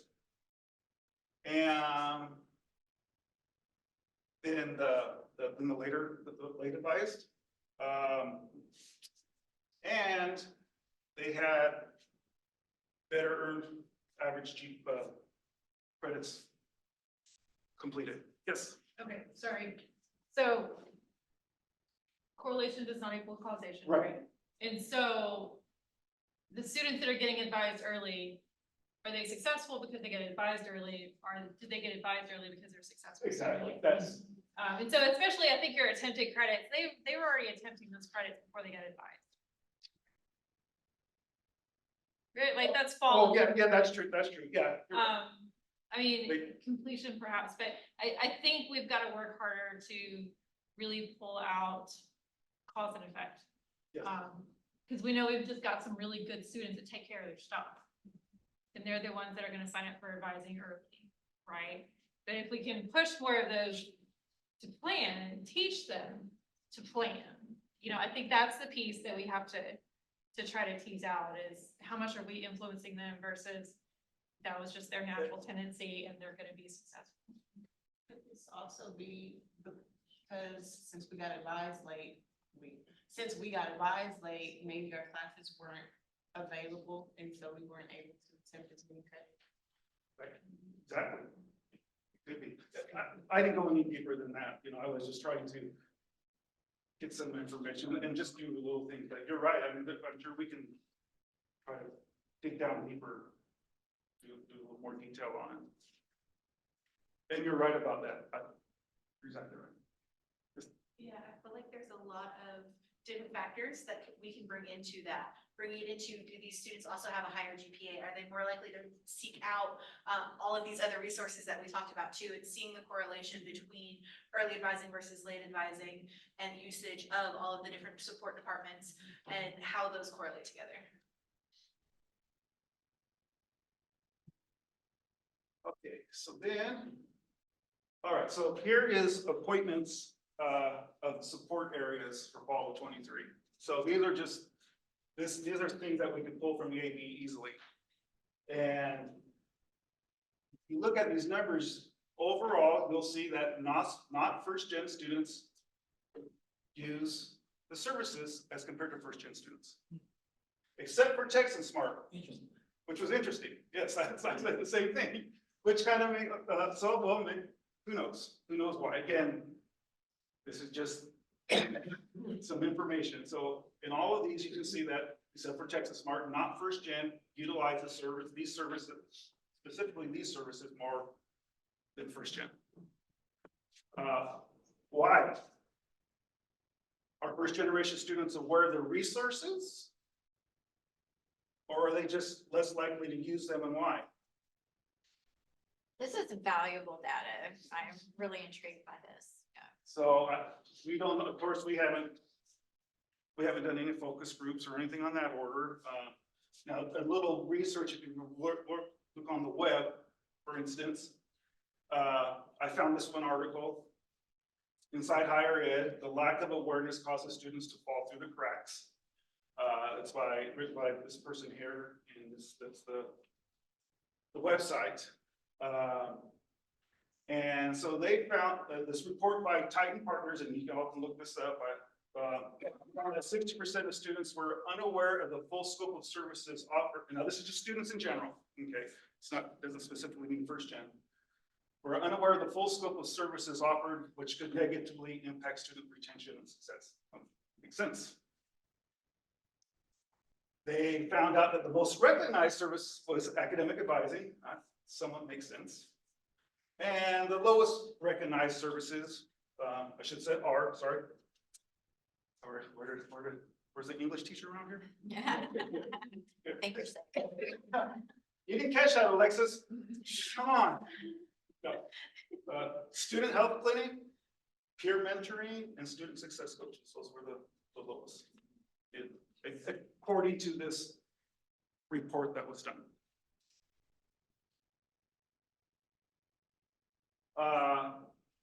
The report also found a direct correlation between awareness of support service and feeling of belonging. So students who had higher levels of resource awareness also felt higher levels of belonging to in their community, which we know that if a student feels connected, they're going to want to retain and stay, and usually if they're active, they get better grades, all that kind of stuff. That's all that, I think.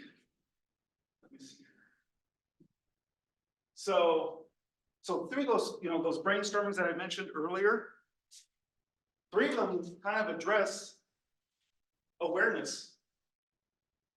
Develop a specific communication plan that geared toward first gen. So lunch and learns, create 3-minute videos. Those were kind of like, okay, well, maybe we're somewhat on the right track. Again, this is just a working group and we're just showing things. We need all your help to get it to work.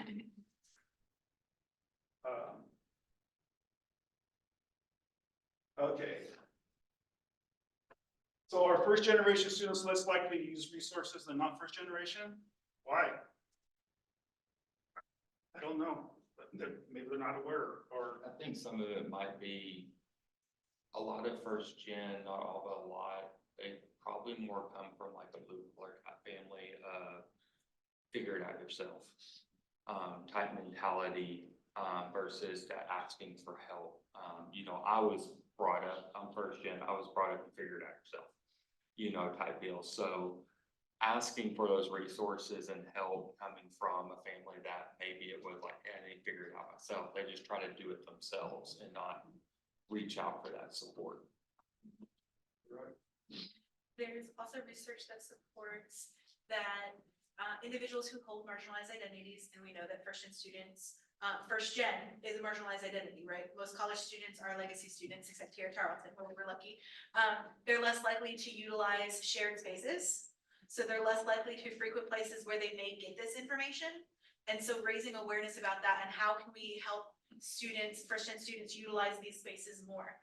We've had students who have told us, oh, I don't like to go study in the library. I feel like other people know more than I do, or like that intimidation factor. And so it's also being aware that when you have spaces or when you see spaces like OE Grant has these amazing study spaces, right? Maybe promoting those within your classes and things along those lines that might seem less intimidating than the big open library. And so pushing some of these resources to students as a second thought versus assuming that everybody's just going to go to the library if they need to study, or assuming that students are going to notice the spaces and know that they are for them.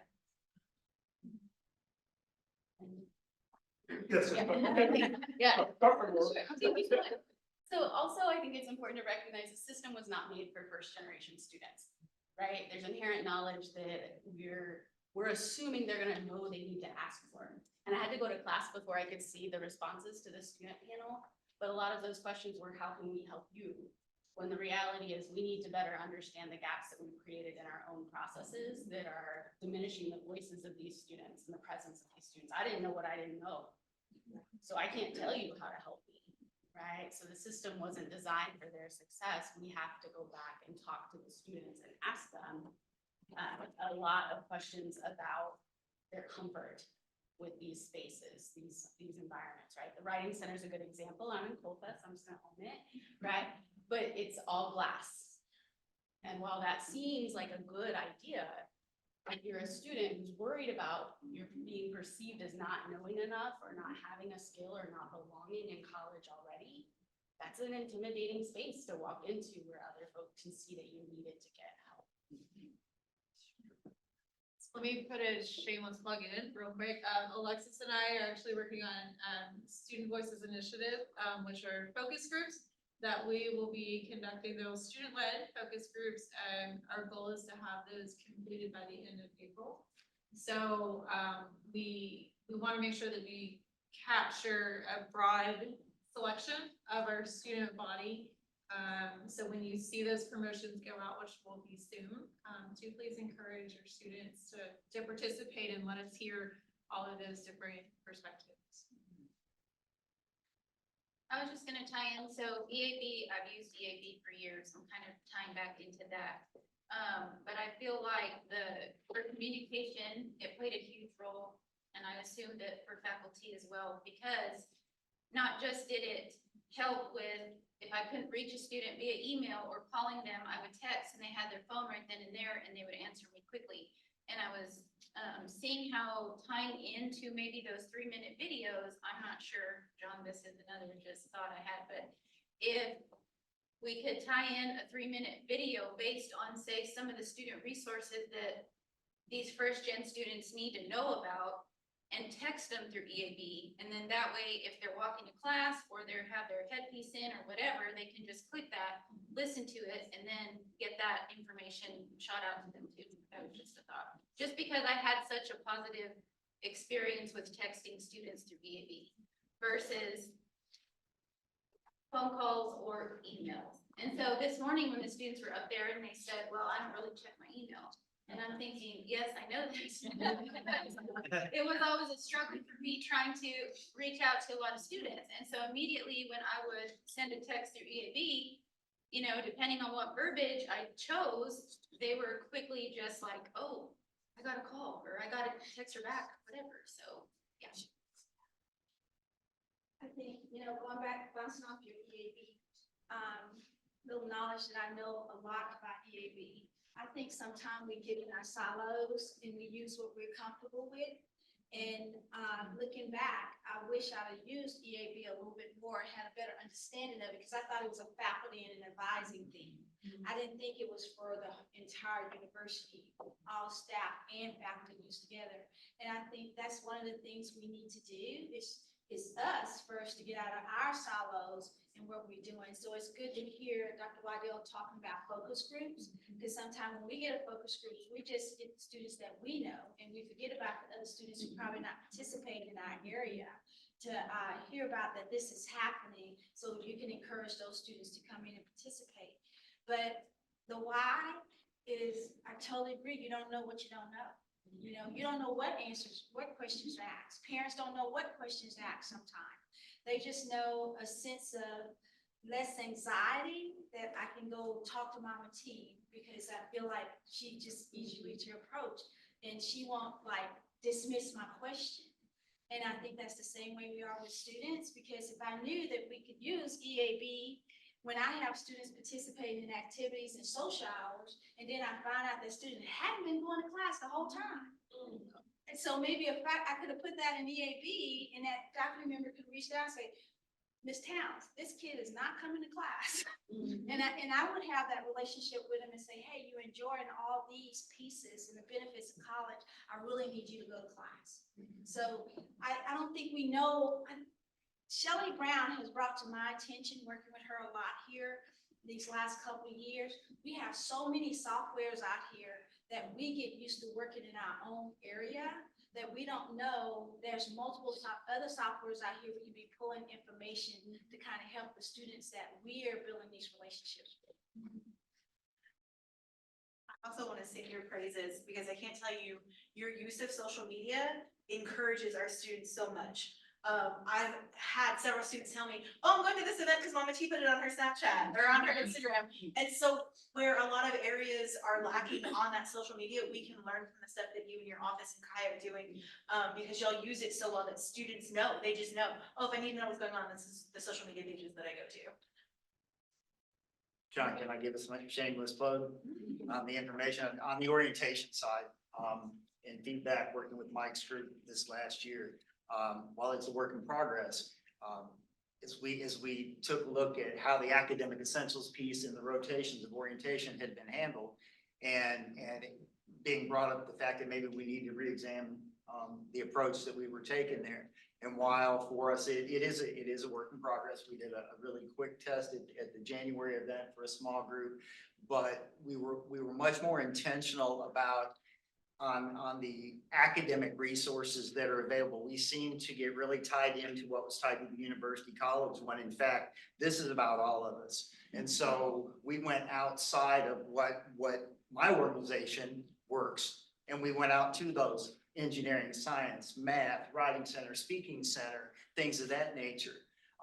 And we've integrated, we're gonna get it working really well this Saturday, on round 2. But we went out and I thought it was important that students needed to hear students talk about these resources. They didn't need me. So we had it led by a student who, and then we had videos made in those areas, but they were student led. This is what the Writing Center provides. Here's what we do in academic advising, how to make your appointments. On the other side of it, with some really smart people that work in the university college, presenting this as a part of having families there also. My comment was, families, we need your help also. QR code with a central space that every resource is available for the student and the families. QR will never change. Information could be updated. And I said to the families, I said, we need your help also. If you're hearing that things aren't there, they're saying not passed, you've got this link right here where you can push the button and it's going to take you directly to the site that you need. And those phones pop out, I tell you, they were taking that picture. And so we're going to use that this year. We know our video is not, it's not TV perfect, but it is student led. And that's what I wanted to see happen, that students here are hearing from other students that this is what's available. So we'll see how that goes this year. I believe Aaron was talking about how self-proficient first-gen students have to be. One of the things that I heavily rely on is the accuracy on the Tarleton website of locations and services provided. So if a single person is listed to be in 3 separate offices in 3 different locations on campus, I'm playing a scavenger hunt for this person. I don't want to bother them, but I do want to contact them. So I think accurately representing yourself, your department, what you are capable of providing as far as resources is going to really clarify for students what is possible for them. There's some here who would say that every day they come to work, they're not sure which office. I'm not blaming We feel this uncertainty. No, and I do think that underscores something we all know on some level, which is like, by and large, websites could use some TLC. Because we're thinking about a group that will, like a group that is not as willing to just walk up and say, hey, who can help me? But they might be willing to click across the website, whether they're at their house or here on campus. If we have trouble navigating it, of course, they are either hitting a wall, getting frustrated, or building up the nerve to make one phone call, it's the wrong spot. Please no. All right, so that's new beginnings in a sense.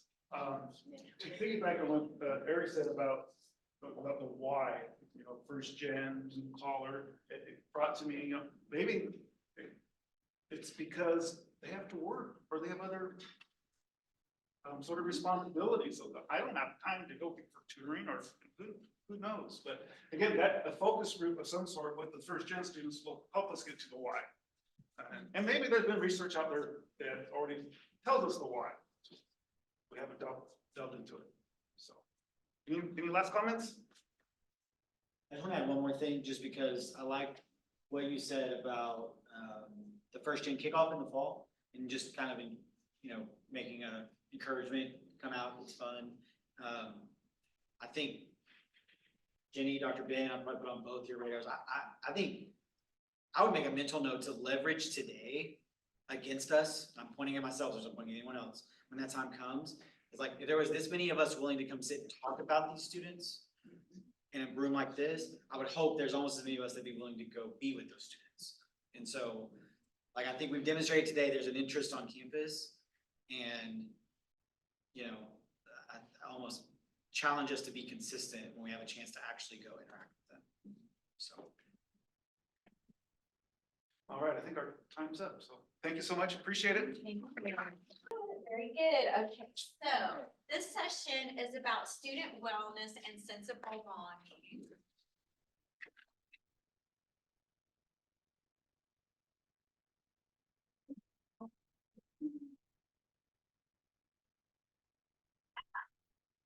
Okay, so in this session, the presenters are going to be Dr. Shelley Conboy Brown, Dr. Elizabeth Wallace, and myself. And I'm going to talk about student wellness, and then Drs. Conboy Brown and Wallace will talk about sense of belonging. Okay, so wellness is broad in nature and encompasses many aspects as it relates to the college experience. But for today's purposes, we will look at the following. We're going to look at safety and health, mental and emotional well-being, food, housing, and financial wellness, and access to academic resources. All right, so when we talk about health and safety, I feel like, you know, like Maslow's hierarchy of needs, like until you have those basic things met, you really cannot like self-actualize and, you know, learn and things like that. So I think that we have some really great opportunities when it comes to health. I think understanding how first-gen students utilize wellness resources such as health and counseling services, dining services, and student resources and basic needs provides opportunity to shape services, processes, and communication to ensure that our first-gen students make full use of our campus resources. And so during our whole day, in each of our sessions, we've really kind of encompassed student wellness. And so I feel like this is our opportunity to kind of like go a little bit deeper with that. I think that we also have some opportunity as far as building trust with first-gen students and families during new student orientation, move-in, and family weekend. And this is important given that the campus environment is unfamiliar to them.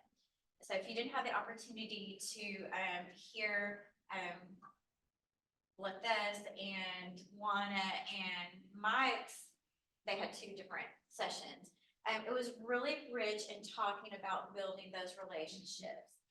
But for first-gen families, and I speak to this from our trio experience, because the thing that is so special about, especially our Upward Bound program, is that in the summer, every summer, we have our high school students come and live on campus, and they stay in the dorms, they eat in the dining hall, they take academic classes, not college classes, but you know, high school appropriate classes. And their parents, it was important to us, and we learned a long time ago, to build that trust and that relationship with the parents. Or, I mean, because you're asking them to drop their minors off, you know, with strangers, right? In a strange place. And so I know that our team has worked really hard in building this family relationship. So this is an example. When our students move in every summer, we have essentially like a family picnic. And it just like, it warms my heart because the whole family shows up, little siblings, and you know, they're running in and out of the dorms, helping, you know, big brother, big sister move in, and they just the younger siblings, and just seeing the sheer joy and just like, wow, this is the coolest thing ever. And the parents just feeling that sense of pride. And I know if our trio students feel that, I can only imagine what our incoming freshmen and their families feel like when they're like dropping their students off and moving them in, and when they show up for family weekend. Like every time I see a sticker that says like my kid goes to Tarleton, I'm just like, yeah, that's right. I mean, it's even better when you see like I'm a Tarleton Texan grandparent or something. So, but it's building those relationships and that trust, because it is a different, unfamiliar environment, and knowing that their students are safe, physically, emotionally, mentally, educationally is like super important, so. Okay, mental health. Some opportunities that we have. Engaging in mental health conversations on both the national and the campus levels provide better understanding of the mental and emotional needs of our freshman students. There's a lot of literature out there, so we can read and see what's going on nationally with students, with first-gen students. But, we've been talking about it all day, and this next year, this is what our First Scholars Advisory Council is going to do. We're gonna mobilize that student experience. We're gonna get, those focus groups going so that, and utilize, the Student Voices Initiative. I think, Dr. White, I don't know if Alexis has told you, but we really want to do a few, at least one first-gen focused kind of group. So, but I think knowing what the stressors are for our students and how we can support them is critical. Also, providing informational sessions on social, cultural, and emotional topics that are specific to first-gen students can build community and sense of belonging. We can do this on like first-gen Fridays or the lunch idea that John was talking about. Because it kind of goes back to that those intersectional identities. I know from our experience with our TRIO students, our first-gen Hispanic students have a very different experience, or they can have a very different experience than other students. So just having a better understanding, providing, just an opportunity for students to talk and like, yeah, I feel that way too. I think would be a really great way to support our students. Okay, so food and housing. Honestly, and I think I have a pretty good ear to the ground, but I think that Tarleton really does a good job in ensuring that students have access to food resources. Eric, do you have, in your line of work, what is your perspective on this? Yeah, we have the pantry, which, we partnered with Tarrant County this last year, so the pantry growing a lot more with food services.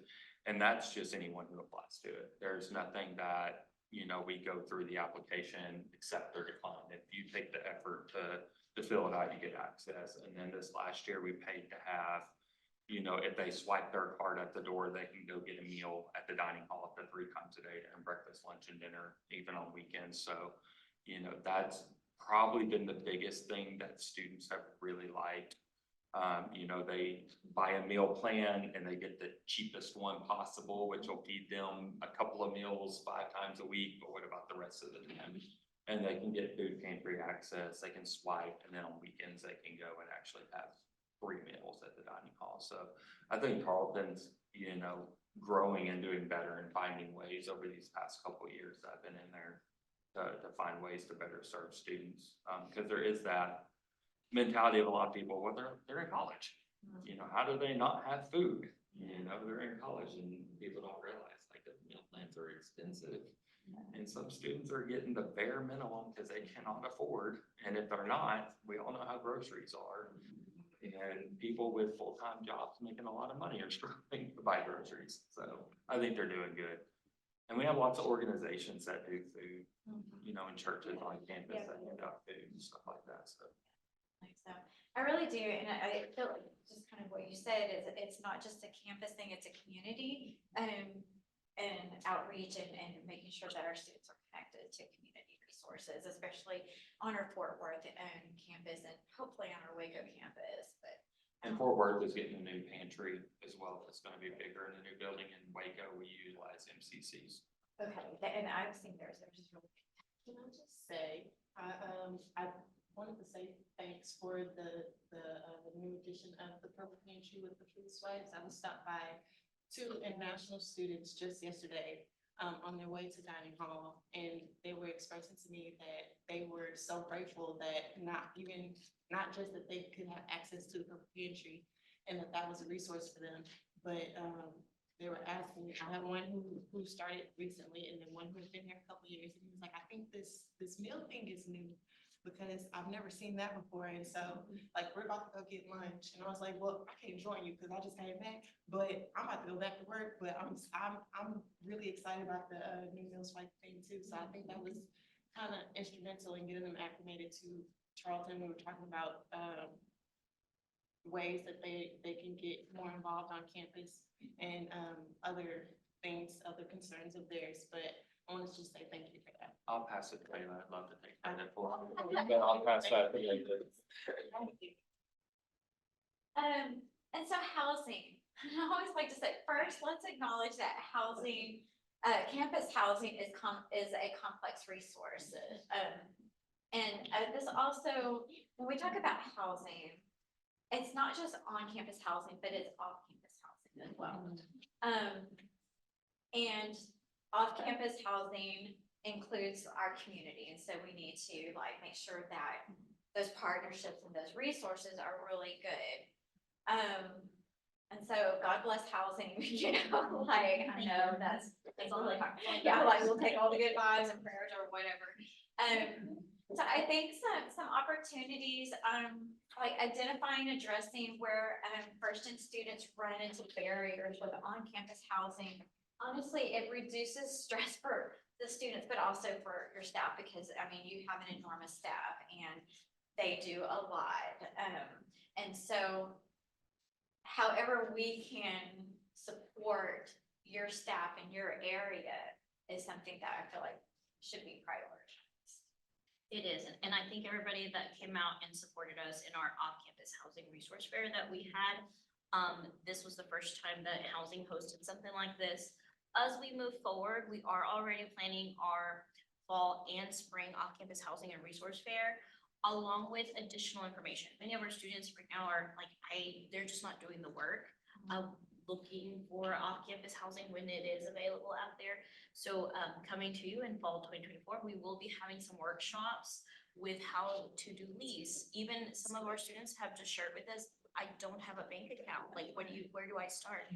And so we'll be providing some of that. Additionally, right now, I think I'm at 82 of students that I have personally met and sat down with and covered lease by lease to make sure that they're also not being taken advantage of. And so all of the resources are welcome. We will send out invites. So if you want to be there and provide your resources to our students, the more the merrier. Okay, that is really wonderful news. Okay, Ms. Townsend. Jenny, are we doing anything with our community to kind of help with alleviating some of the cost of housing in our community for students? Because I know when one of my daughters went to school, they had the system, they had apartments that you could, in the same apartment complex, I'm just gonna take the edge, but they had so many of those housing units that was at a lower percentage for the cost, and you had to, you know, qualify. But in Stephenville, we don't have that. We have like one facility, I think, that maybe allows you with the cost to help our students, because that's one of the biggest problems we're running in. And then we're running into our community not understanding when they lease a house for $35,000, $3,500, they leasing it per room for students, and students still can't afford that. Right. You know, so I don't know when we can start looking on the outside and doing some community partnerships for housing. I can tell you some of the issues with that, because I've called probably every apartment complex in town when students come and they're getting evicted. And I'm working with them, and a lot of the problem is these apartment complexes are owned by companies not in Stephenville and some not even in Texas. So when I go to the manager and I'm talking to them, the managers are really saying, I would 100% personally love to help this student. I have to call my boss, who's in Tennessee, and explain how a college student in Stephenville, Texas can't pay their rent. And they own thousands of apartment complexes around the United States, and they're saying, no, sorry. It's just one person. Well, when I'm talking, it's gotta be somewhere in a community, because I know the councils or the local government or something has to do something. Yeah, so you're getting less and less from like 20 years ago where a lot of these places were locally owned and you could call these people and I was like, and they would, yeah, I'll work with you. Let's lower it for this student, maybe let's give them a 6 months. And so, cause that's a lot of problems students are running into. One, I have to wait for my financial aid to hit so I can pay for my apartment. And I'm not even getting that until the week school starts. But I understand what you're saying, Eric. What I'm trying to say is most communities or cities have policies to say, if you're gonna build in our community, you have to identify so many units to help this, or to help single moms, or to help economically disadvantaged families, you know, inside your unit. So it's going, when they start that, they buy the property that's already tapped in there from a state or city agency or someone, I don't know the word for it, but it is something that we should look at. I think there needs to be a housing task force that includes our campus and community partners.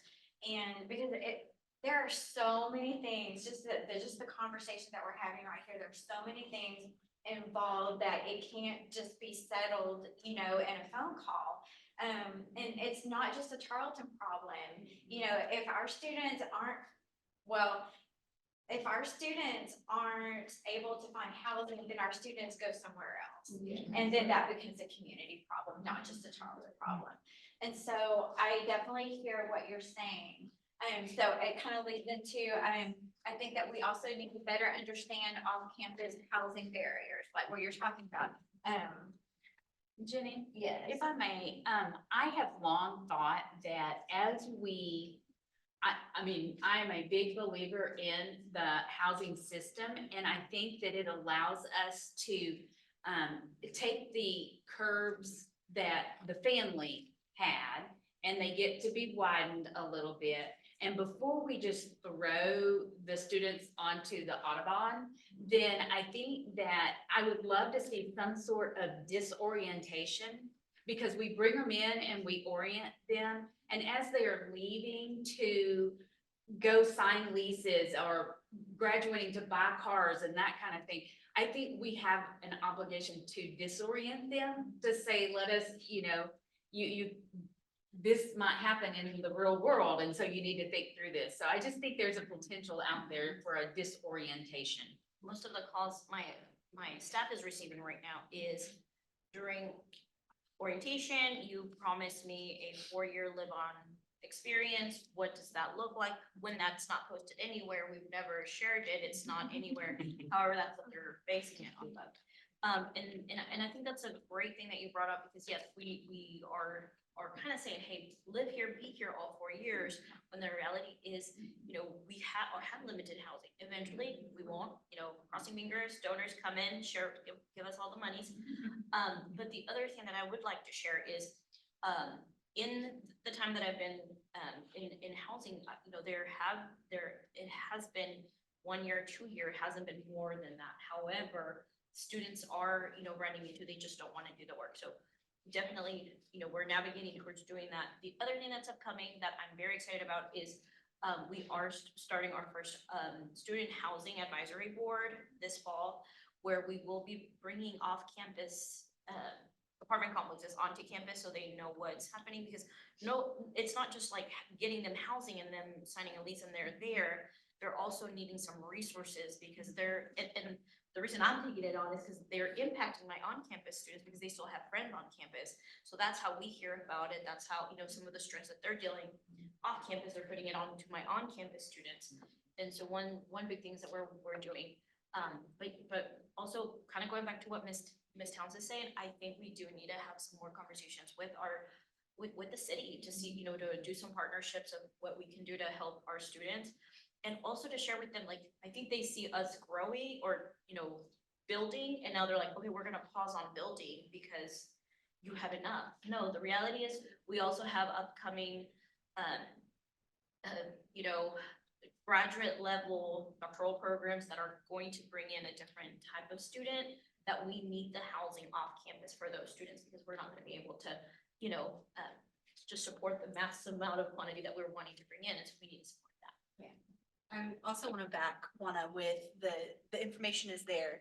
I feel like sometimes students aren't wanting to do the work. We had several workshops this semester on that offboarding, learning about the unexpected expenses of living off campus and that transition. And we talked about some of these very things, and we had one student show up. And so it's the aspect of tying back into some previous sessions, right? How are we getting students to engage in these things when we have them? And we had them right before housing did their housing fair. And so we were trying to segue them into, hey, here's what you need to know. Now go to this event. And so, yes, there's resources, there's people trying, but then we come into the community. There's, as Jenny said, there's a lot of issues that tie into this. Yeah. Okay, I'll take one more and then we'll take one. Very quickly, and I'm on some of the community conversations, but, Tarleton has grown so much faster than everything else. And I think we all see that. We have lost faculty hires and administrative hires because they can't find a house to buy here. Yes. It's just, there's not enough beds in this town. And when there is a bed, it's expensive. And that's business, that's supply and demand. So it's not a simple conversation, but conversations are being had. I mean, I just think we all learned a lot just from the different, perspectives that we have. So, okay. I knew it was gonna be a hot topic. All right, so financial wellness and financial literacy. So as far as our financial aid and scholarships offices, so we all know that these processes can be confusing on both the federal and institutional levels. That we've had this conversation earlier today. And just providing support and navigating these processes drops off dramatically after the first year because we have a lot of high school students who are getting help from their school counselors and things like that. Or if I'm being really honest, like the helicopter parents who are like completing applications and things like that. And so, we have students come in to FAFSA help shops, like, I don't know, I haven't done this before. You're like a sophomore, but because other people have done it for them. So those processes are hard to navigate, but like we provide, we team up with Texan Smart to provide FAFSA help sessions and things like that. So our business office processes, y'all, it's stressful. I mean, it doesn't matter. Like, I don't care if you're like 50 or 18. It's stressful anytime you do financial things. And navigating Texan bill pay is always, to me, very confusing when I'm helping students. I'm not saying it's wrong. I'm just saying, like, for first-gen students and families who are unfamiliar with these types of processes, it can be very overwhelming. And just those processes in general, anything financial, is just like, it can be very daunting. It makes you want to just put your head in the sand and just like pretend it.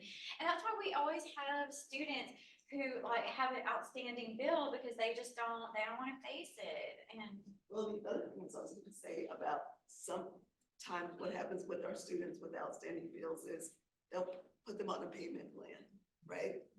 And sometimes the way that they're getting information, the way we are getting information to our students about their payment plan is mail by post. To Crystal's point, right? They're not gonna check the mail or when their next payment is due on a payment plan with the school. First of all, they probably never had to pay any sort of payment plan or like pay utilities on a regular basis or things like that. They may not, understand that. They may not even understand that the payment plan, when they see that it has to be paid by this date, right? And let's say they got a whole year or 6 months, they're just thinking, I gotta come up with the money by then. Not understanding if you just make consistent payments, that even if you don't pay it all off, business off, they'll work with our students, right? And so I do think that literacy component is really important because we think like adults who've been out in the world and who've been doing this for years. I remember the first time I went to get an apartment, I didn't understand that I had to get utilities, right? I just went in, I just thought that came with it, right? So there's certain things that they just don't know. And we take for granted because it's intuitive to us because we've been doing this stuff for years, that it's gonna make sense to them. And it's their first time engaging in these types of physical processes. And I will say, our business office has great customer service. They are always so kind and respectful to students and parents. That's the feedback I always get. But you're right, it's the way we communicate that out. Yes, John? Just so that you all know, the business office reached out to us, this last year, regarding students that have not paid. So we've been texting them, to say, you realize there are plans available, that sort of thing, and you click this link and call them. So they've been sending us lists of students who are in jeopardy of being dropped. Right. And so, That is so really it's been good. Just real quick, these 3 points that are up here are just so important, I think, to not just the student, but also to the families.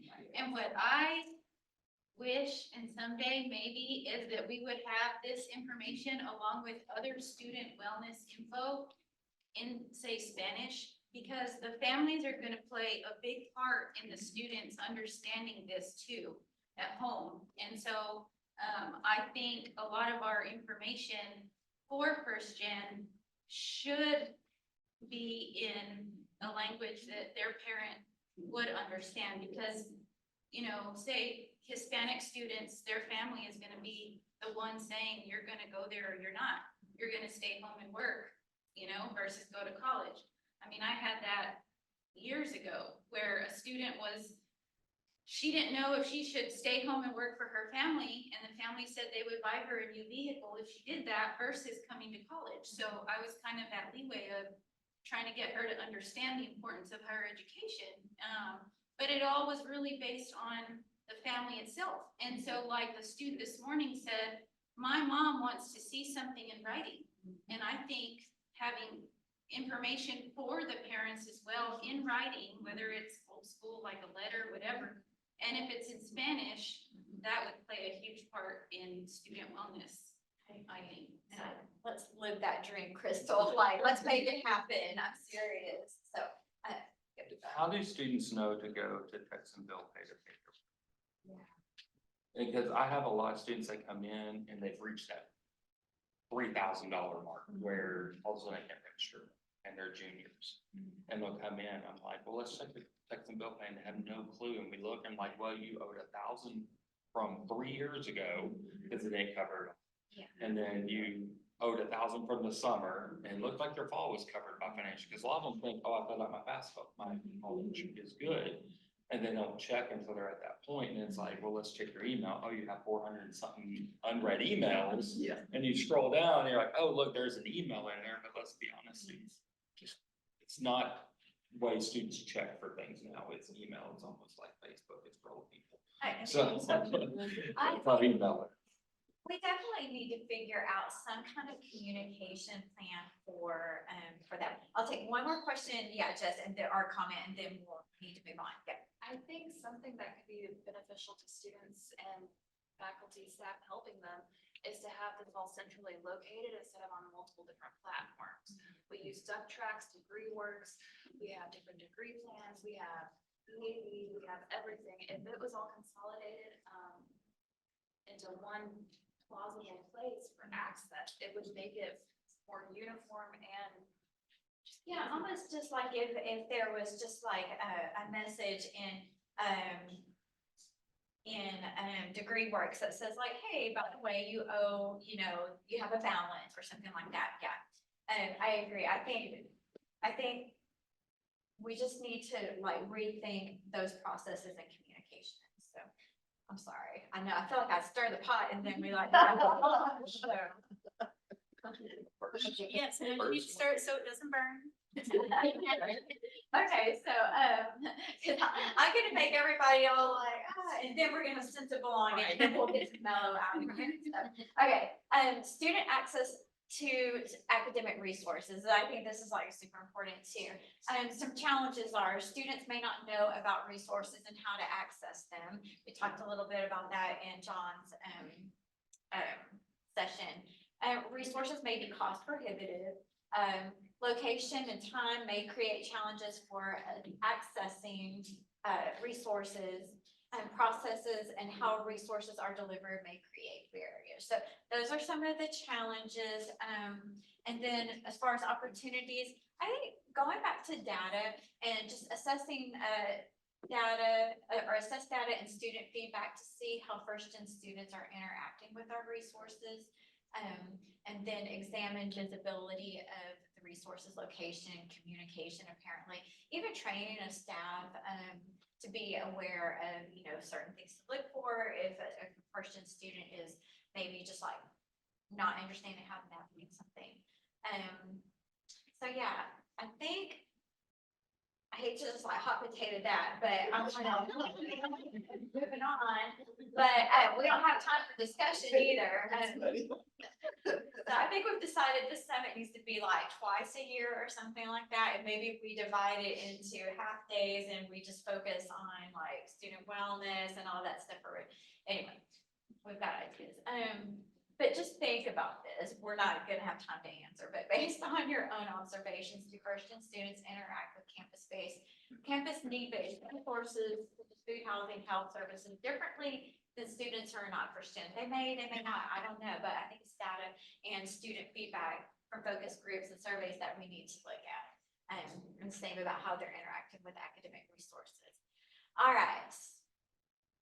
Now we're going to turn it over. We're going to talk about sense of belonging. Some more, I think, more fun stuff. So we'll have the whimsical Dr. Wallace, and is Dr. Conway Brown? No, she had another meeting, so she just had to give me some brain power. Okay. So, thank you. Well, Alexis does the technology for me. The way I'm going to structure this is we're gonna have about 10 minutes of me as a talking head, and then we're going to do a little interaction with each other and move around and learn about some things. So I'm gonna talk about sense of belonging. And the way it started was that many. Oh, yeah. No, it's real quirky. I know. Okay. Many years ago, are we good now? Yeah. Use the bottom. Oh, there we go. The formula was that we brought in students, the university gave them all the things they need, and they got degrees. Well, at some point, we began to decide we wanted more of this. So you either have to have more of this or something to get there. More come out in here, more in here, but the same go. You see how you can have to tweak the formula. So we began to say, but if we continue to do the things that we've always done, we're always getting what we've always gotten. And so as universities began to have to publicize their data, and then what do? We compare ourselves.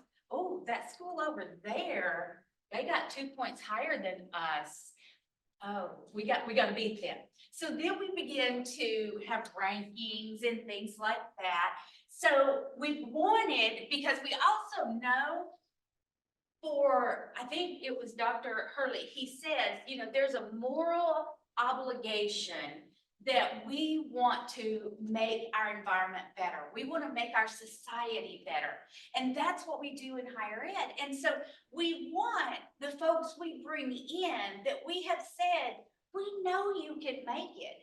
We want them to end up here. So what happens? We can't just keep increasing this. We need to make a change. So we began to think about what else makes a difference? What are we missing? And as we began to think about that, we began to see that students had been treated mostly alike in departure models and constructs such as sense of belonging may hold a little key place in assisting with persistence. So we hadn't really thought about that because, college is fun and all, but does it have an impact with the academic success?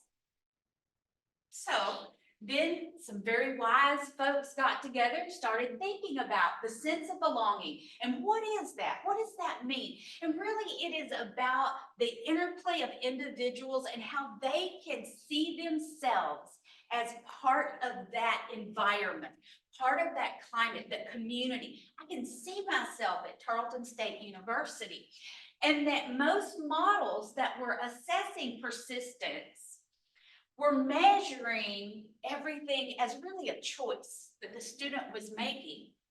But as we began to explore that and learn more, especially with students like first generation students, we found out that in our former model, we were thinking everything was basically the same weight. But you just said the importance of the family for those first gen are a little bit different, or everybody brings a unique life experience and wisdom with them. And that lived experience informs how they view things.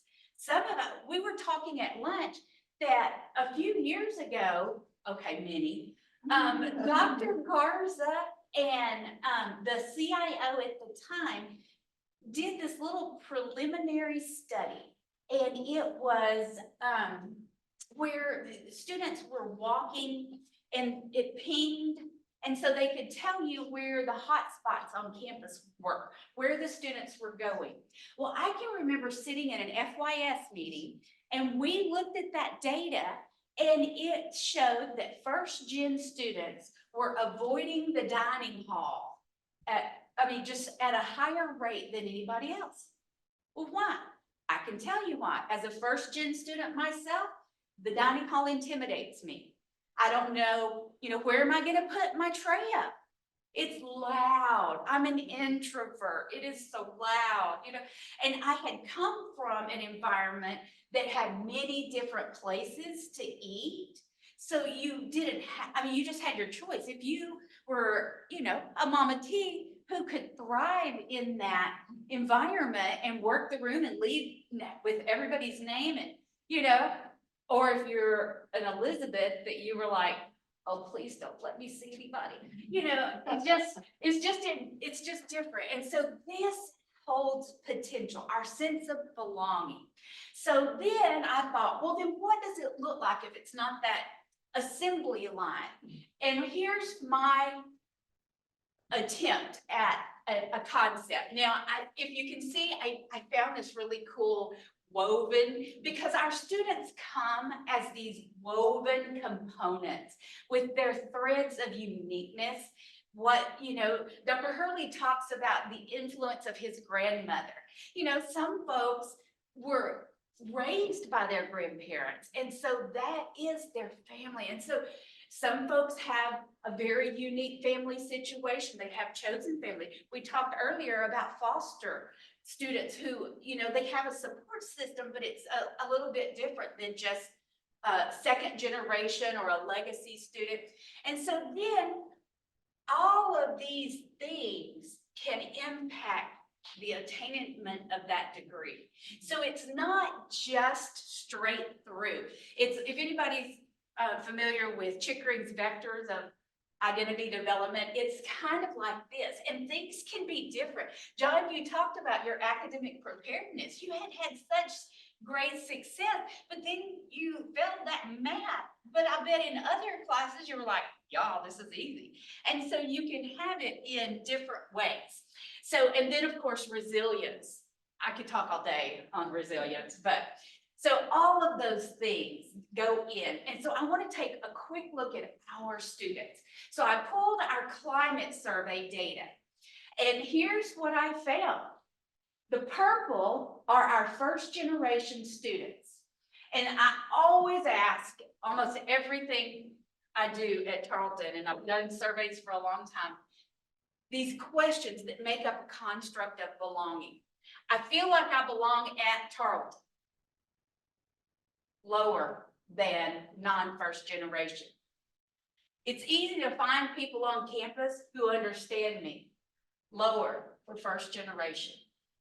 I feel close to people at Tarleton. Lower for first generation. I feel safe at Tarleton. And we've got a safe campus. 79 is a great, I mean, there are schools that would just think 79 was amazing, but still lower than non-first generation. Also, when we said, do you generally agree that this is a good climate? Every first generation lower. So their perception of, is the campus welcoming for low income or Pell eligible? They perceived it lower, less welcoming than non-first. Students who are politically conservative, well, 64% said, yeah, it's Tarleton, pretty conservative campus. First gen said lower on everyone. So what does that mean for us? They are perceiving things in a different way. That is clear. And Jenny, I have to tell you, I'm a qualitative person actually at heart. So I didn't originally, I wasn't born doing data. So I want to do a perspective taking exercise, and John's going to help me with this. I'm going to give you a quick little form, and I want you to look at the 4 sections, and I want you to think about the sections and identify the one that you think is most to you. When you say, this is how I look at data. This is how I listen to information. This is how you want it given. Like for me, I'm a content person. I want to know and people who know me know this is usually the first question I ask. What's your source? I drive my mother crazy because her source is mainly those pop-up ads on random sites. And so I'm just like, that's not valid, my mom. And so of these 4, how do you like to take in information?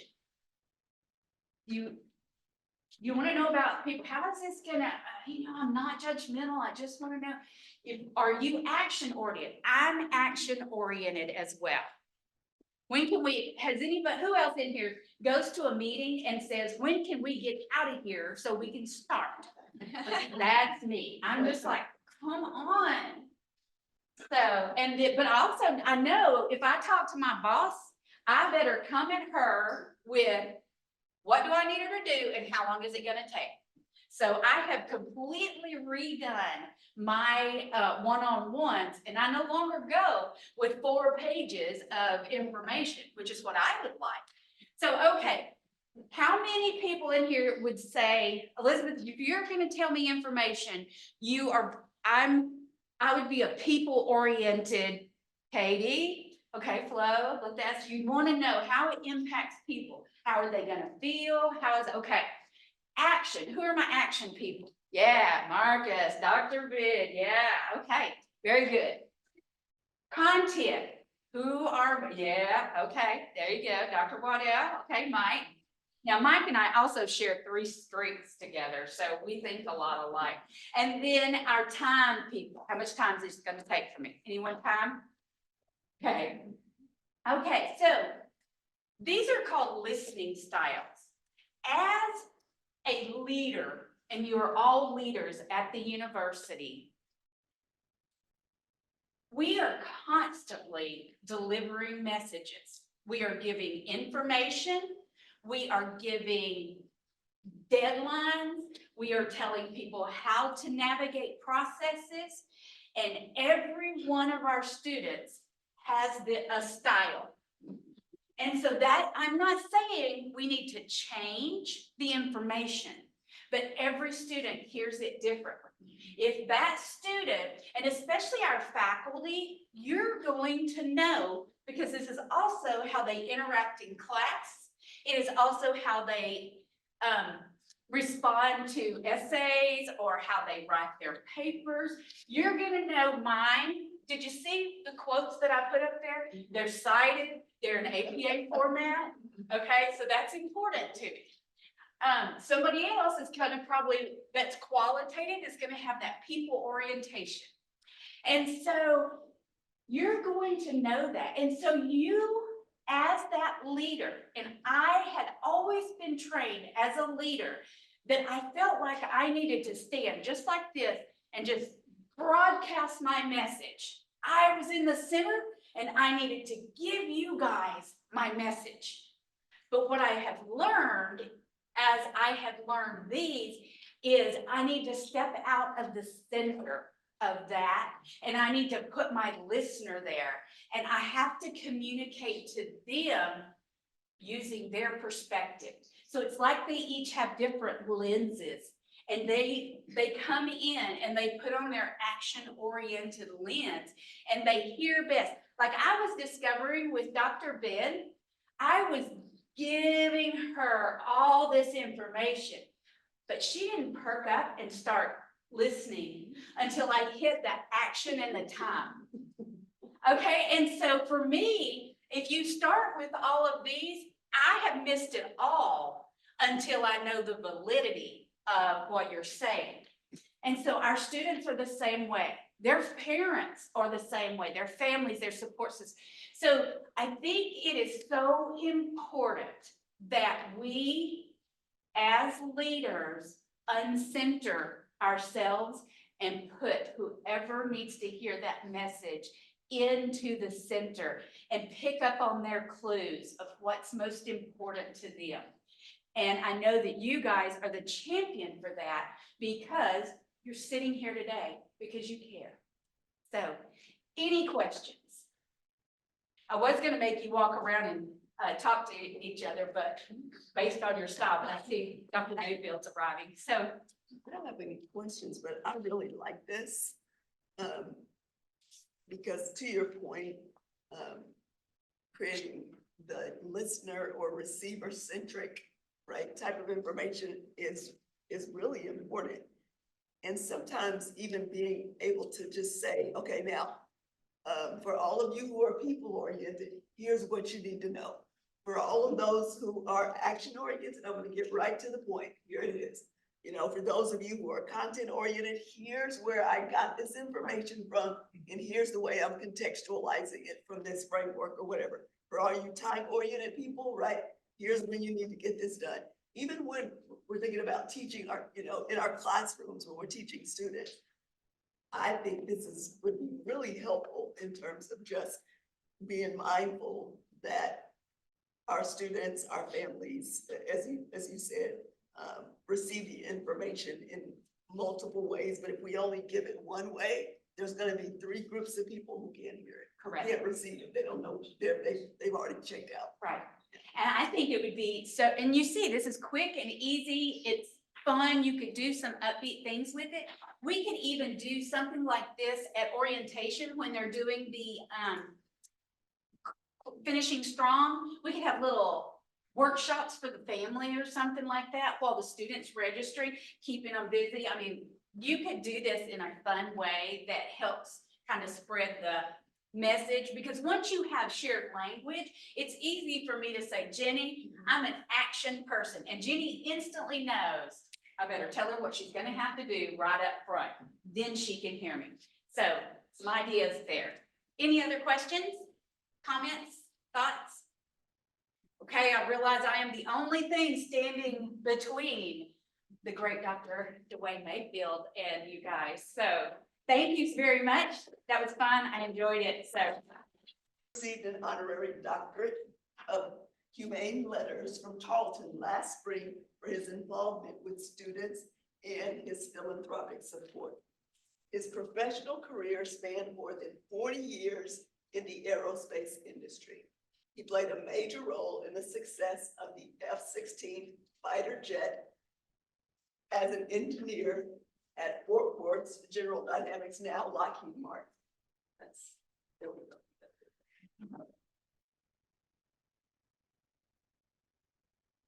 Dr. Mayfield serves on the board of directors for the Tarleton Foundation Inc.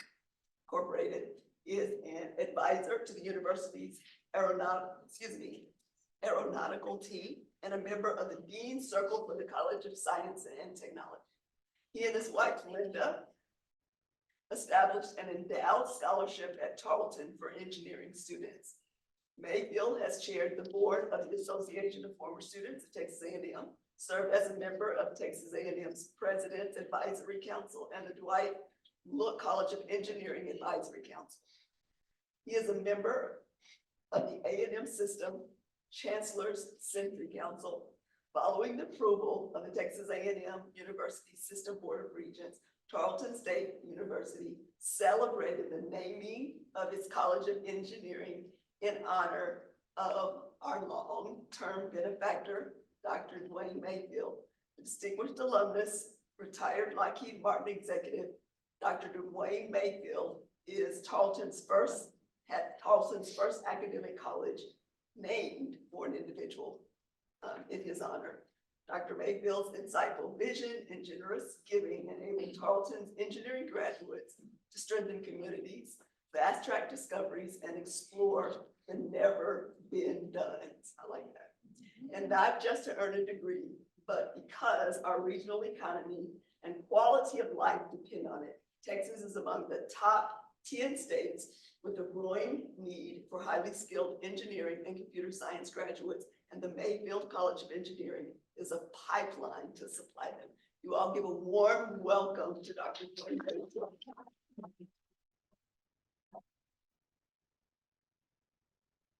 Well, look, this is not fair. You know all about me. I don't know anything about you guys. I'm curious, first of all, how about majors? Just a show of hands, business majors. Okay, math majors. Good. Engineering majors. Ooh, struck out there, didn't you? Ag. Okay, good mixture of ag there. How about distance from here? How many live within 100 miles of, or came from within 100 miles of Tarleton? Good. Couple hundred? More than 400? Okay. Okay, good. Well, I appreciate that. Get a little bit of a geometric. So I think the doctor gave you most of the information you ever wanted to know about me. But let's talk about how I got to be here. I grew up, but I didn't grow up. I'm still working on that, but born in West Texas, went to a small school there.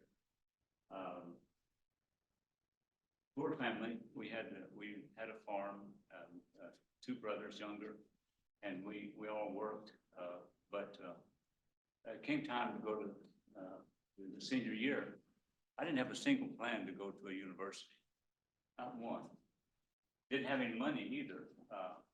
But my ag teacher saw in me a need and maybe a little bit of promise, and one day loaded me in his car and brought me, it's a Florida drive down here in Sydney. And his name was Larry Dooley. He came here as a veteran. It was a two-year school then. He went 2 years here, went to Texas A&M, and he said, Wayne, this is what you need to do. And so I got with the family. We dug up a few politics coins and brought me down here. Greatest thing that ever happened to me. God, I could never thank Larry Dooley enough. He's going on to his reward. But if he had not taken the time, basically we use today to come down here, I would be buried somewhere in West Texas right now, working myself to death in the farm field. And so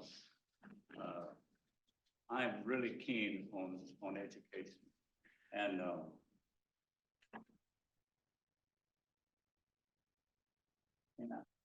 I guess I'd like to do a little bit of foot stomp. I was first gen, wasn't easy. Having to work, you go to school, but let me tell you, it's a foot stomper for me. Do not quit where you are. Whatever you do, hang in there, and finish that degree. You'll never have, very few get a second chance at if they step down from that. And so I would urge you, stay the course. If it gets a little tough, talk to your counselors, tell them what the problem is, but stay the course in what you're doing, what your heart tells you you need to do in your studies.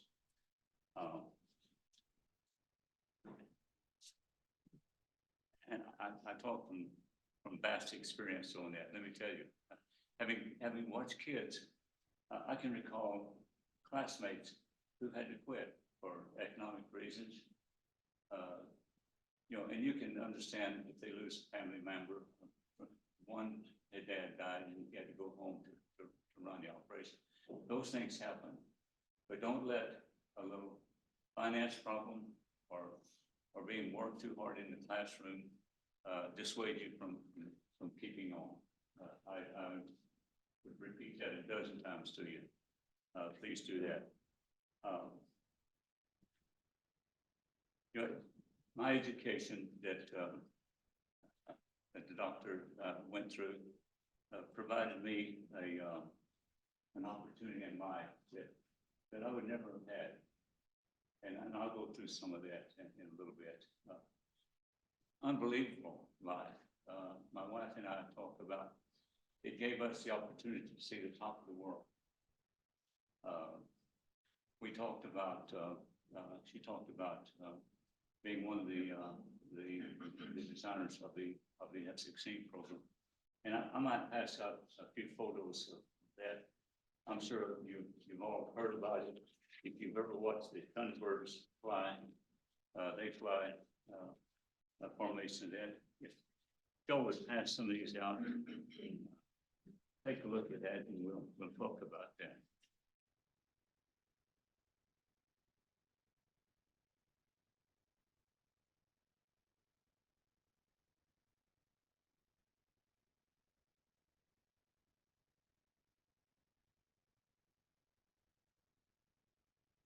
As my career evolved, I went from being a research engineer to actually being a design engineer on F-16.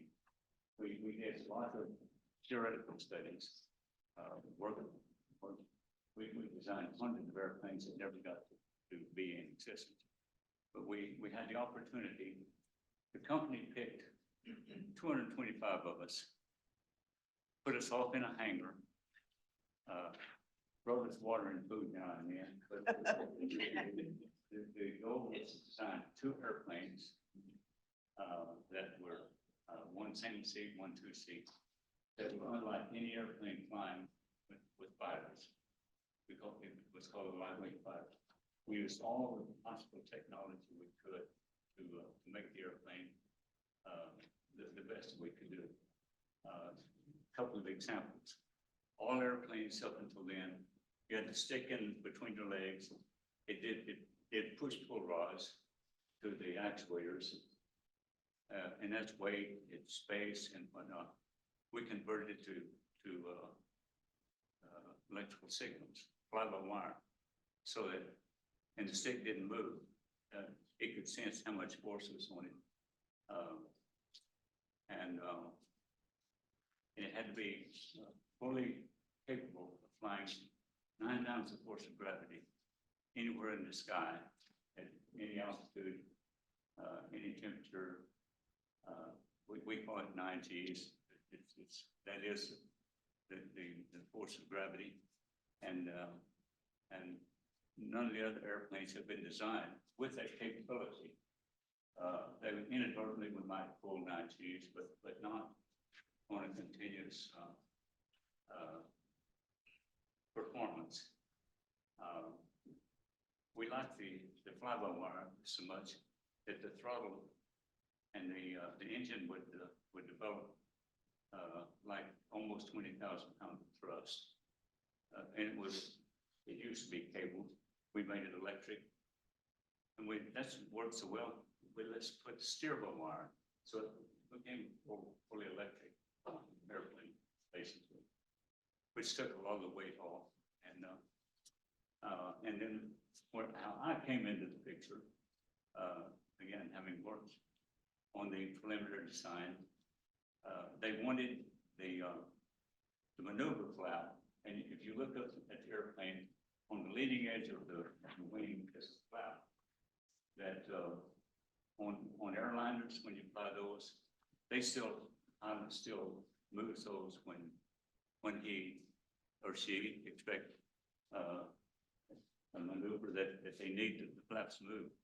In this case, we made it fully operational so that the technology in the airplane senses the altitude, attitude, speed, temperature, and then it says through the computer, where should the flap be at this point in time? And it's moved to that point in time, that place and point in time. And it had to work with 9 Gs, so that, and I've seen it do it dozens and dozens of times. The pilot at a fairly low altitude would turn sideways and make a circle, pulling 9 times the force of gravity all the way around. And then zoom up and climb straight up. Well, that flap had to be at its precise point at any time in that maneuver.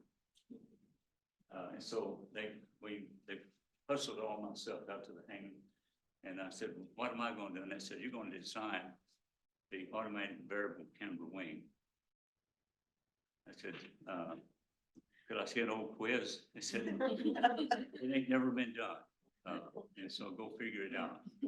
And you all have 2 years to design the 2 airplanes and have them flying, and it's going to be a competition. And so we did.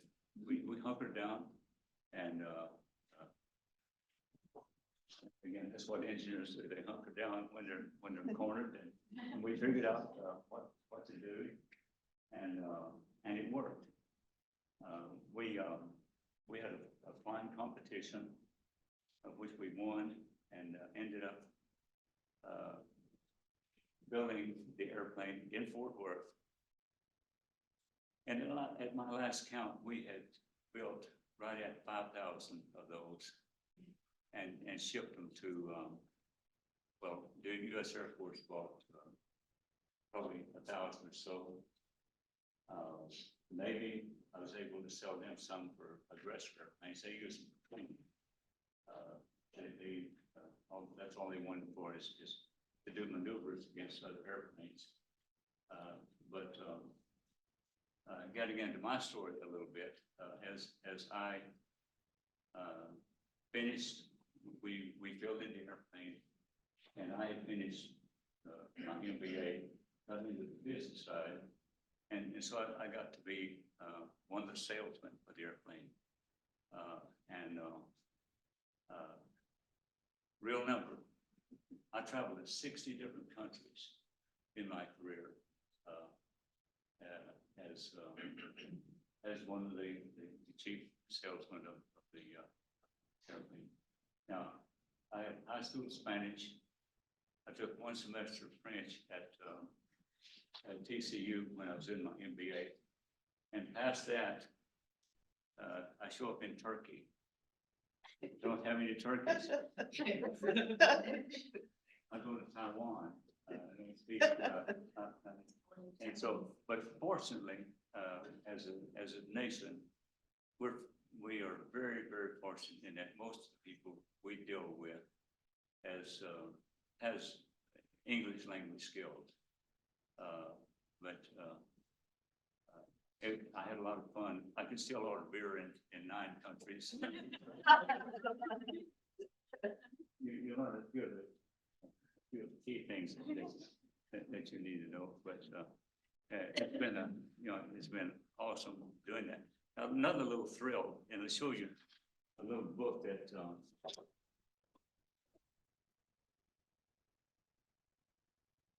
that was handy. It's called Kiss, Bow, or Shake Hands. Well, that's a strange title. But some countries you go to, men kissing is okay. Now, you don't really kiss, you bump cheeks, and you don't do it on first meeting.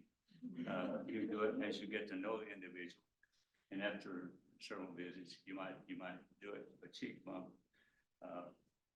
And that's in the Arab world. I've not seen it in Italy out here, that the Italians do that some, but,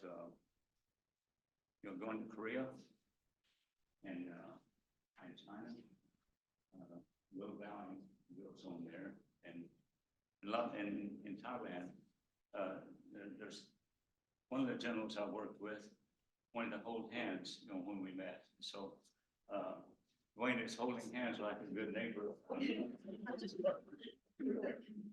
I guess that's what we do there. And again, the Koreans, the bow is an acceptable deal. And we all did that as we got to know the people.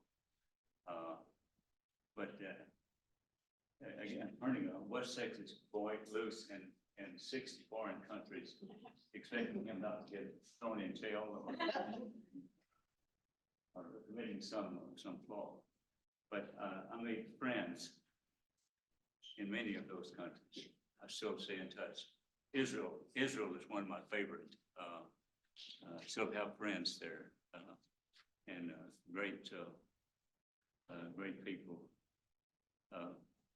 While we didn't sell airplanes in France, we did business there, and I spent a lot of time in France. So I have a scattering of friends throughout that. All based on knowing the rules of would you kiss, bow, and shake hands, and I never, until we started, I didn't realize that some guy had written a long book on that.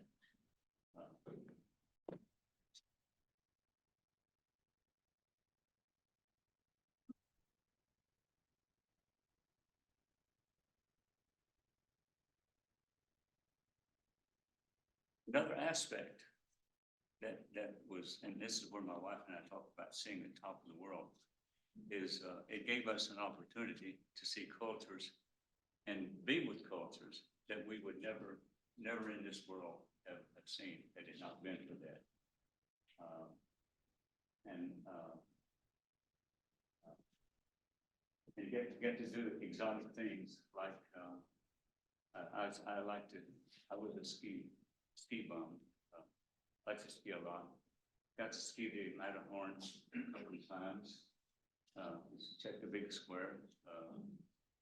Skied several places in Europe, and and again met people that I would never have met had I not been traveling there.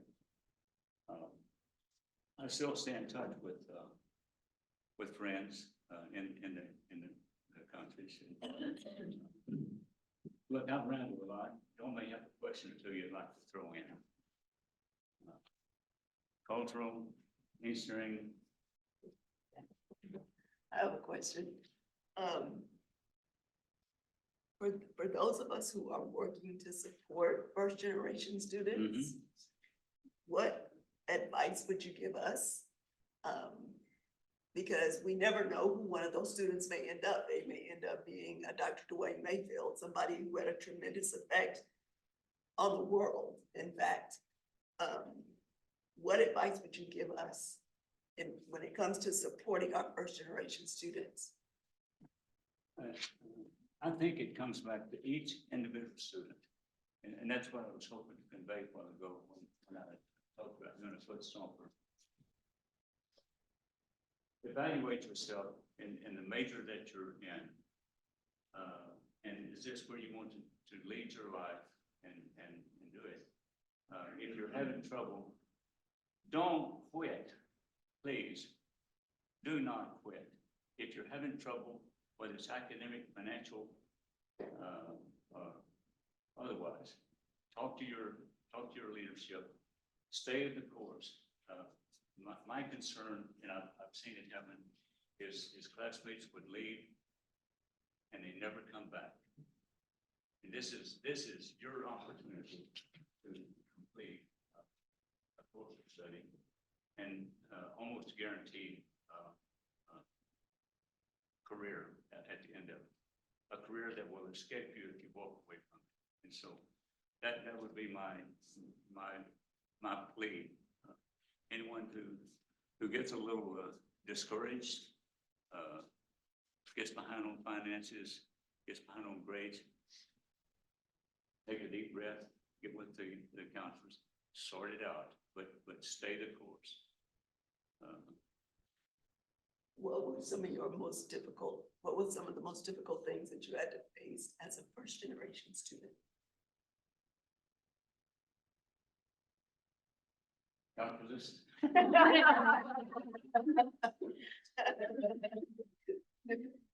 No, seriously, the financial end was our concern, from the time I started until I finished at A&M. It was continuous. Every moment that I had spare, I was working. If I hadn't had the opportunity to take off, I went to West Texas and was a roughneck on a drilling rig. Still have most of all my fingers, and but it was not an optional thing. It's something that I had to do. The family was pouring away too, and so I would say that was the biggest challenge we had was the financial end and keep going. Calculus was not easy, but it was not how about anyone else? Dr. Mayfield, we've talked a lot today about being first generation professionals, first generation faculty and staff, and just hearing your journey and how you worked for Lockheed Martin and you traveled all of these countries. Talk to us a little bit about figuring out being in your career and going and traveling into all these different countries, being, from small town West Texas and being a first generation college student. Well, thank you for the question. Part of it was, again, doing my homework or doing our homework as I had colleagues that I worked with. And we would talk, and this thing of kiss, bow, and shake hands, knowing the culture of each country that we were going to was vital to us. How do they behave? Interesting part. I did a big program in the United Arab Emirates, which is seven different little groups went together. Extremely wealthy. Dubai is one of the Abu Dhabi, but they're very terse, I guess, would one word I might use about the family relationship. I had close friends that I bumped cheeks with when I saw them. Abdullah Al-Hashmi was one friend of mine. He visited our home. Linda went with me to Abu Dhabi. And we were invited to his house. We went in the front door. We took our shoes off. Our host, Abdullah, took Linda to the back of the house with the women. We all went, the men all went where the meal was. I've known him for going on nearly 30 years. I've never met his wife, and he's a close friend. Culturally, I will never meet his wife, which is interesting. Again, tiptoeing to those issues, somewhere in here you'll see that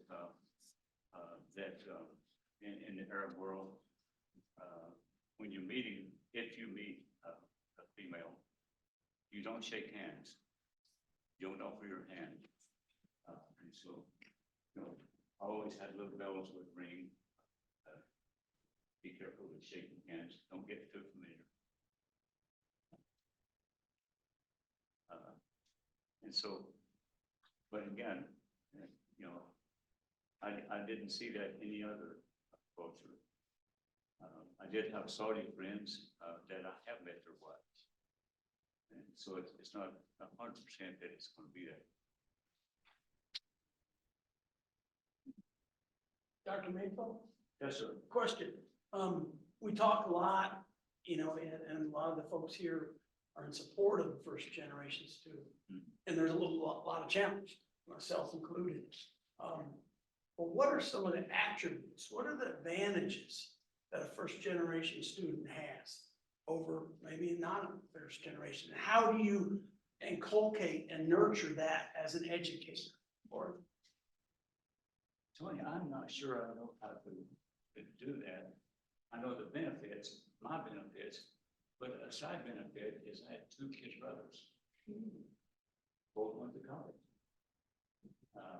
You know, once you break the ice, it helps the whole family. And my mom and dad got to be great supporters of Tarleton football games. They even drove as far as Alien when I was down there. But I think that it's more of a family thing that I saw develop out of it. And friends that I graduated with, a small amount went to university. But I think, you know, when I heard the numbers today on how many first generation students we have here at Tarleton, made my heart beat fast. That is great. Let me tell you, and the way our culture is changing here. The more we can bring that to bear, I think the better Tarleton will be, the better the world will be. thank you. Certainly, there's another question or two. Yes, sir. Okay, a quick question. So I heard you say you're a big proponent of education. As we do run into students that are discouraged or families that are questioning the value of higher education, well, what would you say to them? You mean questioning the value of oh goodness. I would have a coffee with me. Or maybe something stronger. I know kids like that today, the kids over in Dublin. And it's, you can't have one conversation on it. It's got to be multiple. And all I can do is go back to where my life would have gone had I not stayed the course. And I had friends that stayed the course who went off the deep end, who did not stay the course, is what I meant to say, and took menial jobs. You know, they had a life, but they could have had a greater life if they finished that. And a downside, though, to someone coming from a small town, getting an education, you start looking at the job market, and Dublin, Texas doesn't have a high job market for an engineer. You can work somewhere else and live there, but there are few jobs there. You're probably going to end up in a big city somewhere.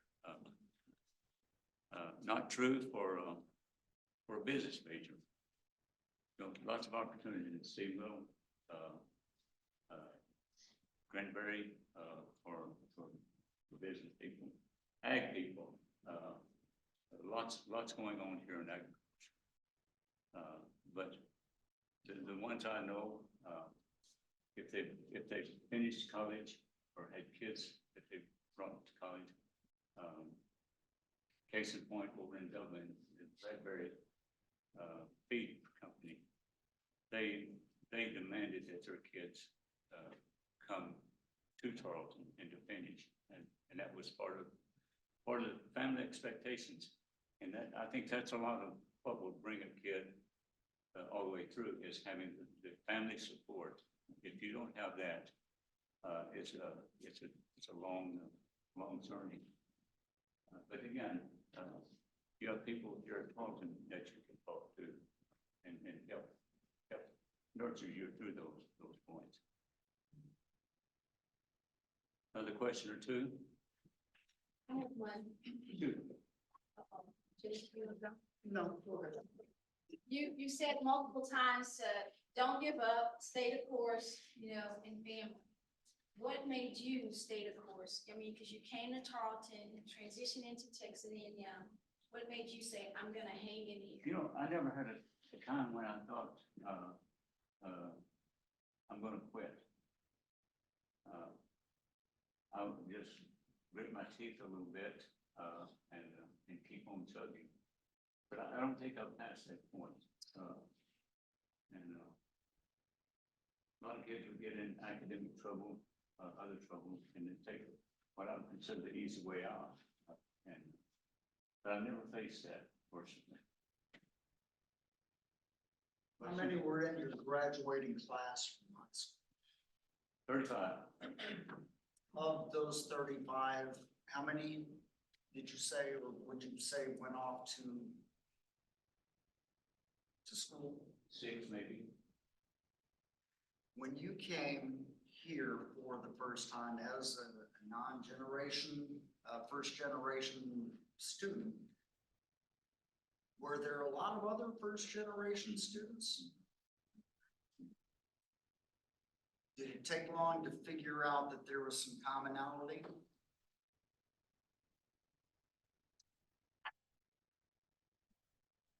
No, I'm not sure. Probably not. Probably not. You know, you chat in dorm rooms and you kind of, where you went to school, what did you do? And you can sort it out fairly quickly. Your transition from this 2-year program down to College Station. Was there a first generation feel to that, or were those numbers a little different? A little different, I think. Again, a different university, more military. Although I didn't go through the Corps today, you know. But the people, let me think a second. The friends that I knew, we had a couple on the first gen, most of them had graduated. Or had family within maybe. I'd say they probably more had been, pure Gen 4, or Gen 1. Today, I don't know what the percentage is, at A&M.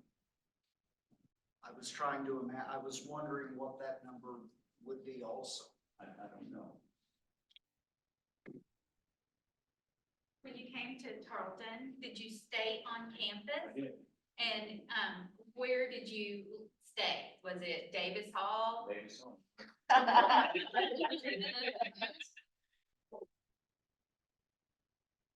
Interesting, when they tore Davis Hall down, I drove by and I thought, I wonder what. Through behind me.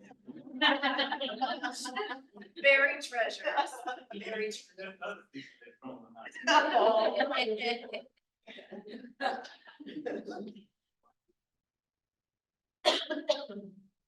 I'm hearing that approximately 22% of Texas A&M University undergraduate students are first generation. Okay, thank you for that. You're welcome. Lesson.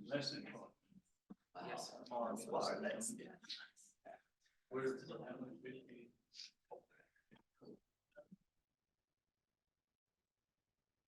That's very competitive school. I graduated from A&M in 2014, and the conversation was, are you a first generation Aggie, not are you a first generation student? So very different conversations going on. Like there was almost an expectation of like, not only did your parents go to college, they went to college here. So Well, there's a lot of a lot of that still, you know, my granddad went there, my dad went there. But an interesting thing has happened at Texas A&M. And Tarleton has a big foot at Redis campus. It's, in fact, Dr. Hurley and I chatted about that today. It took us a while to get our feet on the ground, but it's, Glenn College and Redis side by side. And I would like to, if you could Google Redis, to see, I would bet that it's a similar deal, more than the university itself.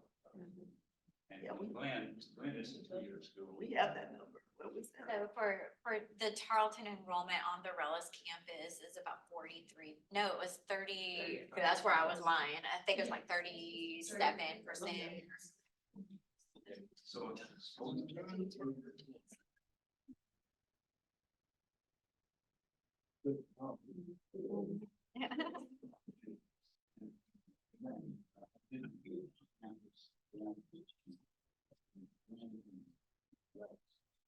Side by side, two beautiful buildings, both new.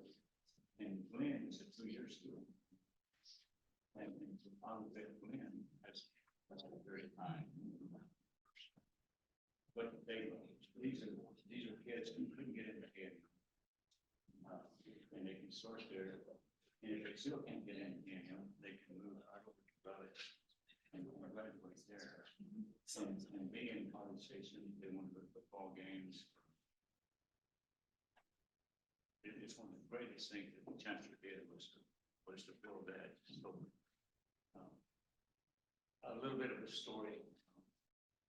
Now, I'm working with young men back here. Back in the day when we were trying to get history started here at Tarleton, I've been a member of the Engineering Advisory Council at A&M for 20 years. I would go to meetings down there, and the